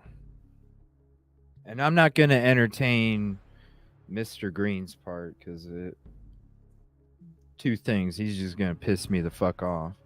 And anything that he says, I don't know. I'll leave it up to you. Do you guys? Yeah, I'll drop Silky's link. Do you guys want me to play using the president of Idaho's fucking Q&A? I don't think it's going to be anything worth a shit, but if you guys want to watch it, because he's not going to say anything. He's not going to say anything with the investigation. He's just going to give you the PR shit anyway. But we Yeah. can if you want. No, it's gonna get you all worked up and I mean, what, can you elaborate the report? I mean, this is This shit's telling. I'm excited that we're finally starting this. And so what if it's going to be a multi-part? At least we're going to do them one at a time. It'll be its own deep dive, I suppose, because shit. We just did 1116. I'll go ahead and play the university, and then we'll finish up the evening. We're getting through. This is 1116. The next one we're doing is 1120. Then you got 1123, 12:6, 12:9, 12:10, 12:12, 12:13, 12:16, 12:19, 12:20, 12:22, 12:28, 12:29, 12:30, 12:31, 13, 15, and 16.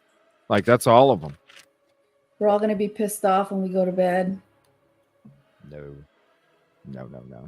Let's see. This time. We'll just watch it this time, and then after this, we won't watch him anymore because he's gonna fake cry and move his glasses and never wipe that tear that comes off the side of his eye. All right, let's watch it.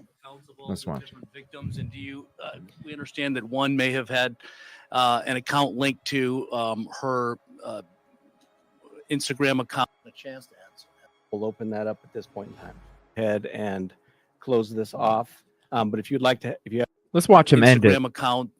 Have you looked into those accounts? Have you seen any sort of threats made to any of the individuals? So we are looking at all resources. We got, like I said, the Federal Bureau of Investigation helping us. We got our detectives, our forensic detectives looking into that. We're trying to pull this whole picture. We're looking at everything that we can look at, social media, etc.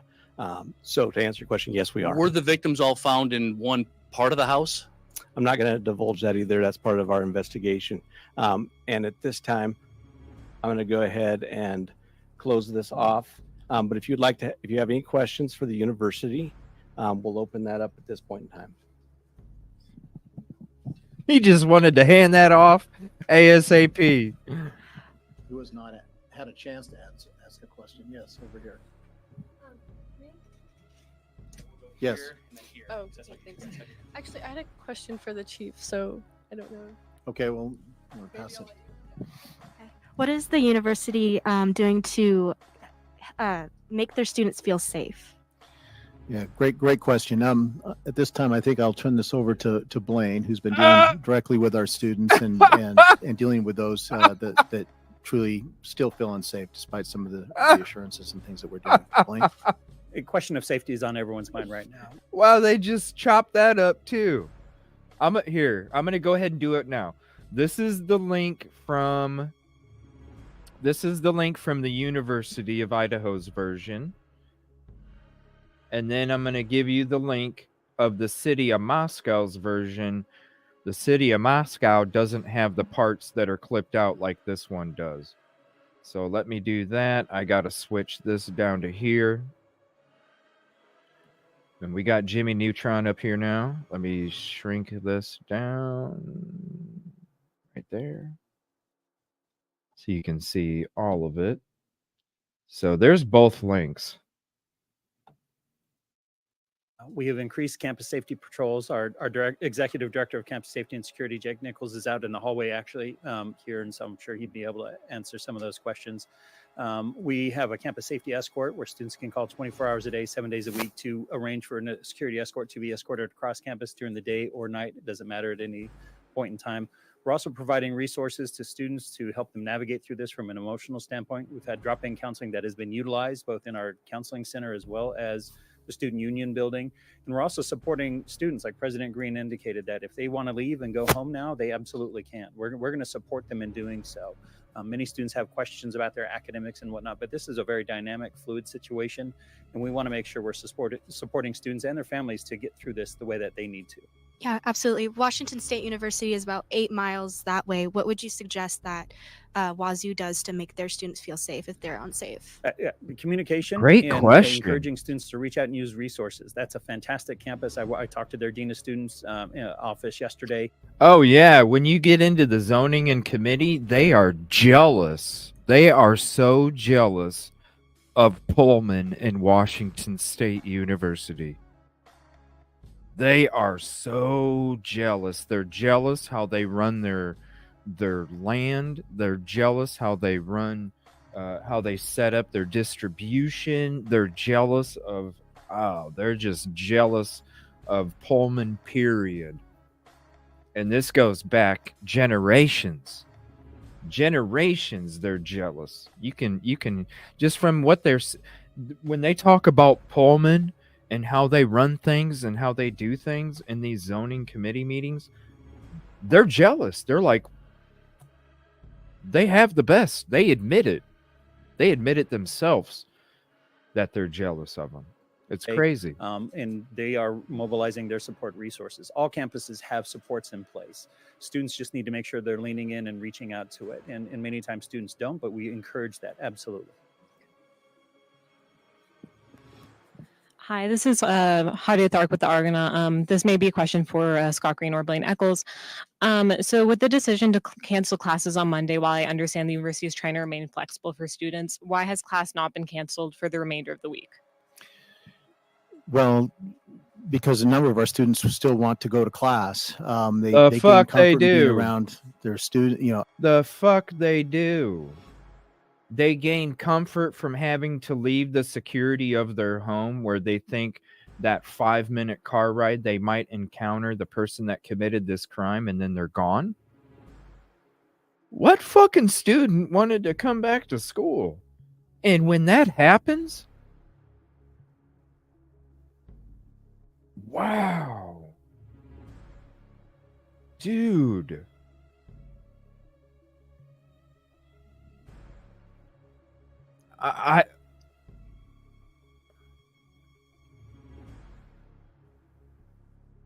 Wow. And many times Because our don't, but we students wanted encourage that. just like the community wanted the fucking demo, you asshole. You lying ass motherfucker. Look at that shit. Hi, this is That grin. Hadia Thark with the Argonaut. This may be a question for Scott Green or Blaine Eccles. So with the decision to cancel classes on Monday, while I understand the university is trying to remain flexible for students, why has class not been canceled for the remainder of the week?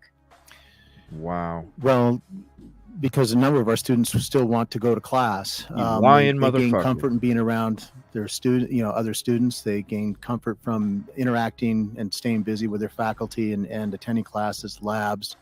Some are working on their semester projects. So we've heard from them. At the same time, we want to provide the ability for any student who did not. What student want? Okay. What's any parents out there? The biggest problem you have with your damn kid in school is them wanting to not go to school. I'm sick, Dad. I'm sick. Now, when you get to college and you have this crime took place and you don't know shit and they ain't telling you shit, you really think that let's come on. We're not that fucking stupid, bro. Who in the fuck is that stupid to think any of them damn students they want to interact with the faculty? How do they know that the person that they're interacting that is part of the F word faculty? How do they know that the person that's part of the faculty isn't the one that committed the damn crime? You've already had an old University of Idaho fucking teacher unalive somebody, yo. You already had a teacher from your university off somebody. And you think a student is going to interact with a faculty member or wants to interact with a faculty member to feel safe when as soon as they unlock their damn door before they even step foot outside, they feel the damn fear. As soon as they turn that deadbolt, fuck, I'm even more exposed. Give me a break. This dude, just like he's saying, the community needs it to heal. Why do they think, man, gain comfort from interacting and staying busy with their faculty and attending classes, labs. Some are working on their semester projects. So we've heard from them. At the same time, we want to provide the ability for any student who did not feel comfortable staying around, who did not want who was unable to process that way, that they had that opportunity to go, and we've been helping them as well. All these absences are excused. We've asked our faculty to work with those students who chose to go, so we felt this is the best way, to respond, to give as much flexibility as we could to our students and our faculty. And frankly, I think they've done a very, very good job. Wow. Is the university working with the parents He's or ready the to families of the leave. victims? Are you in touch with them? They are. I'll turn that back over to Blaine. I know we both have been in contact with the families, but he's been very close to it. And so, Blaine, you want to take that question? Wow. Absolutely. One of the hardest jobs I have is talking to parents of it's the absolute worst part of my job. And so I've reached out and made contact with all the families. We've offered our support, and we're going to stay in constant contact with them. I communicated with them almost every day. We usually give it a little space and time before we reach out, just for the sheer shock of absorbing the loss of a child and what that looks like. But we're going to stay in support of them moving forward for the weeks and months to come, and in whatever capacity they need. Why would you not include years, man? Or as long as they need it? These people, I swear. To a few of them, and they've expressed some frustration with the lack of communication from investigators and from the officials involved on that side of it. Has the university heard that from them? How are you working with them to help kind of close that communication gap? Sure. I do know that Captain Barrett from the Moscow Police Department is also in constant contact with them. He reaches out to them on a regular basis. From that standpoint, I think it's safe to say everyone, the families most of all, want information, and they want justice. And I can't do anything but honor what their needs are and what they are. Whenever I hear a concern from the family members about what's going on, I definitely make sure I communicate that to the Moscow Police Department. They're very busy. They're working, the men and women of this department are working really hard on their behalf and on our community's behalf. But if I can be a conduit to share information, we're absolutely going to do that. Yeah, you're just a PR man. That's why you work talking to the parents of the students. You're PR, bro. Candlelight vigil that is postponed until after the break. I believe it's November 30th. November At what time? We're looking at 5 or 5:30. We're trying to. You're laughing about Yeah. There was a candlelight vigil that was originally scheduled tonight, but because of the volume of students who have left, we want to make sure we're creating a space where they can participate. We don't want someone driving back during this time to do that. So we have rescheduled to November 30th. We haven't finalized the time. We will definitely be sharing that out to our students in our community and the larger community. We're just because they don't want 5 fucking people showing up and everybody seeing how many fucking students are gone, and then it just spreads like wildfire.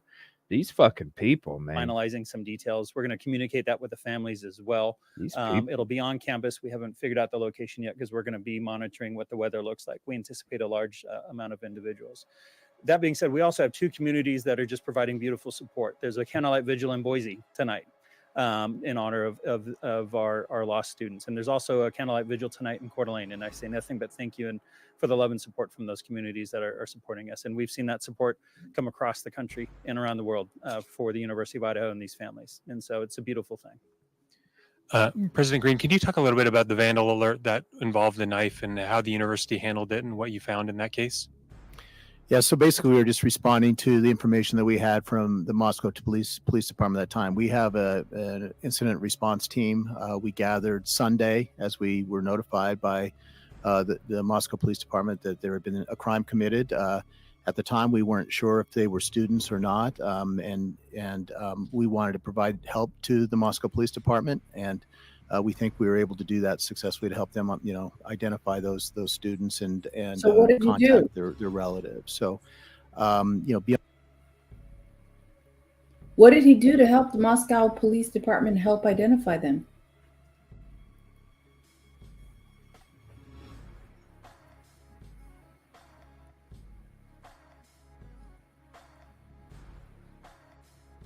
Can you hear me?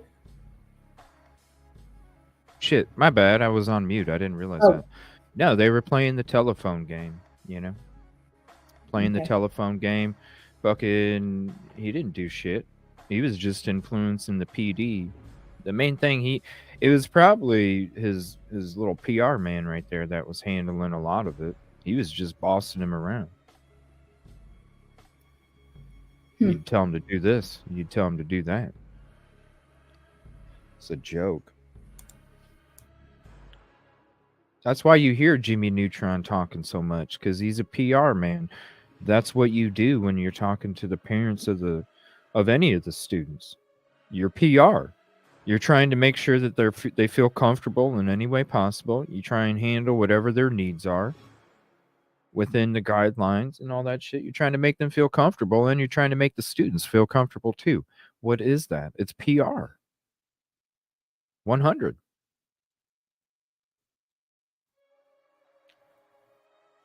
This Green just relies on Jimmy Neutron. That's why he's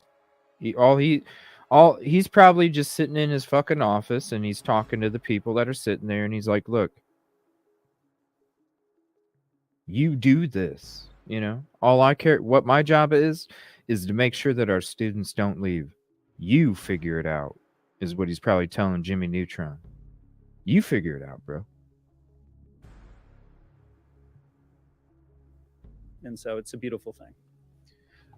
President Green, can you talk a little bit about the vandal alert that involved the knife and how the university handled it and what you found in that case? Yeah, so basically we were just responding to the information that we had from the Moscow Police Department at that time. We have an incident response team. We gathered Sunday as we were notified by the Moscow Police Department that there had been a crime committed. At the time, we weren't sure if they were students or not, and we wanted to provide help to the Moscow Police Department, and we think we were able to do that successfully to help them, identify those students and contact their relatives. So, beyond that, it was just trying to understand what the assessment was of the risk to the campus. And we relied on our subject matter experts, as you've heard. They know more than any of us about this, and then based on that, we started making decisions about how to move forward this week. Yeah, and so what were those decisions around that initial alert? What was the conclusion you had at that point about the level of risk? Well, of course, your first, on the first vandal alert, it was high risk. We had really no information, and we asked our students to shelter in place, and until we got the all clear, from, well, it wasn't all clear, but a reduced risk where we could where students could start to move around more freely. We had people sheltering in places like the library, and the Pittman Center, and places around campus, and we didn't want to keep them there all night if we didn't have to. And so as soon as Moscow Police Department determined that it was safe for them to as soon as you told them that they needed to tell the community that, because your students already fucking bolted, bro. That's why I tell people they influenced the department to tell the community that they didn't have nothing to worry about right here. If they were students or not, and we wanted to provide help to the Moscow Police Department, and we think we were able to do that successfully to help them, identify those students and contact their relatives. So, beyond that, it was just trying to understand what the assessment was of the risk to the campus, and we relied on our subject matter experts, as you've heard. They relied on the social media that was going between the students. Because let's think about it. Don't you think some of the talk was going across campus emails? Does the IT have access to all the emails that the students are writing between themselves on campus emails? Of course they do. They don't need your fucking permission. The campus IT can go into the university email for their students and dig through and find out what the fuck is being said. The assessment was of the risk to the campus, and we relied on our subject matter experts, as you've heard. Your IT department about this, and then based on that, we started making decisions about how to move forward this. Yeah, your IT department. Yeah, and so what were those decisions around that initial alert? What was the conclusion you had at that point about the level of risk? Well, of course, your first, on the first vandal alert, it was high risk. We had really no information, and this we is asked why our they students to shelter in influenced place, the PD. And until we got the all clear, from, well, it wasn't all clear, but a couple hours later, where we could where students could start to move around more freely. Right. We had people sheltering in places like the library, and for hours, the Pittman Center, and hours. Places around campus, and we didn't want to keep them there all night if we didn't have to. And so as soon as Moscow Police Department determined that it was, because they were talking to their parents while they were in the shelter in place, and their parents said, "Get the fuck home. Get the fuck home." I can't imagine how many students were contacting their parents. "Mom, there's a shelter in place. This thing just happened. We can't move. We can't leave. We're waiting to hear. We got da. Get the fuck home, son." it was safe for them to begin moving around but be vigilant. We sent the other vandal alerts. Yeah, my apology. I was referring to the earlier vandal alert involving the threatening with the knife that happened in September. Yeah, you want to respond to that? Thank you. So that vandal alert, we had a group of students walking back to Greek Row from a location off campus. They encountered an individual who was not affiliated with the university. They got into, from my understanding, a verbal altercation, and he ended up flashing a knife at them. It was not a stabbing. It was not a stabbing attack. It was a threat to They the had rest a of knife. that we know.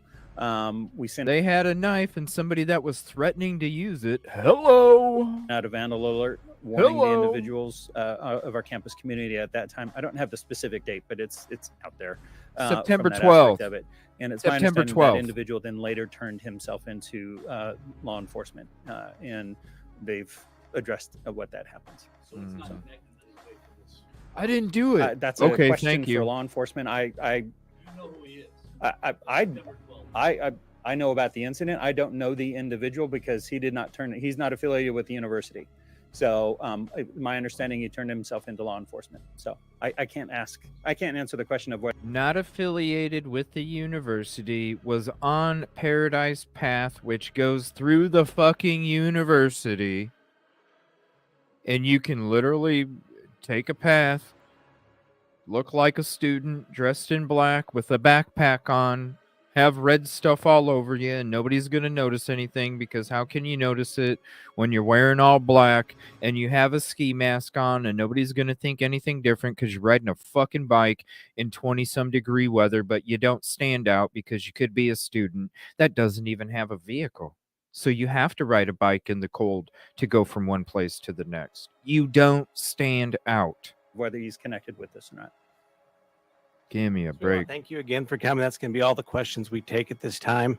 We appreciate you coming and spending time with us, and we will continue to put out information as we have time. And we want to reassure the community that the Moscow Police Department and everybody working on this will do everything we can. We love this community.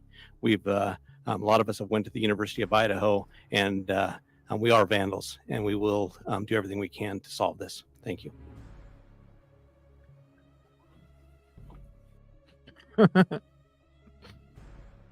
That be it. That be it. That was very difficult to watch. Oh, I'm glad we watched the university part. Glad we watched that. Just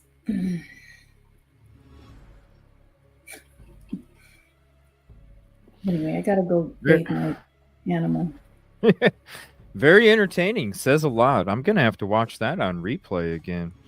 I'll definitely put the timestamps in to split up the case discussion and then the Q&A section. And it was just basically the press conference from 11/16. So I imagine the next show, the next two shows will be separate. The 11/20 press conference and then the 11/23 press conference before we get to a lot of the smaller ones that we could end up lumping together in one before we get to the bigger ones when it comes to the arrest and such like that. PCA, things like that. So, wow, what an evening. Thank you so much. A lot of different great questions from these reporters. Every single one of them except for sun and mustache. Other than that, it was really good questions from the reporters and a lot of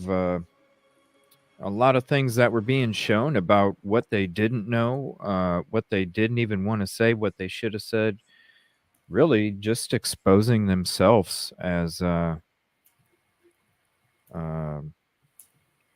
think, inadequate for what they are supposed to be doing over there, protecting the community. I don't think you're really protecting the community if you come to the conclusion that the community doesn't have anything to worry about. You can't answer to the community why they don't have anything to worry about. And then on top of that, you then tell the community that there's possibly somebody still out there, and you tell them every reason why they should be worried, because it shows that you don't know shit, bro. So very telling press conference. First one 3 days later, after you've been investigating this crime, and that's what you knew. Very telling for sure. And I can't wait to see the next one either, because I'm pretty sure it's going to be the same thing. We'll just see. I'll be back tomorrow. I think I might do like a footage episode in the afternoon. You know, there's all these episodes of people doing shows on footage and never before seen. So why don't we have some of that for the community? Let's show some footage that doesn't have half a dash in it, and let's really see some never before seen footage. I can't wait to show you guys the video of when I was driving through the fucking fog. That shit was crazy. Never before seen. All right. All well, right, have everybody. a happy birthday, CJ. It's just another day. Thank you all so much. I appreciate your company, your conversation. Thank you, Yolie. Thank you, Silky. And we'll be back tomorrow. I'll see you again. And I'm probably just going to put the notifications out tomorrow when I kind of see what I got a couple things I need to do around here. And then after that, I'll be all yours. Good night, everybody. Thank you. Appreciate you.